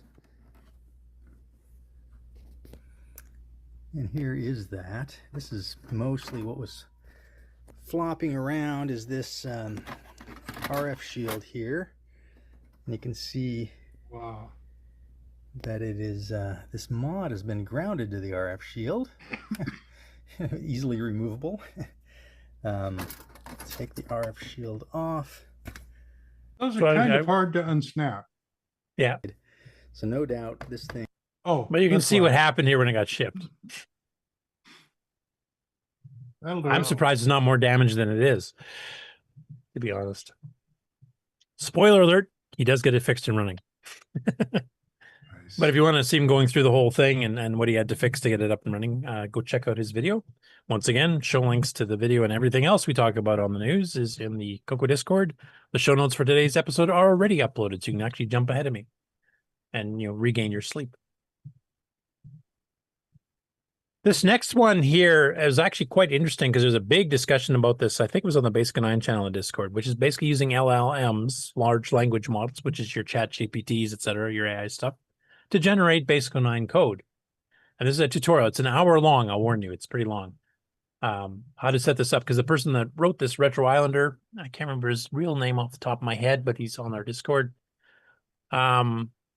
He uses the AI generates, or AI itself, LLMs, in his job. So he decided, well, can I get it to run or create BASIC09 code? So I wanted to try. I'll play a little bit of the intro just at the beginning here. So this is something that I know there's, like I'm kind of on the anti-AI side for this kind of thing, because I think people forget how to program and do something useful with their own brains. And plus, it can write bugs, and if you're trusting it too much, you might not even notice. So I know Wayne Campbell and a few others were involved in the discussion here too. And there's, I think, Ken Wilmot, I think, was actively involved in that discussion too. From I don't know if he's still on the live show here, but it's cut and paste code that you didn't paste. Yeah, because BASIC09 is not a hugely popular language across the web here. It tends to do worse there, I think. But he's been kind of helping train his LLM here, and it's actually seems to be doing fairly decent. Like it's not, 100% usable code, but it's better than a lot of the ones I've seen when people have tried to make BASIC09 code generators LLMs before. So I'll play a little bit of the intro just to kind of give his background on doing this. But it's experiment. I'd like to see how accurate it can become with time, because that's what, how AI works. It starts, I don't know if I quite call it learning, but it starts, figuring out better ways to do it after everybody corrects it on things. Doing a little bit of a demo here on a GitHub project I've been working on. I'm going to put this on my retro channel, but I'm going to do another video or two on this on my Modern Democracy. And I just noticed about Jason Ross is his name, because he's actually on our chat, and he said he was the creator of the video for the LLM BASIC09 generation. So thank you, Jason. We should have you on to talk about this sometime. Well, to cover the large language model side of things, but basically what I've been trying to do is to see what I can get a large language model to generate as far as code quality is concerned.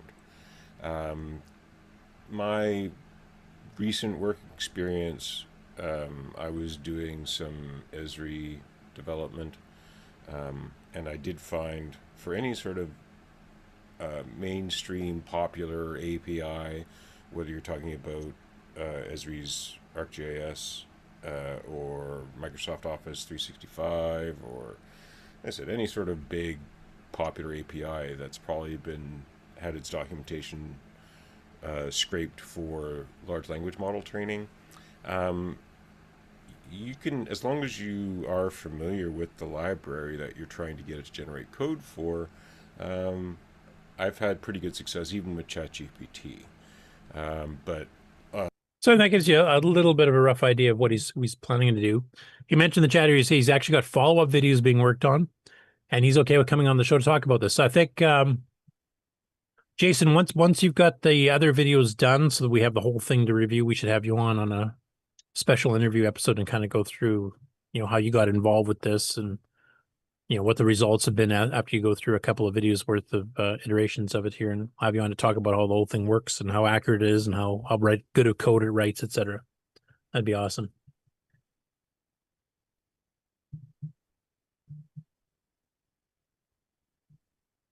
Now just hit us up on Discord and we'll get you on. Might even be a CoCoTech episode, depending on how extravagant you want to be in explaining it all. Okay, next up, Marlin Lee, who we've been covering, and I'll be covering in the game news here later on in the show, has, of course, returned from not being active on YouTube for several years and has been doing a ton of Coco game video-related stuff. But he decided to go a little bit on a side note here, and he's kind of going, the title of his piece is, Coco, Is It Just a Toy? And basically this is to say, what could the Coco be used for that's not gaming-related? And what did he use it for himself? So as you can see from the screenshot here, because of the orange, he first shows color scripts it, which, as he says, is barely a useful word processor, which I would agree with. I mean, it was on cartridge, it would run in 4K. It's one of the very few that could, so I guess there's that advantage. But then he goes, he ran Teleprompter 64 afterwards, and of course there's Super Color Writer, which later became VIP Writer, and a ton of others that came out, Elite Writer, and a bunch of others. They gradually improved. Teleprompter 64 is the first one I used.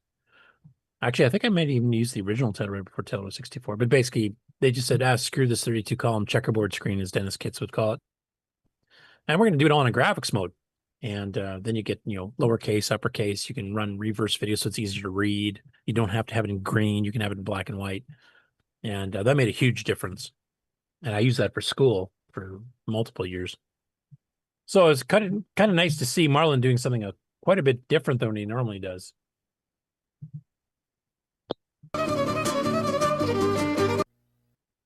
You can run reverse. Oh, what happened there?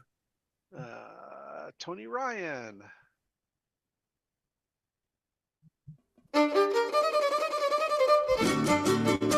was streaming the live stream for a second there. That was weird. Well, the beginning of the show anyway. Computer to play with. But that begs the question, was it more than a toy? Well, a lot of that depends on whether you were, especially in the early days, only dealing with Radio Shack. And that's very true. Like Radio Shack did have a couple of useful things, like they did Spectacular, which is the spreadsheet type program, Scriptsit, which is a word processor, and some graphic drawing utilities and stuff like that. But they generally weren't top of the line. I'm being generous here.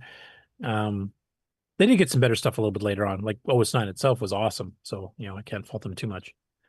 But yeah, if you go a little bit ahead in the video and you see what he's working, like here's what scripts it looked like when you bought it, and then you get to Telewriter, and you can see like the narrower characters. This is like the 51:24 screen.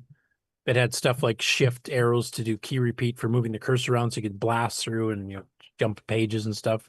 You had a separate screen for the menus for saving and loading to disk or tape, and you can even link spelling checkers and stuff with it. So it's a lot better.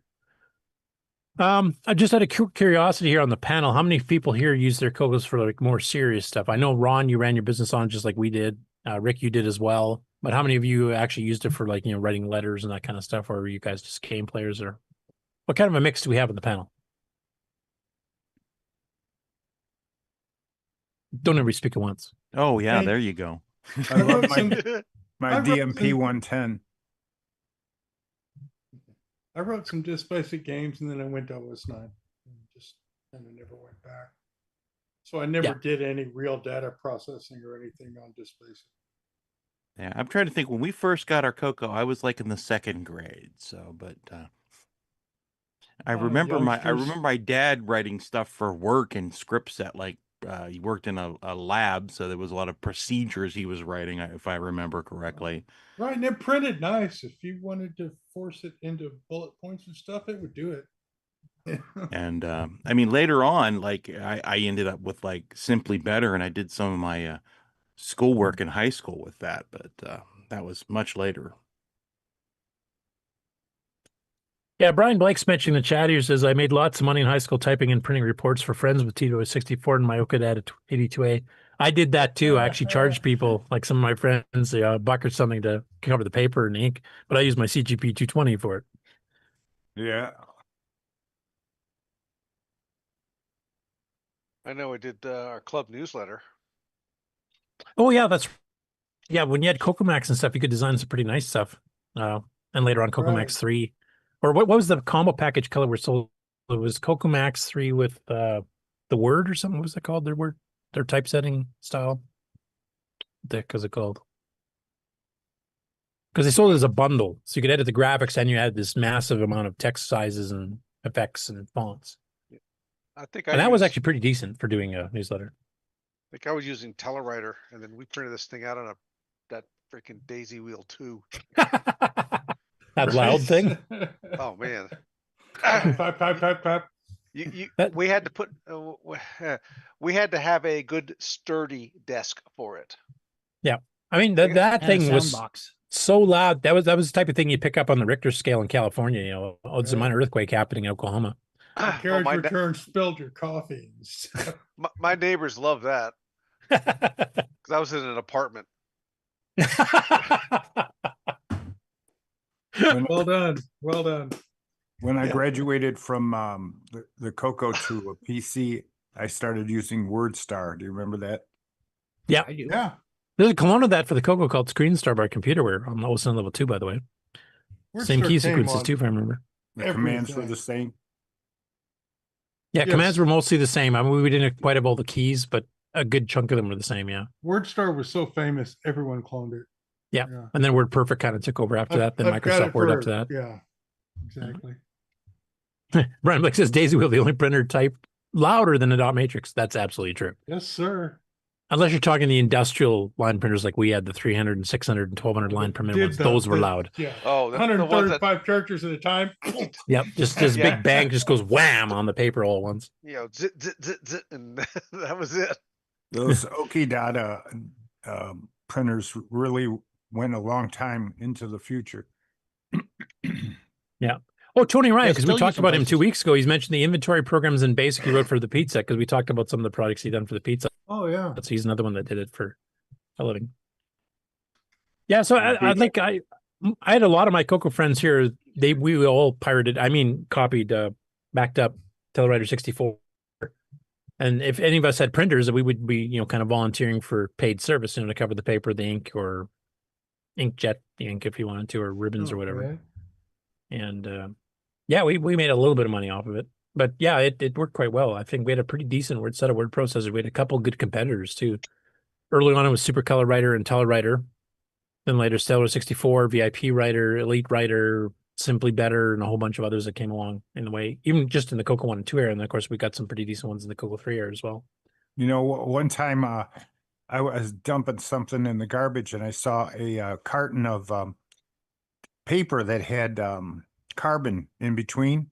And I thought, oh, this would be great. I don't have to, you know, buy ink. And it worked for such a long time, you know, although it was a lot of waste. But, you know, the second, you know, the first one you wouldn't read because it's, you know, pounding through the carbon and you'd peel it apart. And then the second transfer was perfect. Yep. And you could do up to a 3 transfer too. And it would be a bit fainter, but it would still work. You can even make copies built in. Yeah. I did that too. Yeah. Yeah. You ran out of ink. You just use the carbon. Then you get 2 copies without you having any ink to buy or ribbons to buy.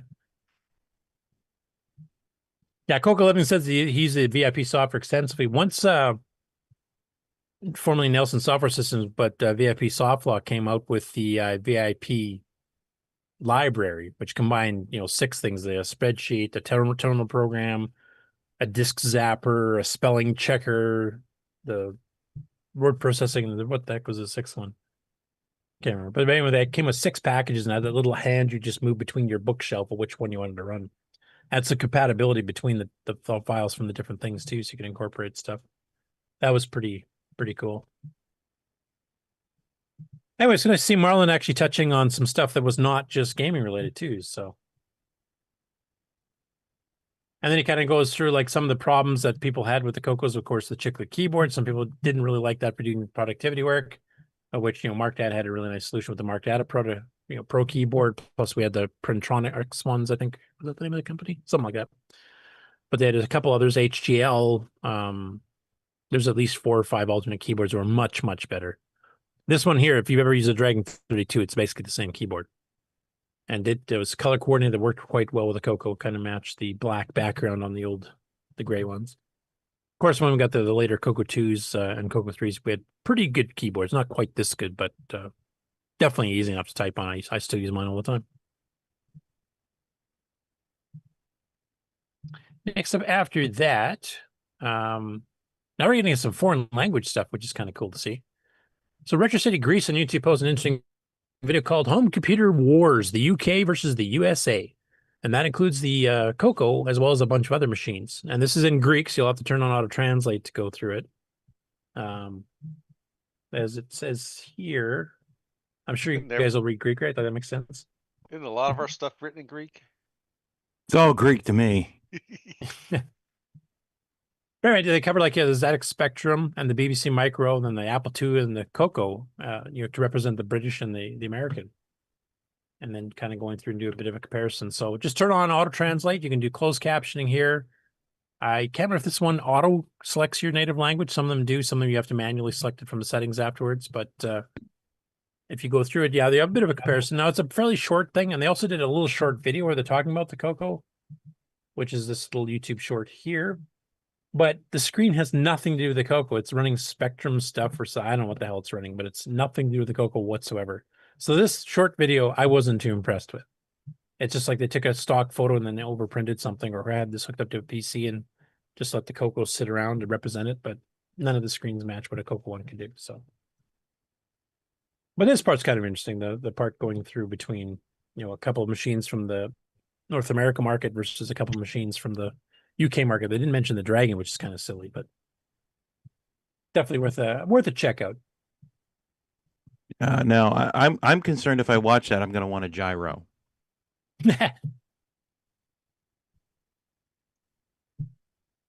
Now this is an interesting. So David Bernazzi, we've covered, or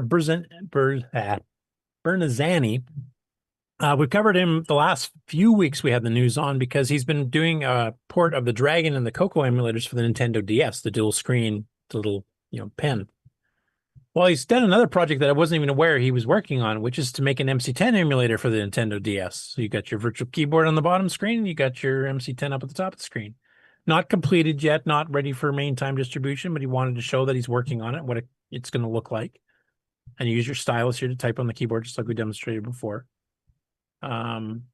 So that's cool. He's basically porting the entire Coco family over at this point to the Nintendo DS, because he's covered the Coco 1 and 2. He's covered the MC10 now he's working on. He's covered the Dragon 32 and the Dragon 64 as well. I don't think the resolution on the DS is high enough to do a Coco 3, at least not with the higher Coco 3 modes. I don't know what the exact resolution is.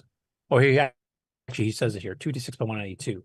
So that's too low to do, except for a couple of Coco 3 games that use low resolutions. So too bad for that. But that'd be nice to have this little portable that you can take and play Nintendo games and also hack it to print, play Coco games and stuff too. With the keyboard and tech, you can play Dungeons & Daggerath on this, man. Well, big thanks to Dave for actually doing all the work and doing all these conversions here. So now the Nintendo DS, which I really honestly had no use for playing before, I might have to go get one now. Next after that, also on the MC10, Jim Gary posted a link about an Alice MC10 Arduino project that's on sourceforge.net. And this project actually started about 7 months ago. I don't think I covered it before. I don't think I noticed it. But it has been getting continuous updates, and the last update was just a week ago. So it's an active project still being worked on. And he posted the link to it in the MC10 group on Facebook. So we'll just jump right to the link here. And it's a Tandy Matra Arduino IDEs. And basically the versions here, he's gone up to version 0.08 or something, I think. 7. This is the one that was just released a week ago. And 7 months ago was the initial release. And you can see some screenshots of what it looks like here. So he's actually, importing source code here and throwing it on, and away it goes and runs. And some other screenshots of various things here. That's an interesting project too. Like, how many people here actually use Arduinos fairly regularly? I know those were very popular for hobbyist hardware guys to fiddle around with. Is it still as common as it was, or has it kind of been spread out between other things now? Yeah, for you I've got hardware a couple guys? I use. Anybody else on the hardware side? Going once, going twice.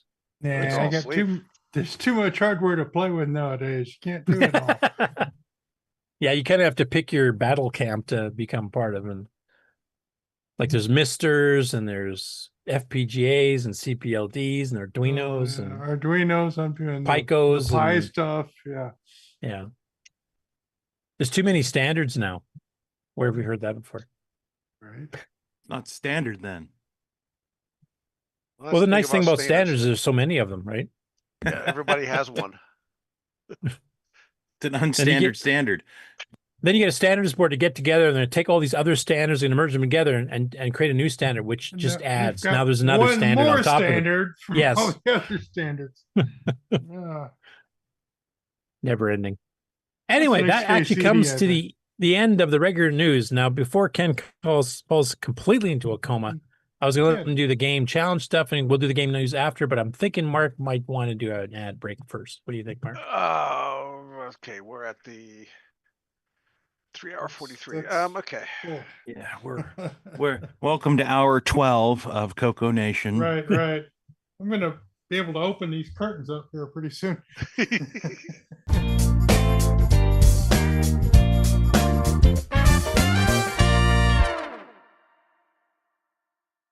Hey, Amy. Hey, Taylor. We're watching the CoCoNation show. Yeah, we are. Woo! You should too.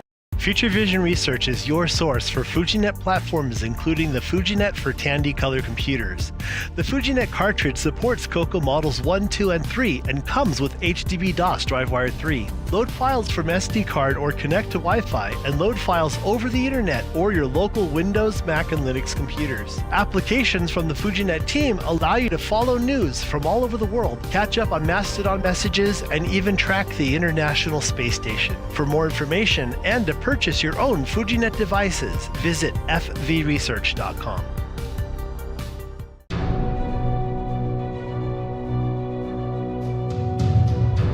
In a world where RGB produces black and white video, one cable can make a difference.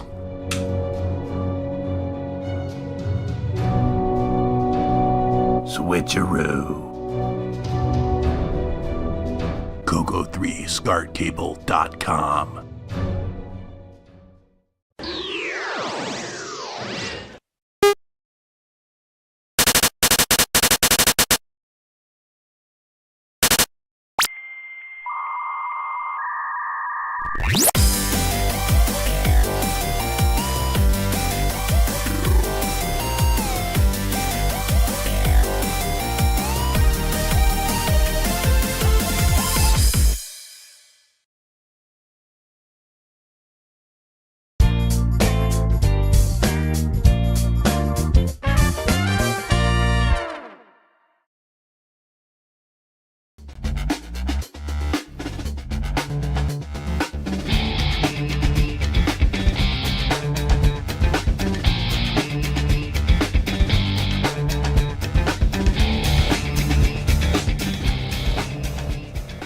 Congrats. Read the comments. Welcome everybody to the CoCoNation Game On Challenge of the Week results video. This week we played Comet Causey.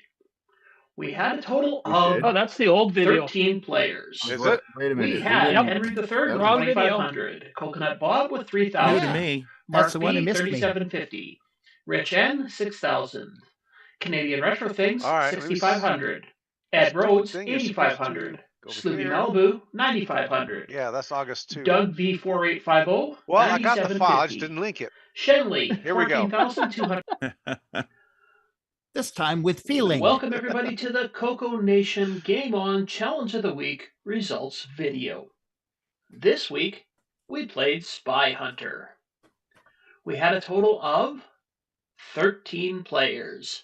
We had Ed Rhodes with 7616, Henry III 12544, Mark O 14224, Mark They B found me. They found me. 23298, Jim Rye 29618. Coconut Bob, 30,044. Sloopy Malibu, 30,738. Frederic, 32,252. Mike Zweifel, 45,508. Canadian Retro Things, 51,164. Shenley, 75,610. Tasman, 246,146. And this week's number one score belongs to Dr. Ted with 350,704. Thanks everybody that played, and we will see you again next week.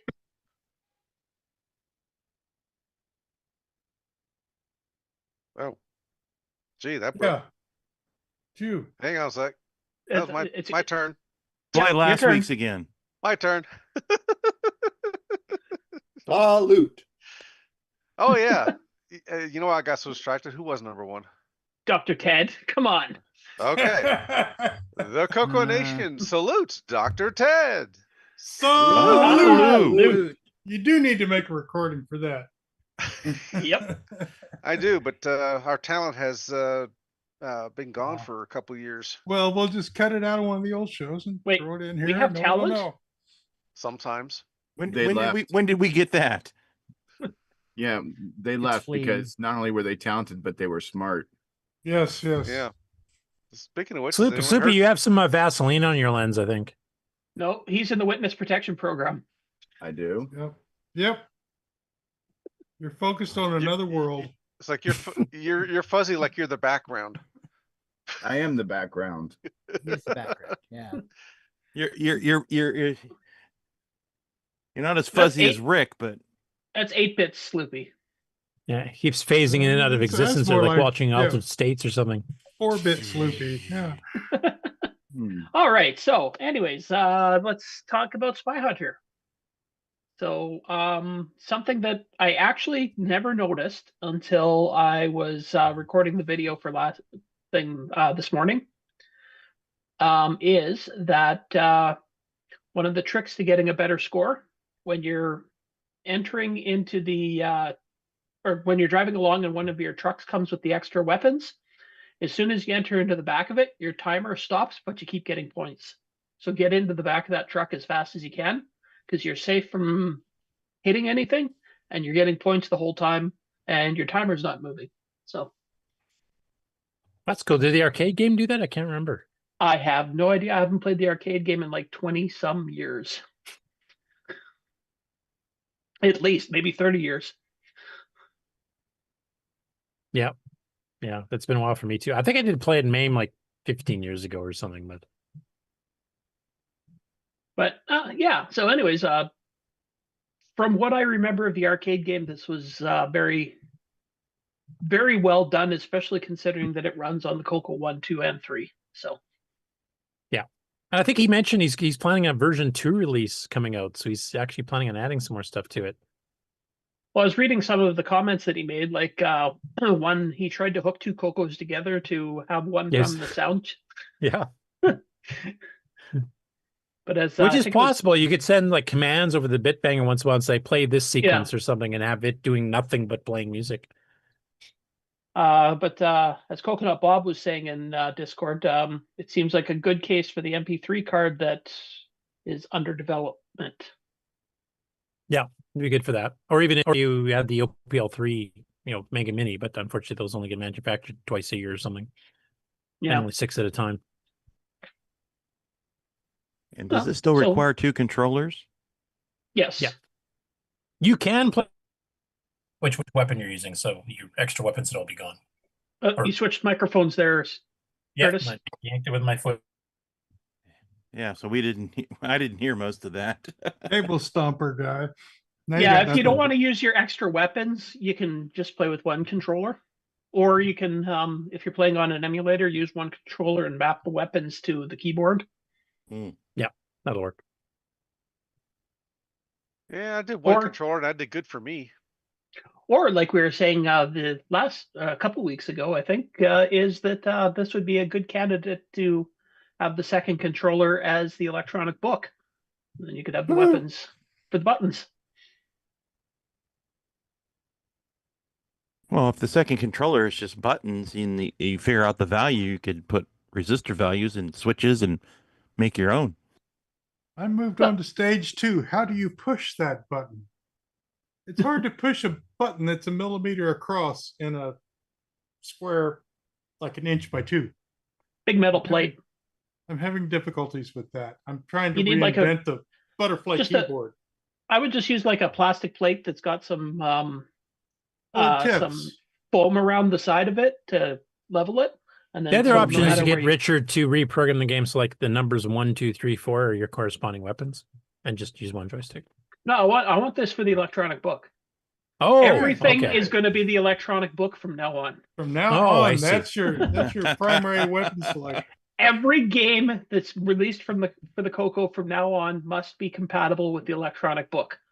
Okay, well, Nick's pinball should work with a few changes for that. Well, yeah, you get 12 fire buttons. I mean, who there you wouldn't go. want that? Actually, you could use the electronic book for your for how you push the machine. You can push it to the side, push it forward, push it on an angle. Yep. Your bump. You could do like an 8-directional bump with it. And still have enough for your paddles or your flippers. Could I use an Amazon Kindle instead? You got to write the program. I mean, Yeah, you gotta make the program for that. Well, it's an electronic book, isn't it? Yeah, it's Electronic book, according to Exile in Paradise. All right, so enough feature creeping future games. Yeah, very enjoyable game. I think everybody that played it had a lot of fun playing it. You got, I think Dr. Ted was saying here. Yeah, there's some pretty high scores near the end there. I saw on the. Dr. Ted says it's a lot of fun to play. Looks and runs great given the limitations of the Coco.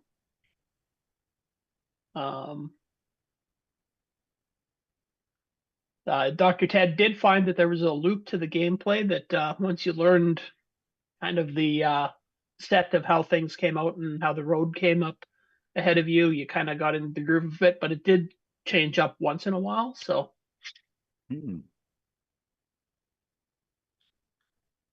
yeah, so I quite enjoyed that, and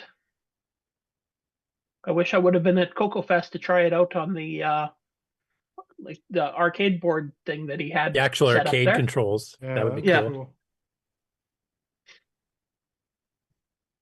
I want to see what he's going to do in version 2 because this version doesn't have the boat sequence, right? Or does it? I don't believe so. This one also doesn't have all the weapons. Okay. Because he's planning a version 2 upgrade, and he was planning on, Yeah. I think, if even VCF, I think he's planning on bringing the arcade controls again. Or was Like this was one, it the I think Coco? this I one wanted for to. the special weapons, you only had the smoke and the oil. You didn't have the rocket launcher. I'm not sure. Is there something else? I can't remember. Anyway, I don't know what else. Does anybody else have anything they want to say about the game? I got a chance to try it briefly, but I didn't get enough of a score to really want to submit anything to it. So, but I definitely want to give it a bit more of a full shot here now that I'm kind of catching up on things. Actually, for my better score, I do have to say that what I found is don't even shoot the bad guys. If you don't shoot them, they seem to come out. I don't know if it was my imagination or not, but they didn't come out as often. And you definitely score more points just by staying alive and driving. So, nice. Just like real life. Yeah. So my high score that I got there, I barely shot anything. I barely killed any of the bad guys. I just drove offensively. It's like driving Chicago rush hour, basically. Yeah. Right. Yeah, just right. avoid hitting. Just do everything you can to avoid hitting things. Don't actually hit anything, but really act like you're gonna. Yep. Scare those motorbikes out of the way. Yeah, exactly. Honk, honk. Oh, we need a horn button. We need that too. There you go. Yeah. Other than that, quite a good game.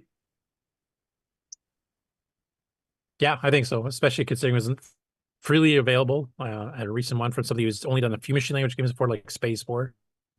This was a pretty big jump, and he did an excellent job. Yep, and I'm looking forward to version 2 and for any future games he's going to release. Yeah, and I was going to ask Nick, because Nick is a professional games developer.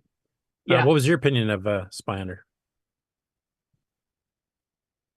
And he fell asleep already. Oh, there he is. I didn't play it. Do you have an opinion even from seeing the footage, or do you want to wait till it we see looks it on? good. Yeah, no, it looks good, but yeah, I don't have time to play. I mean, there was obviously, unlike Nick's games, there was a couple of bugs in this, because every now and then you'd get a car driving out on the grass somewhere. Well, is that a bug? I've seen people do that in real life. That could be just part of the simulation. That's a thing you do. They're off-road driving. Yeah. I think could be a that drunk usually driver came, too. You never know. It usually came on the times when there was a curve, like the road was tilting over. So I think probably what the program was doing, was starting it into like the very corner of the road where the pavement is, and then just drove straight. Yeah, but mostly on the grass, and then it just kept going straight because. Yeah. Anyway, it didn't detract anything from the thing, but it is something to note that did happen a few times. So. Yeah, I mean, the fact that this is the very first Spy Hunter clone the Coco's ever had. Yeah, it's a pretty good one. It's the best version of Spy Hunter for the Coco. Absolutely. Yeah. My roommate had started one back in '86, but he never finished it besides the title screen. So. Oh, is he like Nick? He starts with the title screen. Yeah. You should well, he had send the a copy of animation, like this. he had the cars driving up the flaming Spy Hunter logo and all that kind of stuff. Like he got that far, and he's a pretty good machine language programmer. But send a copy of this to him and say, "Haha." Yeah. See what you could have had.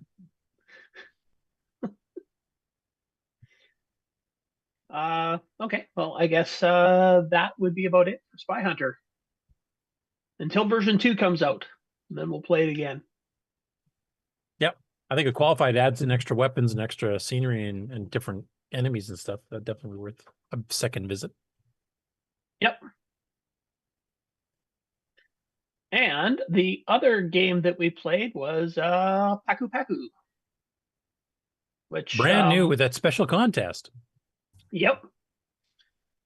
Now there is also, I'm going to jump ahead in the game news a little bit, but he's also released a Ms. Pac-Man version of it. Yep. Ms. Paku. Yeah, Ms. Paku. So Gazoon height. I don't know. I don't think there's a lot of difference between the games. So if that's what you want to play to submit a score, I guess we'll accept it. Yeah, it's basically a Coco 3 version of it, and because of extra colors, decided to go with Miss Pac-Man. Yeah, so it's just a reskinned. So yeah. But you can, I did forget to mention last week, there is the MC10 version as well. So if you want to submit a score from that, you can. Now, we'll warn you, if you have the MC10 version and you do that, and if that's all you have, if you win the cartridge, that's not going to be too useful to you because that will not work with an MC10. That's true. But it gives you a good reason to get a Coco. Yep. 1, 2, or 3. And what was I? Oh yeah, I think you were saying when you first announced this game, it's one of those very rare games where the MC10 version is smaller than the Coco version for code size. Yeah, because I mean the graphics resolution is 1/4, so the shape tables and stuff you don't need as much, so it's actually smaller than the Coco version. Yeah.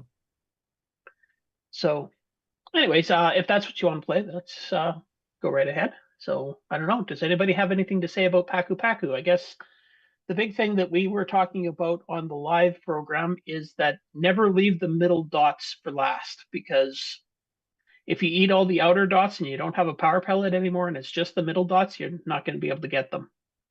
Especially in later levels. And also, Coconut Bob was pointing out on the live show that when you eat the ghost, his eyes will go off to one side or the other, and that will be the side that he comes out of as a new ghost. So you can anticipate where the new ghost is going to appear from. And don't be there. Yeah, don't be there.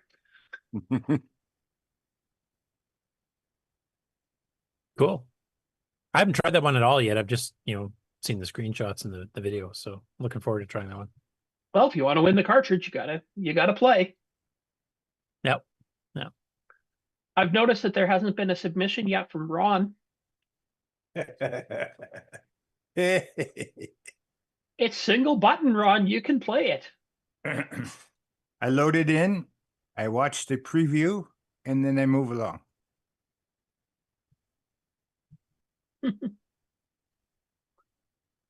All right.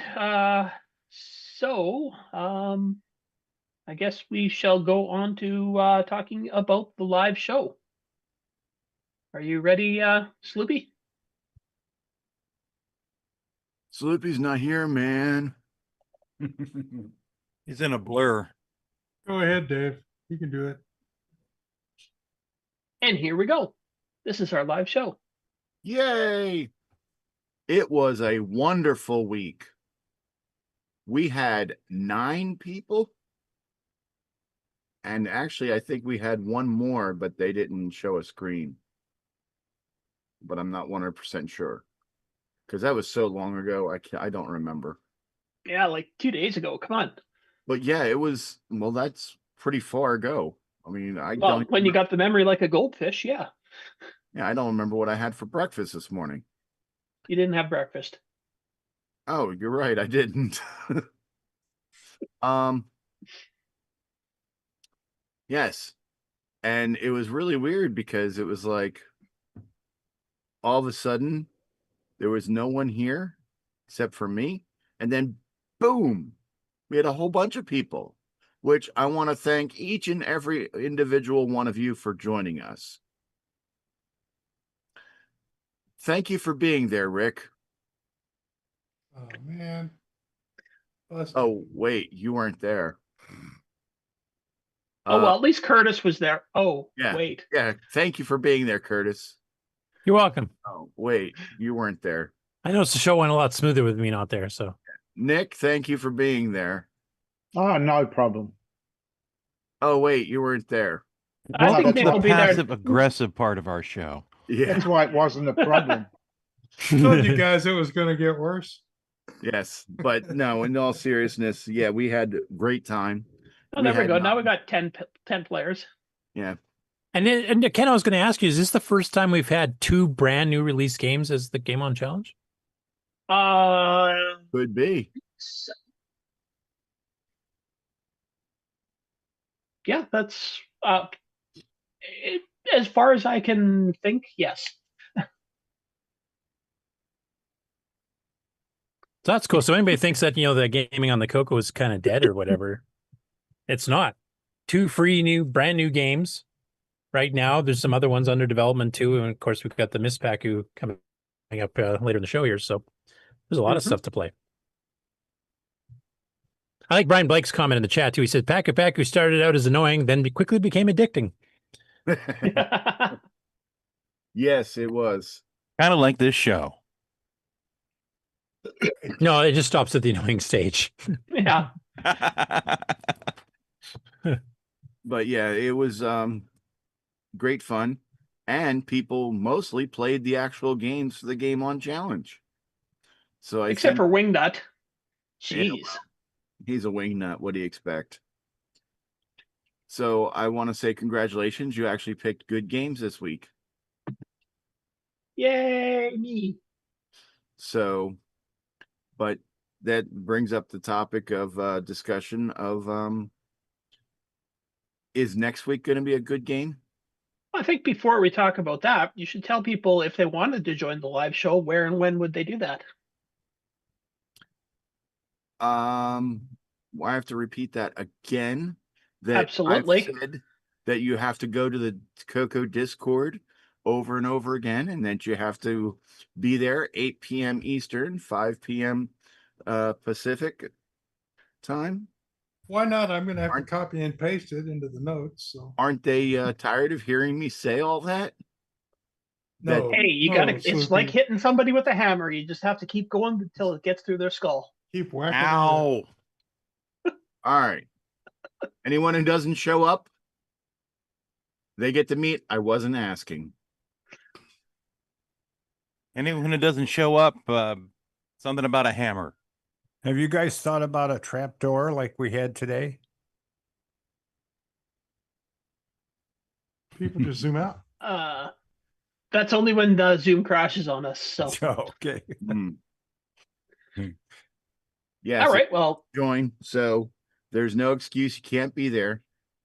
If you can join Zoom, then you can play, because you can use an emulator. You can use a web page to play your game, to play the game, or a real Coco. And you can use a real Coco if you'd like, and you have the ability to do so. all right. Well, let's take a look and see what the next game is going to be. That we're going to play on the Game On Challenge next Thursday, 8 p.m. on the Coco Discord. Absolutely. Good job. When is that again? 8 p.m. Eastern, 5 Thursday. 5 p.m. Pacific. What time is that in Australia? Which part of Australia? Bedtime. Yeah. Nice easy answer there. I don't think it matters. Depends on probably which, middle of the night. Depends on which So- part of Australia. All right. Well, speaking of Australia, I chose a particular game this week because basically I'm just sick and tired of waiting for some Australian author to get finished a game that he's supposed to be done. Anyone we know? So I chose this one. That's an unfinished game. Are you saying it's We buggy? played- Yeah, well, I remember downloading that off No, of no BBS bugs. of the day. Not fully Didn't we already implemented. play this? Yes. I thought we already played this a while back. I Yeah, I thought we couldn't did find too. it in the list. Oh, okay, because I thought we played it too, but I could be mistaken. I It would thought have we been quite a played while, it. long time ago if we did. Yeah, It was before my time if we did. And yeah, I'm pretty somebody sure we didn't did write play it. that. Somebody didn't write it in the list properly then. And Are you besides, going to you know, blame Nick Marotta? yeah, Nick Yep. Morenz doesn't mind having his ego stroked by playing his games twice. Let's be honest. Yeah, that's true. I just think did it's this time to 'cause call for an audit of the This- Game On this one Challenge has- list. Oops. This one has An a, inquiry. I wouldn't play this one. This does have a problem if you're playing it on VCC or an emulator. It flickers a lot. Didn't that get That fixed was- later on? Later emulator No, versions? no, never touched this one. So that was the Oh, problem no. when the last time we played it, that the scores and stuff would disappear because of the way it worked, well, especially with an emulator. Because this game is not on the list for games that we played in the past. There's not even anything. Is there anything that you released it under a different name or? No, it was only one. Well, one what is this version. name? Try the would various be my emulators because I question. think the emulators have been fixed since. I don't think it's as bad of a problem because I remember VCC, like you just disappeared, you couldn't even see your ship half the time.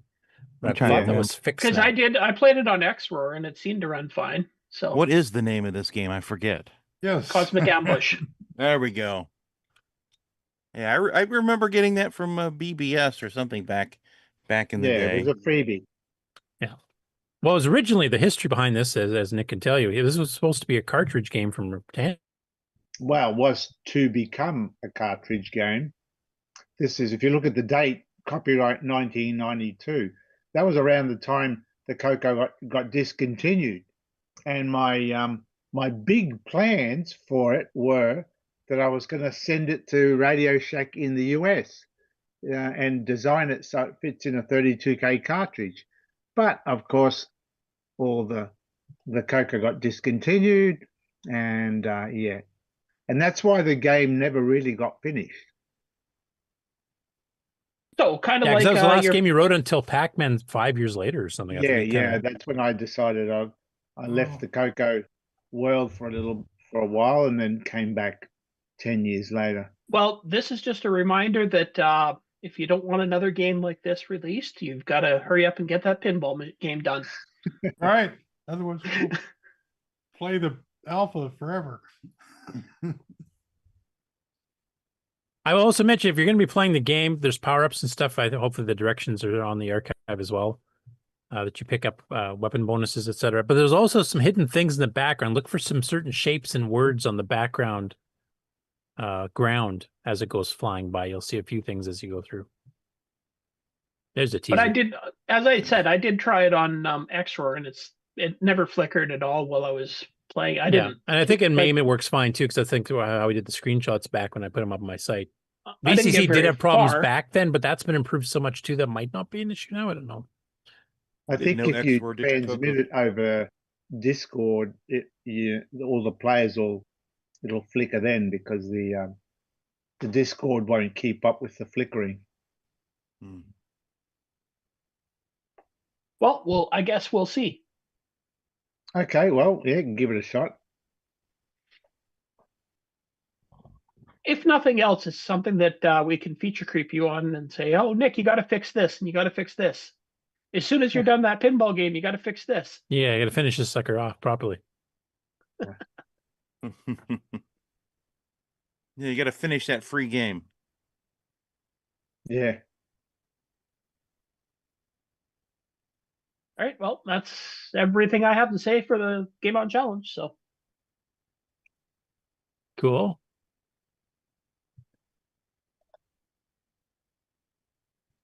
I'll definitely see if I can submit a score this time. I just didn't have time this week. A whole bunch of stuff happened. A bunch of stuff that I'd ordered sometimes 3 or 4 months ago suddenly came in, and I had to go change a bunch of stuff. I got some medical appointments I had to do, so it's just been a busy week. So we heard a different story. We heard you went and bought a Commodore 64 and were playing with the 6502. Yeah, I bought a truck to drive over with it too, so that was good. Wait, you bought a truck that's run by a 6502? No, it runs over 6502. No, it's over Slight misunderstanding. 6502s. Don't fool us, Or Curtis. 6510 in the case of the C64. But anyway, you don't fool us. You're a secret Sid lover. Actually, the sound chip's not bad. I mean, Terry Trepp's been actually interfacing a Sid with the Coco on his product, so yeah. So I guess you would have That's an what eaten Sheldon dog. McDonald's doing also. Yep, that's right. Actually, he's doing dual, isn't he? He's going to do stereo Sids. Dual. Yeah. Well, they're separate cartridges, but yeah. I'd prefer the OPL3 chip where you get 16 voices with stereo, but anyway. But the Sid is period classic.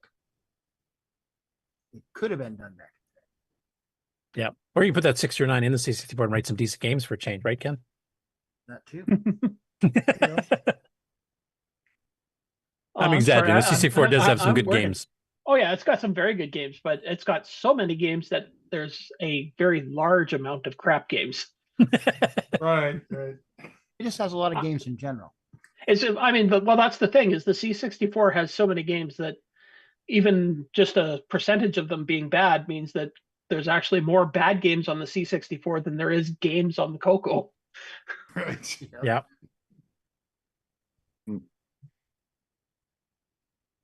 Anyway, should I go on to the game on news to kind of continue the theme flow here? Absolutely. It's not over yet. Oh, God. Oh, no, it's never over. Yeah, lots to do. Okay, All let's do the nap time. Screen sharing here.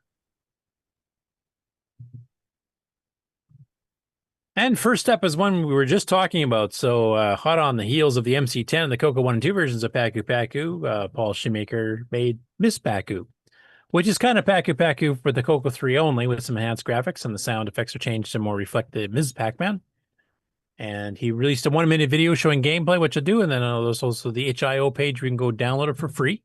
Requires a Coco 3 with 128K. Or emulator that supports Coco 3, of course. So here's what the game looks like. I'm just going to turn the sound down a little bit. I was actually playing at the beginning of the Game on Challenge on Thursday. Then I realized, oh, this is the wrong one. So let's get the other one. Yeah, well, the gameplay was the same. Anybody who's played Miss Pac-Man will recognize that theme. Oh, yeah.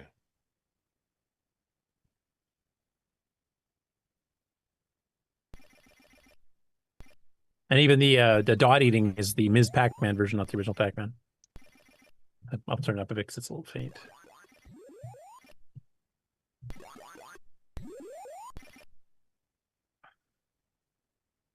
What? You only go left and right? Okay. Yep. You only use the button on your joystick. Nothing else. Yeah, you can just reverse direction. It's your own control. Yep, I've already got a patent on the one button only controller, so don't do it, Jason. The one button only controller.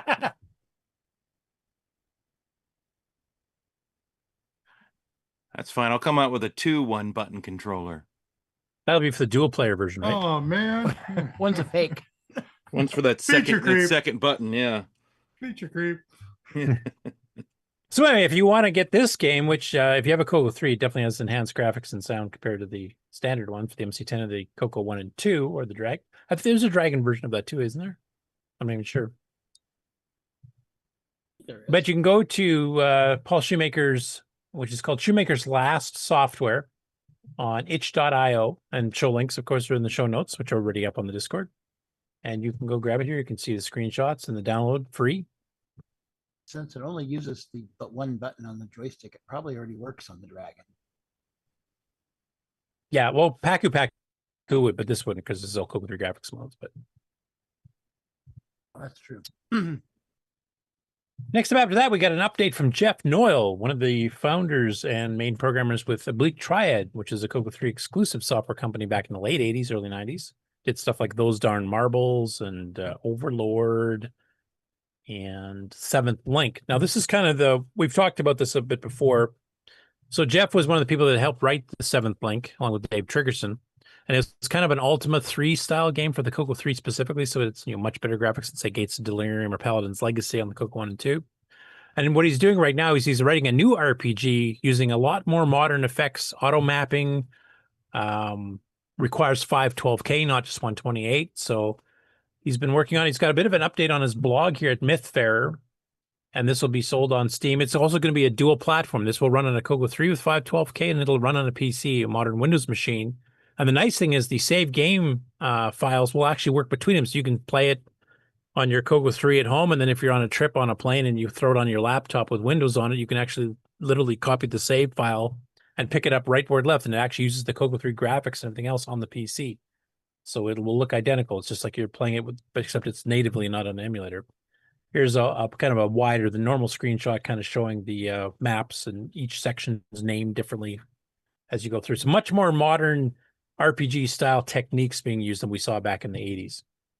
And one thing that he's particularly proud of here is the Mythfarer Fireball spell effect, which is demonstrated in this little video here. So let me show you that.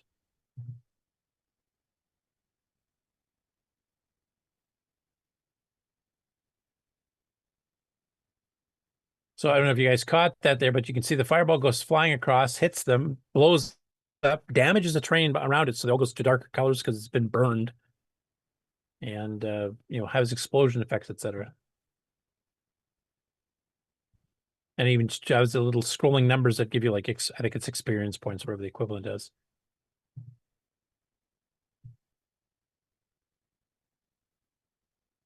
And even leaves a little, fire where you shot it at. So I really like the effect of that. I'm really looking forward to this game. I'm a huge RPG fan.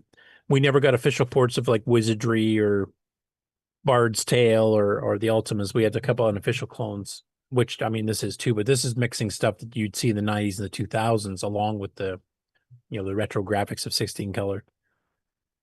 And I'm really looking forward to this one. This is going to be quite the extravagant game. He's aiming for a lot more interactivity of the characters instead of just brief little things like some of the other clones did, or even the main ones back in the day. Like there's a lot more character interaction, which is one of the reasons it requires 512K to run. He's hoping to have this out later this year, and it'll be both for Windows 10, 11, and for the Coco 3. And we'll keep you posted. And I'm hoping to have actually Jeff come on and talk about it when he's ready to launch. We'll go through some of the intricacies of it. He's been on a couple other video podcast things, adventure gaming. So I'm sure he'd be more than willing to come on and talk about it. Yeah, I've already talked to him about it, actually. So yeah, he's willing to come on. Plus, I knew him back in Rainbow Fest days because I used to meet him down there every year too, being fellow connects and all. Next up, we have Legacy Archive Collection. Did a little 3-minute video talking about item 104 in their collection, which is the Thexter cartridge from Tandy for the Coco 3.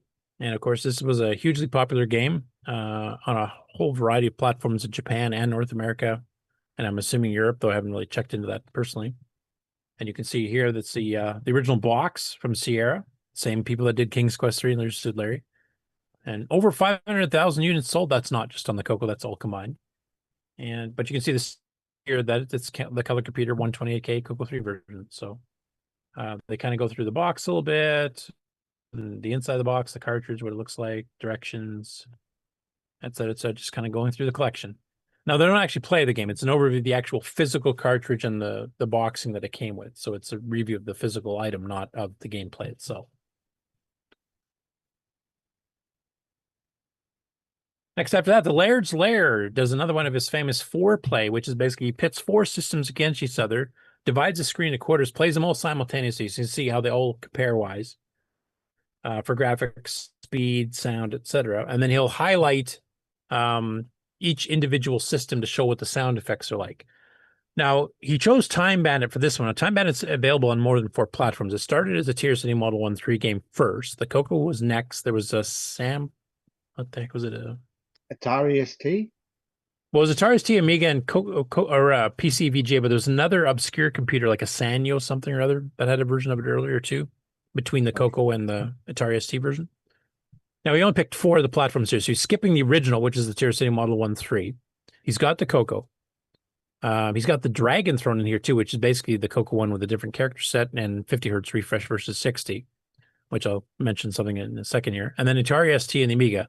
Now, the ones up through the Model 1-3, the Sanyo, the Coco, and the Dragon, all basically were based on the same game. Like you have 3 worlds you go to and you get different time gates, 7, I think, in each between the worlds. When the Atari ST and Amiga versions came out, they expanded the game. They started adding some new features to it and new worlds to explore. And the VGA game, I think, even added more to that, which is also not part of this particular one. Now, he did mislabel this on the description unless he's fixed it since. Yeah, it says Commodore 64, and it's actually Atari ST, or Amiga, I should say, that he actually did include here. So a little bit of a typo there. But I find it kind of interesting because I don't know what emulators he's using on here, but the Coco version is putting a lot of background crackling in the sound that's not in the actual game. And it's also playing way the heck slow compared to what it's supposed to be. The Dragon version is running about the right speed, but the Coco version, for whatever he's using to record it, is running quite slow, and that's not how it runs on real hardware. If any of you guys have played the game, it's pretty fast-paced. Welcome, Gunrunner. So that's a little intro. We'll get right into the game here. You can see the title screen differences here. That's pretty accurate. You can definitely tell the 16-bit machines have a bit more juice as far as colors and res goes. And of course, no artifacting colors in the Dragon. And some of them have like little theme music background on the title screen. We'll skip that stuff though. We'll go right to actual gameplay here. So you can see the Amiga version, and you can hear, digitized sound effects.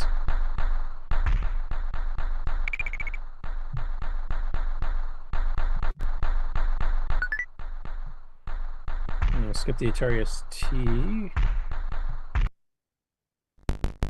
which is a bit more simple and not good as the Amigas, but still has a sound chip that at least plays the background with slowing the graphics down. And then we got the Coco version, which is, if you pay close attention to its speed versus the Dragon, you'll see it's actually running slower and you'll hear this crackling. And that's not in the actual game if you played it on real hardware. And this is running quite slow. Now, the main sound effects of the actual firing and killing creatures is correct. It's playing at the right pitch, right speed, roughly. But the game itself is slowed down, and I'm not quite sure. It's got to be the emulator it's using. Right, it's taking all the time to make them tiki noises, so it Yeah. can't. Yeah, the Dragon version runs perfectly fine. That's the extra sputtery edition. Yeah. Right. You still hear a little bit of that crackling, but not as bad. And it's not slowing the game down. Like, the game plays back to its normal speed. On the Coco version's got blue trees, and the Dragon one's got yellow trees. Yeah, because we're using artifacting colors like real computers use. And then Yeah, they got the blue pure colors trees. here. that made a difference, yeah. All you got to do, Nick, is that tint control. You just got to turn. Oh wait, you don't have artifact, Carlos. Sorry. We don't have tint controls. We don't need no stinking tint controls. Anyway, this was one of the games that I think I ranked up with Donkey King as being one of the best on the Coco 1 and 2 ever, because it's got a ton of worlds. It fits in 32K, diverse maps, 3 different worlds with its own sets of creatures, its own sets of background tiles. A lot of fun. It does take a while to get used to. It does have a few annoying things like you can't actually stop without running into a dead end. But the effects of going between the different worlds and the different places within each world, the secret messages you get after clearing out an entire time gate, which is going through that thing 16 times, and it keeps adding more locks and keys you have to get to the point where you have to do 4 or 5 at a time to even exit a level. I don't know what happens at the very, very end, but I do know after every 16, if you clear out a complete time portal, you do get a secret message. You're supposed to kind of collect those as you go. And I think some of the Dragon people have reviewed this as being one of the better games in the Dragon too, like up there with Donkey King and the King and some of the other ones that were native to the UK. So this is a game that's had a long history. It went between 82, I think, was the original Model 1.3. I think the Coco 1 came out in 83, the Dragon 83, 84, somewhere on there. Atari ST and the Amiga are fairly close to launch dates for those machines, so 85, 86 type thing. And the VGA one, I think, came out in 86, 87, somewhere on there. So it's had a long history, and a lot of people, like seeing the Coco version of the Model 1 and 3 version, have said, "Oh, that's a pretty good clone of Gauntlet." Gauntlet didn't come out till 84, guys. This is way earlier than Gauntlet. Gauntlet stole from here, if anything. Mind you, there was also an Atari 8-bit game that was quite similar to Gauntlet, came out years before too, which I think was even earlier than this. Sloopy, you might know if you're around. I can't remember the name of it off the top of my head. I think it was in the Atari, what was that software exchange program thing they had? I think it was in there, and it had some elements of Gauntlet as well. So, yeah, no, Gauntlet was not the first to do this kind of thing. I think it's more like Tutankhamun, really. It is in some ways. I mean, it doesn't have the vertical scrolling like Tutankhamun on the Coco and Dragon and the Chelsea Model 1.3 versions, but the Amiga and Atari ST versions do have vertical and horizontal. So that's closer to Gauntlet. So yeah, I guess you could say it's kind of a Tutankhamun type thing, and that came out in what, 82? So we're close to when the Model 1.3 version came out. Anyway, it's still one of my favorite games of all time. I love that game. Next about that, we have Paul Volker. I hope you're pronouncing your name correctly here, who talked about Space Wreck. So Space Wreck, it's a Spectral Associates game by Steve Giesking, who also did Electron, if you guys are familiar with that Tron clone, and a few others. And it's based on the Star Trek simulator, which is based on Star Trek The Motion Picture when it got released. It was a color vector game in the arcades. And there's official ports of that to multiple 8-bit machines. But the Coco is one of the very few that actually did the 3D wireframe graphics like the original arcade game did. A lot of them just cheated and used like sprites or fat sprites and just zoomed them up, basically flat 2D models. And we actually have the actual outlines of the ships in 3D space type thing. So I think our version actually is closer to the arcade in some cases compared to even like the Atari 8-bit machines, etc. So he did a screenshot here, which kind of shows how the screen's divided up. You've got your kind of top map view in the upper left here. It's kind of your radar view. Then you got your stats and stuff in the upper right. And then you got your 3D perspective over here. And there's different kinds of ships that are different colors and different shapes that you have to shoot. You get asteroid fields you have to fly through, which even the original arcade game did not have. So it actually added some new elements. So this is actually a very, very well done clone. And he actually recorded a little bit of video play. So there's you not. Have we played this one on the challenge, Ken? I think we did. I think we did, yeah. Yes, we did. Okay.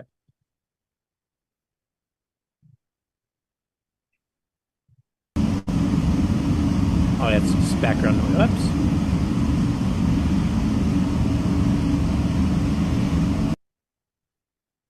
I'll just mute that.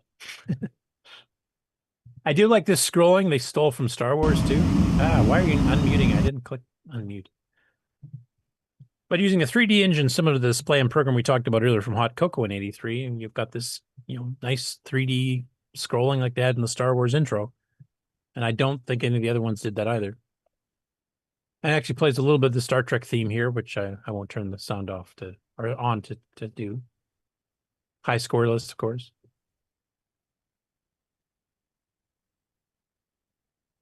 And you got 3D perspective. The stars kind of come at you 3D. There's your star base where you can go recharge your weapons. In this case, you just got a speed upgrade, and then you got the 3D firing. The ships are coming towards you. The ships actually have different directions. You'll actually see them go after your star base, facing away from you because they're busy trying to blow the star base up. So it's got some pretty interesting bits in it. And like I said, it's more advanced than most of the other 8-bit clones or official ports of the Star Trek simulator. The 3D section is only, wow. It doesn't. Well, they kept it small to keep the CPU overhead down, right? There's no vertical. You can't go up or down. No. Could you in the arcade games? I don't think you could in the arcade either. Could you? I can't remember. Yeah, I can't remember. Well, that's the thing, because I'm working on a Trek game. And if you try to go 3D, it goes exponential. So I think my thing uses 6K for an 8x8 2D. 8x8 3D is over 64K just for the data. So yeah, I mean, that's why a lot of the Star Trek like text-based simulators usually had like an 8x8x8 or a 8x8x3 or 4 or something like that, just to give enough. Yeah, you can't get that tall. It's skinned like a space game, but it's really stomping around on a flat surface. Yeah. Like a battle zone. Right. Yeah. Right. Or like Khan thinks in Wrath of Khan. If you guys remember that movie. One of the best Star Treks. Yeah. Where Spock even says, he's I can't remember the exact wording, but it indicates two-dimensional thinking. And that's when they dip down below and they back behind. Which is why all spaceships in science fiction fantasy have an up and a down and two sides. Yeah. What does a Star Cruiser have? Wings that go out. Doesn't have to. It's in space. Yeah, there's no air to resistance to have to stabilize it's a stupid anything. idea because you don't have any windows on the sides. Yeah. Anyway. Yeah, you could just make a box like the Borg do. That's perfectly fine in space. There's no air resistance.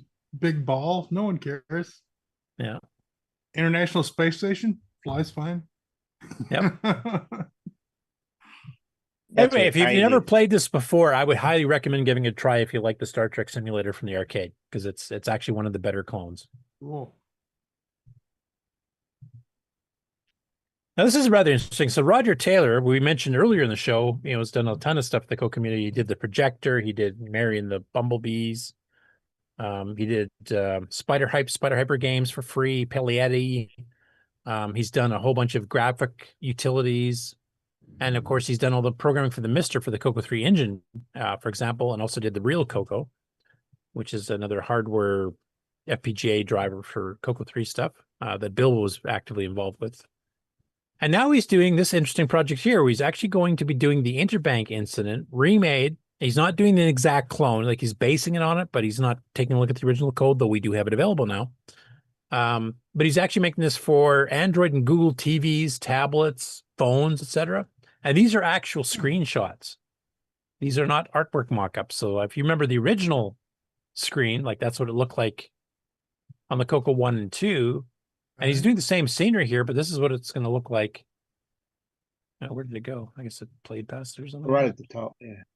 Yeah, you're scrolling. I have on no top. idea why Yeah. it scrolled or started playing on me. I didn't tell it to. Oh well. Anyway, same mechanic where you've got the different icons to select what you're doing. Is you still have the compass, you still have your inventory lines, and you get to see the scenery as you're walking by. The game is randomized each time, so it's not the same playthrough every time. There's multiple ways to win it, depending. So it has a lot more replayability. And he goes through some of the history here of the original and what the original Coco 1 and 2 version looked like. And then, of course, what it looks like now on the new version that he's currently working on. And this is a Patreon thing, so I think he is asking for some donations to get it done. But I like the fact he's picked another classic Coco game, because this is one of the better texted / graphic adventure games from that time period, from 84 to 86 type thing. And quite innovative for the time on any of the machines. This actually required 3 discs to play, or a hard drive. Is one of the very first Tandy, if not the first Tandy game that would support a hard drive. And it's, of course, mouse, joystick based. You select icons, you don't type stuff. Was it an OS9 game? Well, of course, that's where all the good stuff is. Yeah. I was waiting for Nick to ask that. Right? No, that's probably why I never played it. Yeah. Well, you didn't even have artifact colors, so I mean. No, it would have looked terrible. Well, right. Plus on floppies, Yeah, well, that's the other thing too. Well, the nice thing about Interbang Incident, it also supported the speech sound pack, and one of the ones that supported the best, because it had speech part, which is pretty crappy because the speech wasn't that good, but it actually used the sound effects part too, like Pitfall 2 did. So when you went by the ocean, you'd hear rushing waves in the background, and there was other sound effects playing. And of course, because this is an actual sound chip on the speech sound pack, it didn't slow the graphics of the game down. So you had these constantly like rushing waves or an airplane engine or whatever else running in the background. So it was one of the better, if you're into adventure games and a bit more of a modern interface than just typing text commands, I would highly recommend trying this game if you haven't tried it before. It's actually quite good. It also is Coco 3 friendly, so it will remap the colors on a PMO 3 screen and run it with proper simulated artifact colors. It'll look pretty well the same between RGB and composite. So Nick, this one you could play with artifact colors on a Coco 3.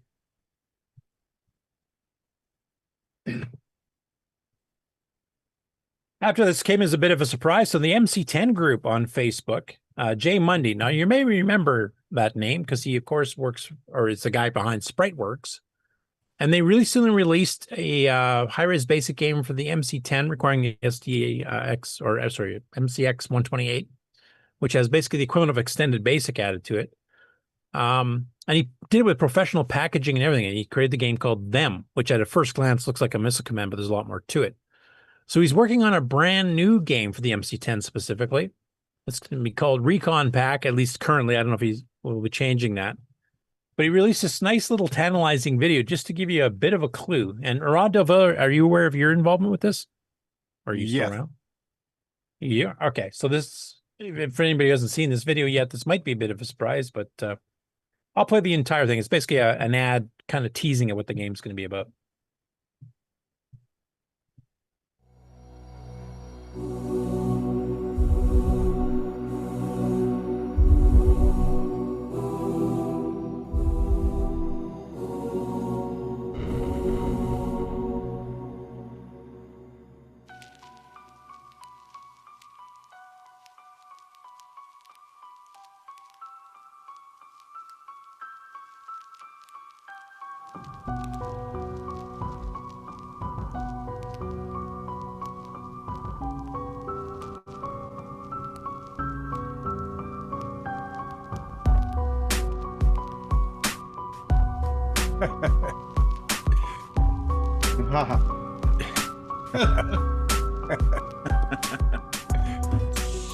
It came. So do you just know about your involvement on the little advert here, or do you have a bit more detail in the game that maybe you can't talk about? But well, that packet he sent came. That's all I'm going to say. Oh, so you got your little package. I don't think he didn't tell me to do anything extra.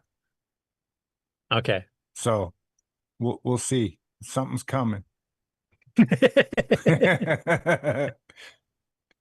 thought it was really nice that he reached out to somebody else in the Coco community to kind of go through that, because he was kind of more with TJ, I think. Yeah, he For the asked most me part. if I had my MC10 set up. I said sure. And he goes, "Well, send me a picture if you get a chance." I go, "Okay." So I did. Has he given you? I'll ask you one question in seriousness here. Has he given you any time estimate as to when he expects this game to be out?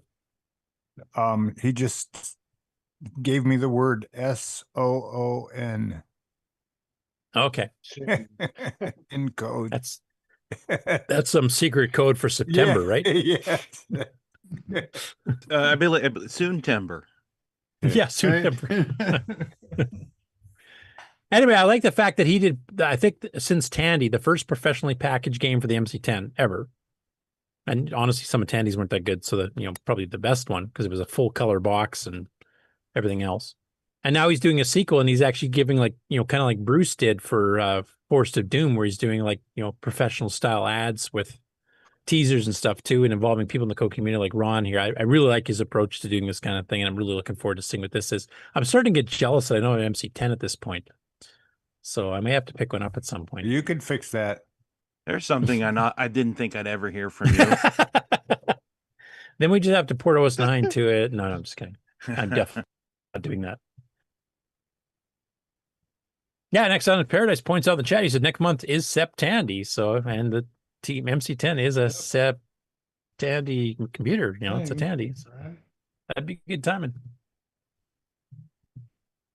Next up, we have another comparison video here by FRGCB TV on YouTube. And this is comparing various platform versions of the Epix racing games Pit Stop, the original, and Pit Stop 2. And Pit Stop, the original, is kind of a clone-ish of Pole Position, a 3D racing game, but it added in the fact that you had pit stops. So you had to go in, like if your tires get damaged, you're running out of gas, you have to go in and you have to fuel up, you have to swap your tires out, stuff like that. The Coco never had a version of that one.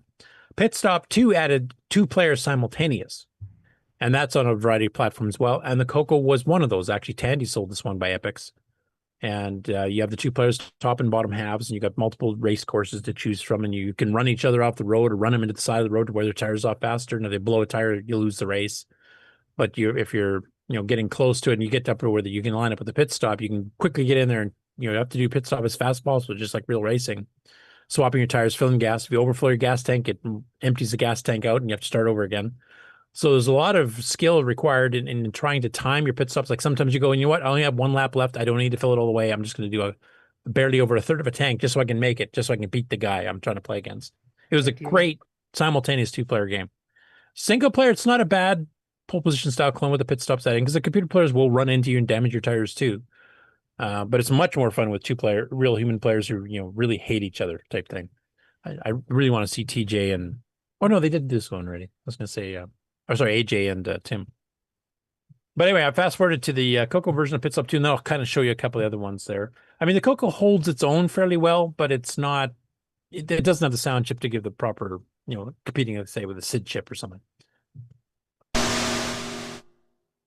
It does have multi-voice music, though, so I have to give it props for that.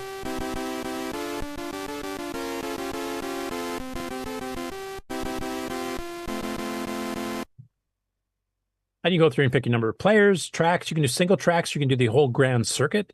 You can pick 3, 6, or 9 laps.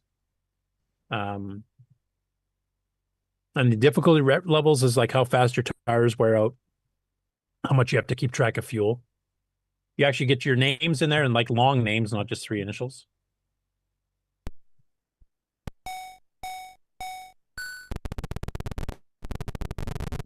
And after that, it kind of looks like a pole position game, except you can actually damage each other's cars. You get this black and white checkerboard on the left. That's a pit stop. You pull in there, you can actually change your tires, etc. So for comparison's sake, let's skip ahead to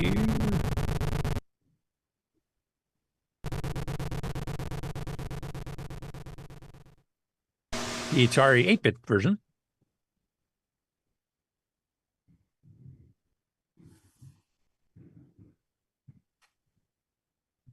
Which gives you the same menu options, basically. Sloopy probably had a backup for this. Yeah, a backup. Oh,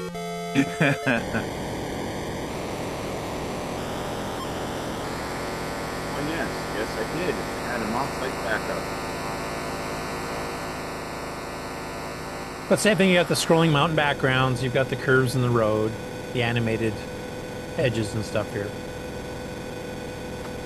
I have to say graphics here definitely look smoother and more colorful. And the sound chip makes a fair bit of difference for the engine sound, I think. But the Coco's not bad.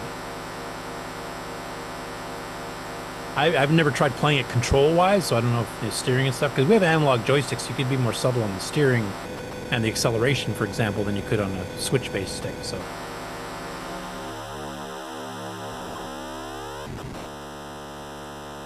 I think this is the C64 version, correct? That was back before the Coco. Yeah, C64 version is actually quite good, I have to say. Much smoother graphics than even the Atari version. Oh, Joe.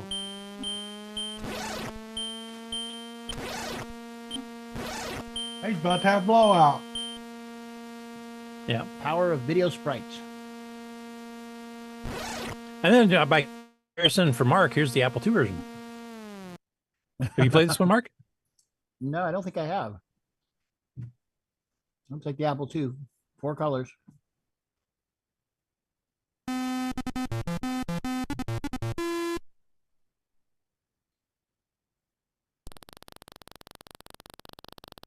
I'd say the Coco version beats this one.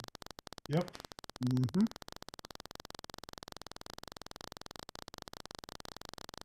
Is that the only reason you're showing it? Yeah. Just a bug, Mark. No, I'm kidding. You got to remember that the Apple II is like 3 years older technology than the Coco. Well, except for the video chip's only one year older. The video, not really. The video is all, just TTL logic. Yeah. And the VDG was a 1978 chip from Motorola, so it predates the Coco by a couple of years too. That's why it's such crappy palettes. All right. The Coco version is competitive. I wouldn't say it's the best or anything, but it's still a fun game, I think, on all the platforms. And the fact that it's simultaneous 2-player, which was fairly rare for this type of game back then. I don't think you got a loser no matter what computer you had that had it. Next up, now I didn't get a chance to fully watch this one yet. So this is a video release from VCF in Southern California from earlier this year. This is one of the talks by William Volk, who says he's the accidental gamer, how I stumbled into the game industry during the Tier City Apple II and Atari 800 era. So he was actually, I think, a physicist or astrophysicist or something by training. And then he decided he needed to make some actual money and kind of got involved with the microcomputer thing. And then ended up programming stuff for like Avalon Hill and other big companies. And the reason I'm mentioning it here is he actually did some Coco stuff. And one of them was the game Voyager, which is kind of a 3D attempt to be at a real-time space shooter type thing where you're trapped on a space station and you have to take out robots and stuff. And he made that one for multiple platforms, including the PET and the Apple II, the Coco. And I've actually fast forwarded this clip here to where he's talking about Voyager specifically. I don't know if he mentions the Coco after that, because I don't think he did any other Coco games that I recall anyway, not that I've found. But he has some pretty nice things to say about the Coco versus some of the other platforms. So I thought, just to swell our egos, I'd let that play through. Decades later, I figured out that someone had ported it to Japan, in Japan machines, FM7 and the PC 8800. Now the PET version, Jim Butterfield, if anyone know who Jim Butterfield was on the PET, he wrote the line drawing routines. I wrote the line drawing routines for the TRS-80. The Coco version, which had no assembly language, was faster than every other version. Coco was a very fast machine at drawing vectors. DOS version was done on DOS 1.0, and like I said, the FM7 being done in Japan had much better looking robots than I did. That's a cool looking robot compared to the crap I did. So that's that. Now, I have been both extremely lucky and unlucky in my. So that's a little snippet there. It's generally a good interview with the game developer who was involved very early on and was working on other platforms. You got to kind of compare what the BASICs like, or even the assembly language. And Voyager is actually a pretty decent game for BASIC. I've played it quite a bit myself. So if you haven't seen this, or if you weren't down at SoCal, the VCF in SoCal, I would definitely highly recommend this. Get some nice early history from the late 70s to early 80s. Next up, we have Expertech did a couple of gameplay videos. Of course, this is the guy down in, I think he's in Brazil, somewhere down there, who has a Coco 2, a real one, hooked up to an Amber Screen monitor and a disk drive, and he's been going through all of his old game disks discs from the old days and playing stuff. So one of the ones he did, ironically enough, was Time Bandit, which we just covered. I can load it. Let's see. Let's run it. And he's got auto translate on, so you don't have to turn on closed captioning. Yeah. Year 1983. There's the intro screen. Let's fast forward to gameplay. Now you hear his joystick clicking. He hasn't got the volume up, but you're not getting that weird clicking noise we were seeing in the Laird Slayer review. Get through a door. This, what is it? It teleports me. Interesting. But it runs much faster than the emulator that Laird Slayer is using. So, and this is real hardware.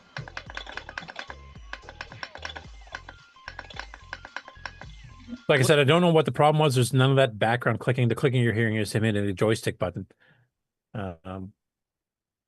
So that's a Western world sample. Here's a space world sample, and there's 7 of these in each world. And does he show a fantasy one? No, he died. But yeah, because it's still one of my favorites. Allows really nice long names in your top score list. It's cool. Next one after that was Space Assault, which of course is the Space Invaders clone by the image producers, sold by Tandy, one of the earlier clones that Tandy sold. I've got a kind of a mixed feeling on Space Assault. I do like the fact the expert one takes out the bunkers to make it a little bit harder, and you also have some vertical movement, not a ton, but you have a little bit of vertical movement too, which is quite different. Sound effects are pretty good, except for the little farting noises when you kill the invaders type thing. I'm sure if anybody's played it here remembers that. And just in case you forgot. Adjustment, I can control it with the joystick, which is very sensitive. They move so funny.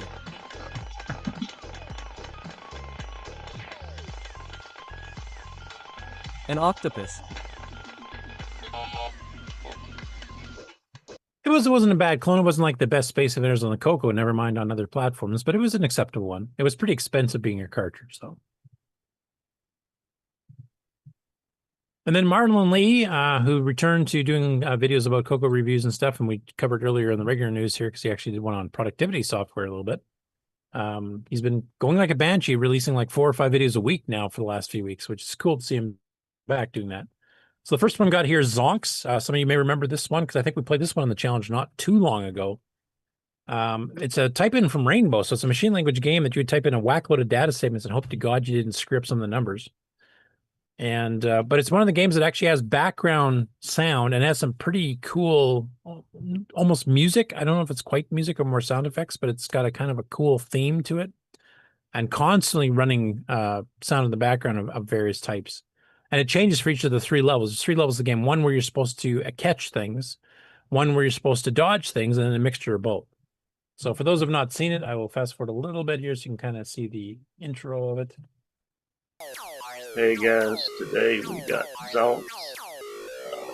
This game You kind of cut the music off there, but October 1985 issue of Rainbow magazine. It's a fairly fun game. First screen, you try and catch your asteroids or whatever they are, and then in the next screen, you avoid the enemy ships. Stay in one so place different here, background noise than the ones you're dodging across the screen, which makes it awfully hard to avoid and a third type for the ones where you have both at the same time.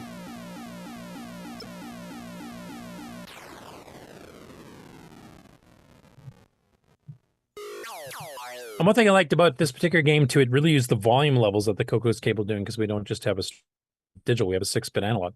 So like some of the sound effects will fade in or fade out as you're going type thing. Which was one of the few games that did. Dagrath, I think, probably did that the best, because the monsters get louder the closer they are to you, even through walls, which is like an awesome play mechanic. Next, he did Balldozer, which is actually Stuart Orchard, who we actually interviewed about this game and some of the other ones he wrote back in the 80s. This was originally a dragon game. It's kind of based on Arkanoid, so you have little power-ups and stuff. Otherwise, it would just be kind of a breakout style game. There's multiple screens in it. He shows 2 of them in this particular video. This game was designed for black and white, 256 by 192, but actually, by chance, the artifact colors in this actually aren't too bad. So we'll fast forward a little bit and show a little bit of gameplay. UGA, however you pronounce that. And you get power-ups you can catch just like written Arkanoid. for the Dragon computers.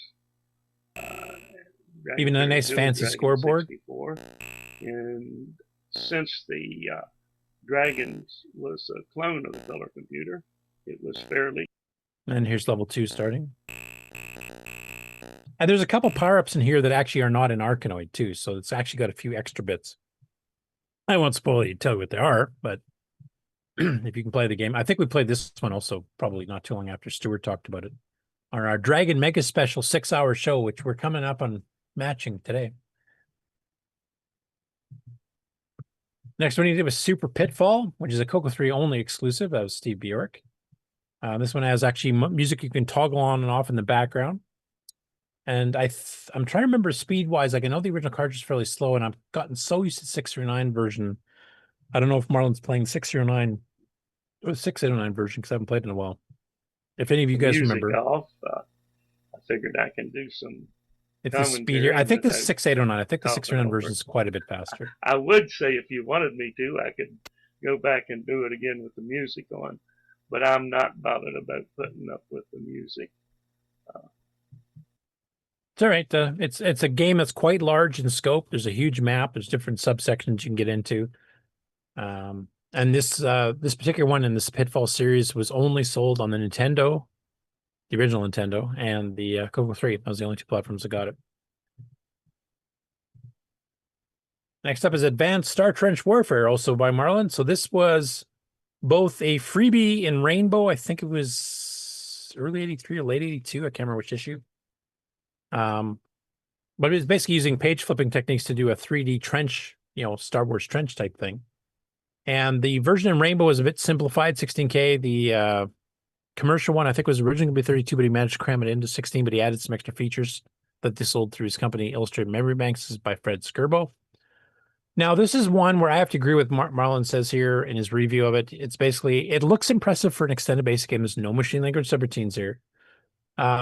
But the gameplay leaves a lot to be desired. It's too simplistic. You don't have a crosshair to show where you're shooting. It's so random that you can't even plan ahead to like try to catch a ship in their sights type thing because it just blinks randomly in the 9 positions. But for a basic game, visually looks pretty impressive for that early. Fred was one of the early ones to make use of the artifact color set. And yeah, it was the other thing too is he actually showed you how to do in the Rainbow article how to do controlled artifact colors in basic. Easily be done. And he's not even taking advantage of the trench to speed up the game. He's entirely in basic. And it, as much as he's basically what he's done here because I've looked at the code. He's drawn 2 different positions of your lines on P mode 4,1 and 4,5, and you just page flip between them. Right. And then you're updating the score on both, and you're updating where the ships are on both. But most of the trench games would basically squeeze the play area into the trench, the little square right in the front. So you have much less to compute, and the stars were just kind of up there. So okay, I see why he's got a issue. Yeah. Well, the game itself, like I said, the ship can blink from here right to here, right to here, out of the 9 positions that it does. Like it doesn't move; it's just random numbers. So you can't predict where to shoot. So it's kind of a lot of chance and not a lot of skill. That was my biggest beat for the game. You don't have a chance to lead the ship. You don't know where it's going. Exactly. So. Exactly. Right. It's not coming in. It just kind of, boop, there it is. Yeah. So a few tweaks, I think, would make it a bit more of a playable game because it's just like random number generator at this point. But visually, for a basic game in 82, 83, this looks like actually pretty darn good. And it showed the advantage of doing page flipping for doing animation. Next one he did after that was Eric's, which he calls a snake kicks game for the Coco. That's pretty accurate. It's kind of got elements of both. The filling in of the squares up to a certain percentage of the screen is definitely kicks based in the arcade game, but in fact you're drawing a continuous segment of these little bricks or whatever you want to call them. That's more like a snake game. You leave a tail behind. You can't run into your own tail or you die. You can trap yourself or you can't finish the thing, and then eventually you'll die there too. So. And you got things you can ram into, and if you wait too long, they turn to a different shape that attacks you instead, and there's all kinds of stuff. And different background mazes where there's stuff pre-set up that you can't do anything with. You have to just dodge around them. It's a really fun game. It's written by Roger Schrag, the Coco version. There's also Atari versions. And it came up from Adventure International. So Which, obviously is famous for adventure games like the Scott Adams Adventures, but also did quite a few good arcade games. And the Coco got multiple ones, Sea Dragon, Eric's, etc. After that's another comparison video. This is of Chucky Egg. It's done by Retro Gamer Diaries. And they compare Chucky Egg on its original releases, which included the Dragon 32 version, and then some later releases that add on later on. I fast-forwarded towards the... So quite difficult to see. The Dragon version. Now, he doesn't like the graphics in here because the color set, he doesn't really like that, when the game but gets going, there's didn't very little giant difference in choice actual on the gameplay at all. G. You know, you use 5 keys, running, jumping, and climbing up and down ladders. Your main sprite is multicolored and responds quickly to any request to run away. All the elevator shafts are positioned exactly as per the BBC version, meaning you can learn the moves required to complete each screen and then put those into practice on any other version of the game you like. This conversion was done by one Mike Webb, and my verdict is that this really is a sterling job, so well done, Mike. Particularly allowing the control keys to be redefinable and adding the pause and abort keys to only operate when used in conjunction with shift is a very good idea. So if you fancy a Chucky Egg that's slightly tougher than the norm and you can get over that green screen feel, then you'll probably want to give this one a bash. Now, if we converted this to P14 artifacting, this screen would all be black. Red would become white. Yellow and blue would be blue and red, but what order would depend on your phase shift when you reset button. But I think it would probably look better with a black background, even if it has a white border that Nick hates. Anyway, if you want to compare the other versions here, they go through the other versions here. So here's what the original BBC Micro and the Spectrum versions look like, closer to that. And then they show some of the later versions that later machines had that were added a bit later. Like here, it's got much more of a 3D platform look on the Atari 800. And of course, when you get the Amiga version, you're doing like 32 colors at once. Acorn Atom, which actually has a VDG chip, the actual 6847, of course, looks similar to the Dragon one, except I think they used a lower res, or at least they started drawing every second line. I have no idea why they did that. And then you can see much more modern versions, which, you have to like squint at to even see it's the same game.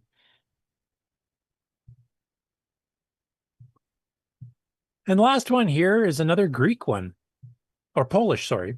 A lot of international stuff here today. So YouTube channel Gregok 1973, which we have covered before, is a native Polish one. And he's playing his illustrated color computer game from 1983 called Abecadarian. The player's task is to arrange all the letters in alphabetical order, starting with the upper left corner. And this one, I think you do have to have the translate. I don't think it is auto. I can't remember off the top of my head. Let me up the volume a bit here.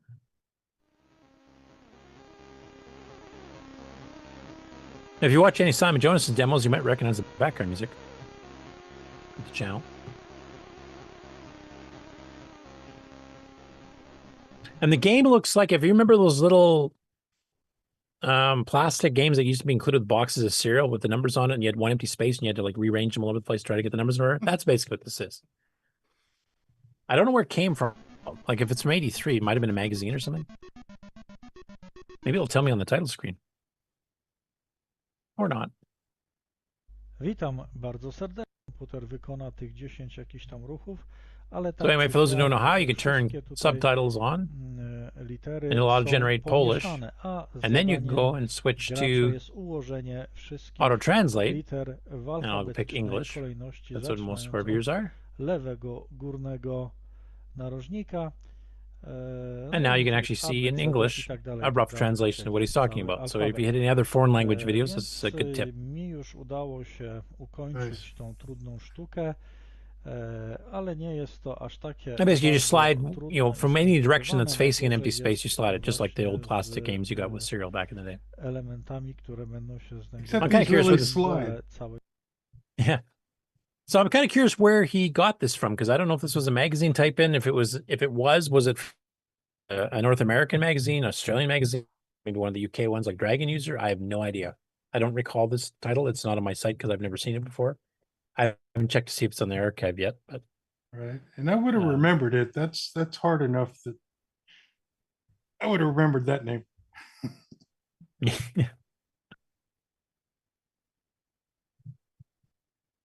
right, that's all I got for the Game On news. So rather than have another break, I'm going to go straight into the upcoming shows, including announcement of the show being postponed. Till next year. So let's get back my notes and share the screen. Cats are getting hungry. Right, they're That's a circling sign around. we have to end the show. Oh, I just got from Coco Strangetto. Bob Emery says that was a type-in game he thinks from Elmer's Arcade column in Hot Cocoa. Hey, so upcoming conventions. So the first one coming up here, and this is the super weekend that had 3 shows and now only has 2. First one is VCF Midwest. And of course, that's the one in Schaumburg, Illinois. That is happening September 13th to the 14th at the Schaumburg Convention Center. And this is the 20th anniversary of this particular show. And of course, Jason, who helps run that show, is also one of the main guys that helps with Coco Fest. He supplies equipment. He also is the auctioneer since Tony Pedraza retired. And really nice guy. I've had dinner with him a few times. And I'm sorry I can't make VCF Midwest this year, but I think from the sounds of it, a few of you are already getting your tables booked, like Richard and Jason, etc. So, Rick, I think you're not taking a table this time. You're just actually going to attend the show instead of being No, I'm stuck. just going to show up and have fun this year. Yeah, I think honestly, you should probably do that the first time you go to this, and then you can do a table afterwards. Unless you have multiple people managing a table, you can take turns.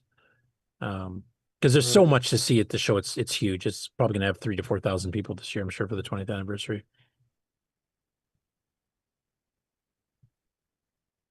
Same weekend, you got Retro World Expo, September 12th to the 14th at the Connecticut Convention Center in Hartford, Connecticut. They have annoying pop-ups on the website. Please don't judge them based on that.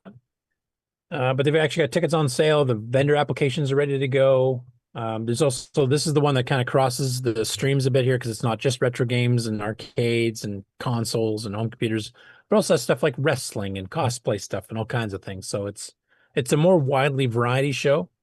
Now, Henry Gernhardt, if he's still here, I know he's on the road, so I'm not sure if he still is or not, but he was hoping maybe to get to this one to see what it's kind of like. It's not too far from him. I don't know if that's still the plan, and I don't think he is still here. No, he may be headed there now, though.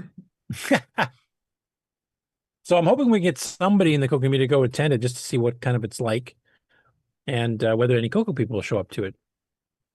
That'd be kind of interesting to see.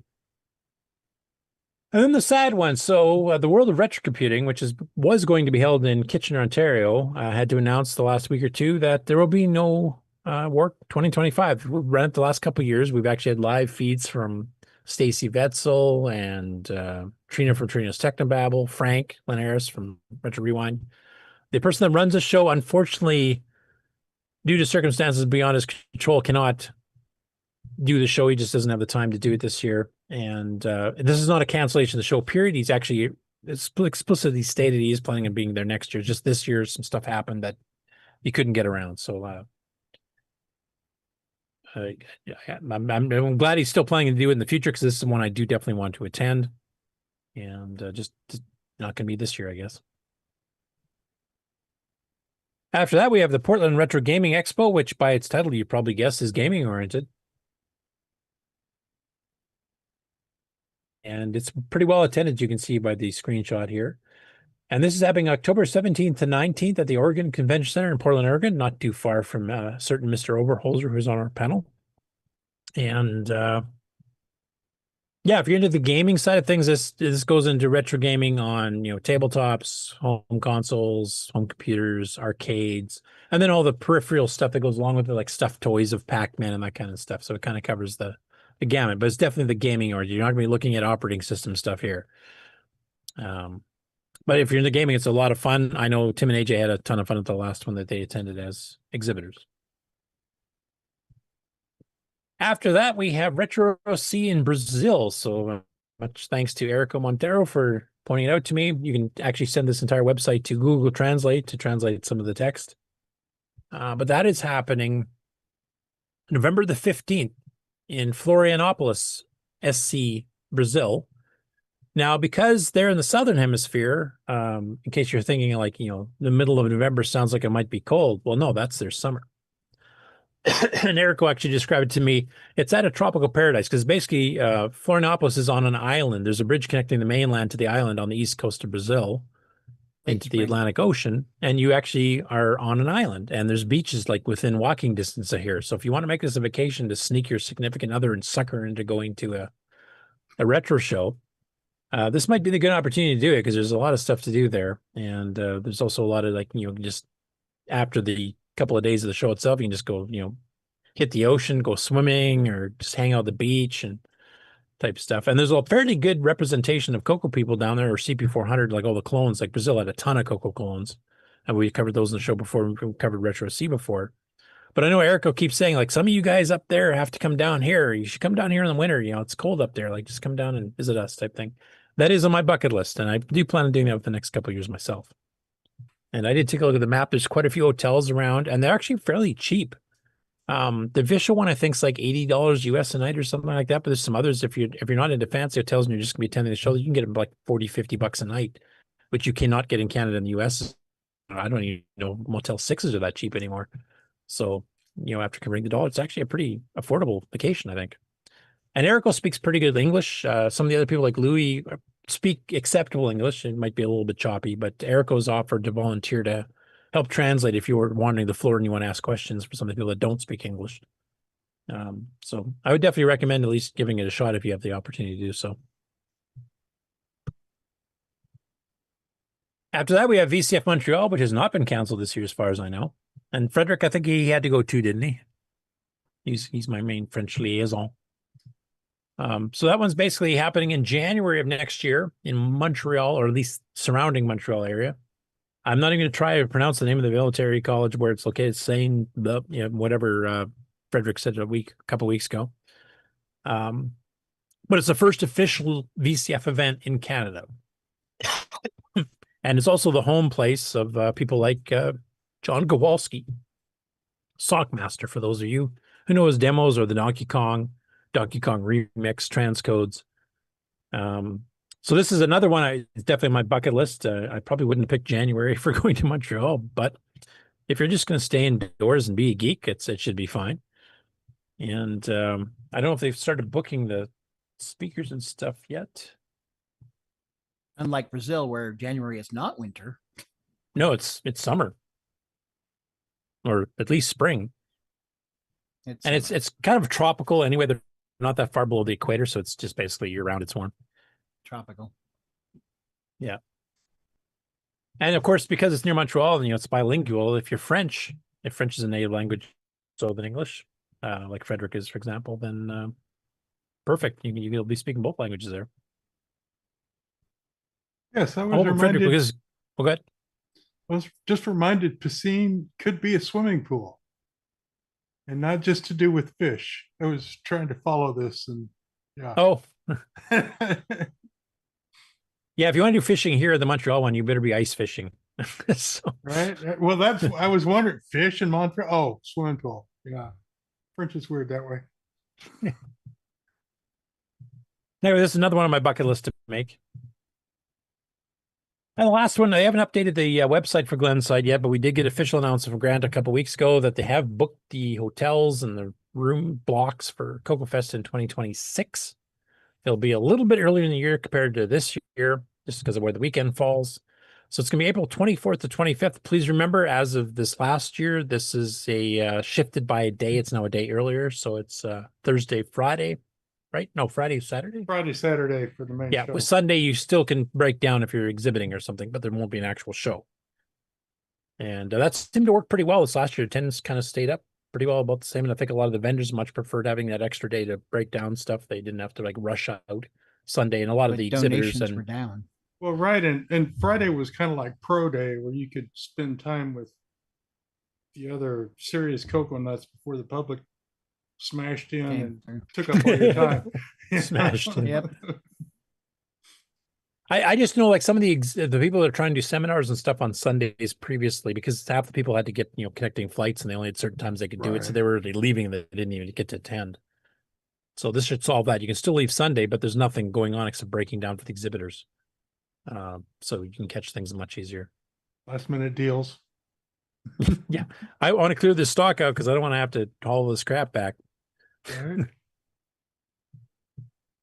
All right, and there, I'm finally done. We're now near Wow. the end of the show after just over 5 hours. It's not even dark yet. I have something to share. Uh-oh. This package came in the mail. Oh, Mark B, can Oh, you it's zoom the up? envelope. Yep. Oh, that's actually one he actually wrote on Agent too. Deluxe. Yeah, isn't that something? Not only that, but I have all these classified documents that came. Blur it out, quick. Screenshot. There's one. I have I've been Are they given encoded, clearance. Ron? I've been given clearance to be able to share this with you. I have some kind of Ooh, radiation symbol. beans or something, magnetic things. It says handle with care. It has a radiation thing, but I don't think they're radiation. I think it's electronic. Maybe. Well, your camera's still working, so you're probably. And it okay. says classified here. And then I have a like a dossier. Well, I wonder what the people in the X-ray thought about that. And it has information in it, and in the information You're on the watch list now, Ron. there's photographs. of- Nice. Wow. Oh, cool. He went all out on that are this. Coming. Nice And package. there's a sketch of the creatures or whatever that are part of It's like Gort from the what's day the Earth coming, stood still. you know, and this is a little scary. There's weapons of some kind, and there's it's a faraway planet, and there's people that have been captured, and you know, Nice. my eyes only. But I was given permission to share this stuff, so I don't know if you guys. I guess are that gonna means be we're all able to read in. stand it, because the old I think MC10 is going to get something great. Nice. That's one way to get And good soon, review. I think you quoted. Yeah, and soon. Yeah, we'll He see what didn't happens. say soon. He said SOON. Yep. Right. December. That's one way to guarantee a I good asked review. Jay, I said, would you, can I do a short reveal regarding the Agent Ron Deluxe stuff that you sent? He says, I said, I won't reveal content. He said, sure, whatever you like. He said, isn't the show over already? Not Silly a man. chance, man. I said, no. I didn't not realize yet." he had such a good sense of humor. He says, you're welcome to reveal the content if you like. It's not a secret. So there we are. There you have it. So something exciting for the future, right? Yeah. Nice Another- teaser. Another good MC10 release. That's the Yeah. cool thing. Right. Feelies and everything. So, Ron, are you going to do a review of it before TJ does this time? I think he has to. Say it again. You're going to do a review of the game when it gets released here before Oh, TJ maybe. Ferreira does it? Yeah. He asked me if I had my machine set up, and I did, and I sent him a picture, and he made it sound like, yeah, it's coming next. So I just have to wait until it's ready. Oh, he wanted to make sure you actually had a machine set up. Yeah. Yeah, it's It's worth my time to send It's this in the man up. observatory, which is Yeah. interesting because all this stuff is based on Yeah, 'cause you had pictures of the moon and stuff was part of your Yes, top secret package, right? something So that's the stuff you take photos of anyway. extraterrestrial, yeah. Right. So you are an agent. And I do have an We observatory, didn't so know. I'll have to break out my telescope, I guess, and find out. Yeah, So you find those aliens there on the moon. So your cover is publicly being an agent, while privately you're really an agent. Right. They'll never figure that one out. Yeah. Right.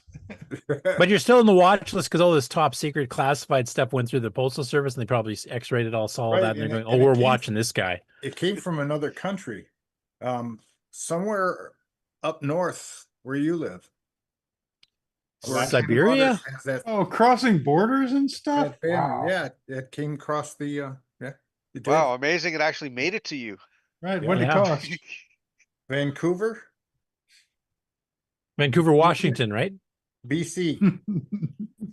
You're going to have Border Patrol coming knocking on your door soon. Right, right. Yep. That would BC stands for. British Columbia. Border Control. Hey, I just heard that. I heard my hometown. What are we talking about? Yes. Did I send game? Did I for the send Ron MC10. something? I got material from there. No. It smells like Canada. Maple syrup. Maple syrup and moose droppings. And wildfires. Yeah, and wildfires. And fish. We have lots of salmon out here. All right, Jay, thanks for picking me out. This is. I think we're all going to interesting. get enough. Let's see what happens. Everyone on the screen right now. By the way, just a couple comments in the chat here before we close the show out. So, first of all, Wayne Campbell says my phone battery is getting low, so somebody watching my TV won't be able to communicate in the chat. So, sorry, your phone's dying there for the chat part. Dave and Sharon Veer, Dave609 says, I will try and make it to VCF Montreal. So, hopefully, Stockmaster can make it too, as well as Frederic. So, we'll get a few Coco people there. And then Tony Ryan says, I'm in Vancouver, Washington, so I may see you at the Portland event if anyone's going. So, the Portland Gaming Expo. There's some fellow Coco people planning on attending that as well. So if any of you are in the area mentioned and want to kind of meet up with some other Coco people, can't make it to, say, a Coco Fest Chicago, I would definitely recommend going. Sounds cool. And Ken, I'm glad you woke up long enough to, see the secret package that Ron got. Yeah.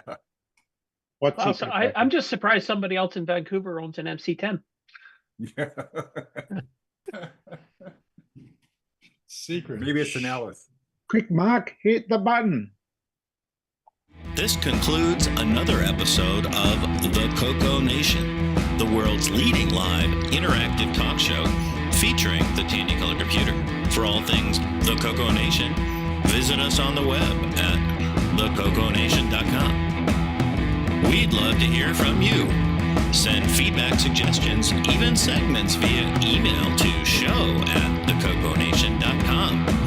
The CoCoNation show would not exist without the community and its cast and crew. The CoCoNation theme song, copyright 2022 D. Bruce Moore, mixed, mastered, and produced by D. Bruce Moore.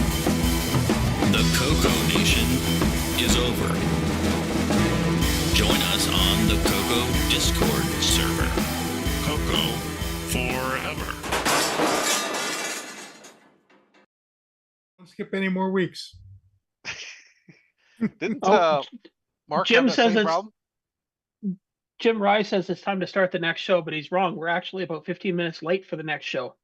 Oh man. Yeah, because we had a CoCoTECH Tuesday, we got Game on Challenge Thursday, and another CoCoNation show on Saturday. We're going to ask Bob what he was been doing all that time. He was building something. He was drilling holes in his case and making me and Mark B wince. Right. But now it's got better ventilation. Yeah. There Well, are I'll speed tell you holes. what. You're muted on Zoom. Who? Bob. Not me. I don't want you guys to worry if I don't show up next week, okay? It's on a secret mission in uncharted space. If we see a sudden flash on the moon, we know you got in trouble. You took off in a black sedan. We don't know. All right. Well, let's. Like I said, my cats are not happy. So Put a fork in it. We're done. yeah. So bye bye. The return of the everybody. 5 hour plus show. Yes, we're back, folks. Bye, everybody. Aloha.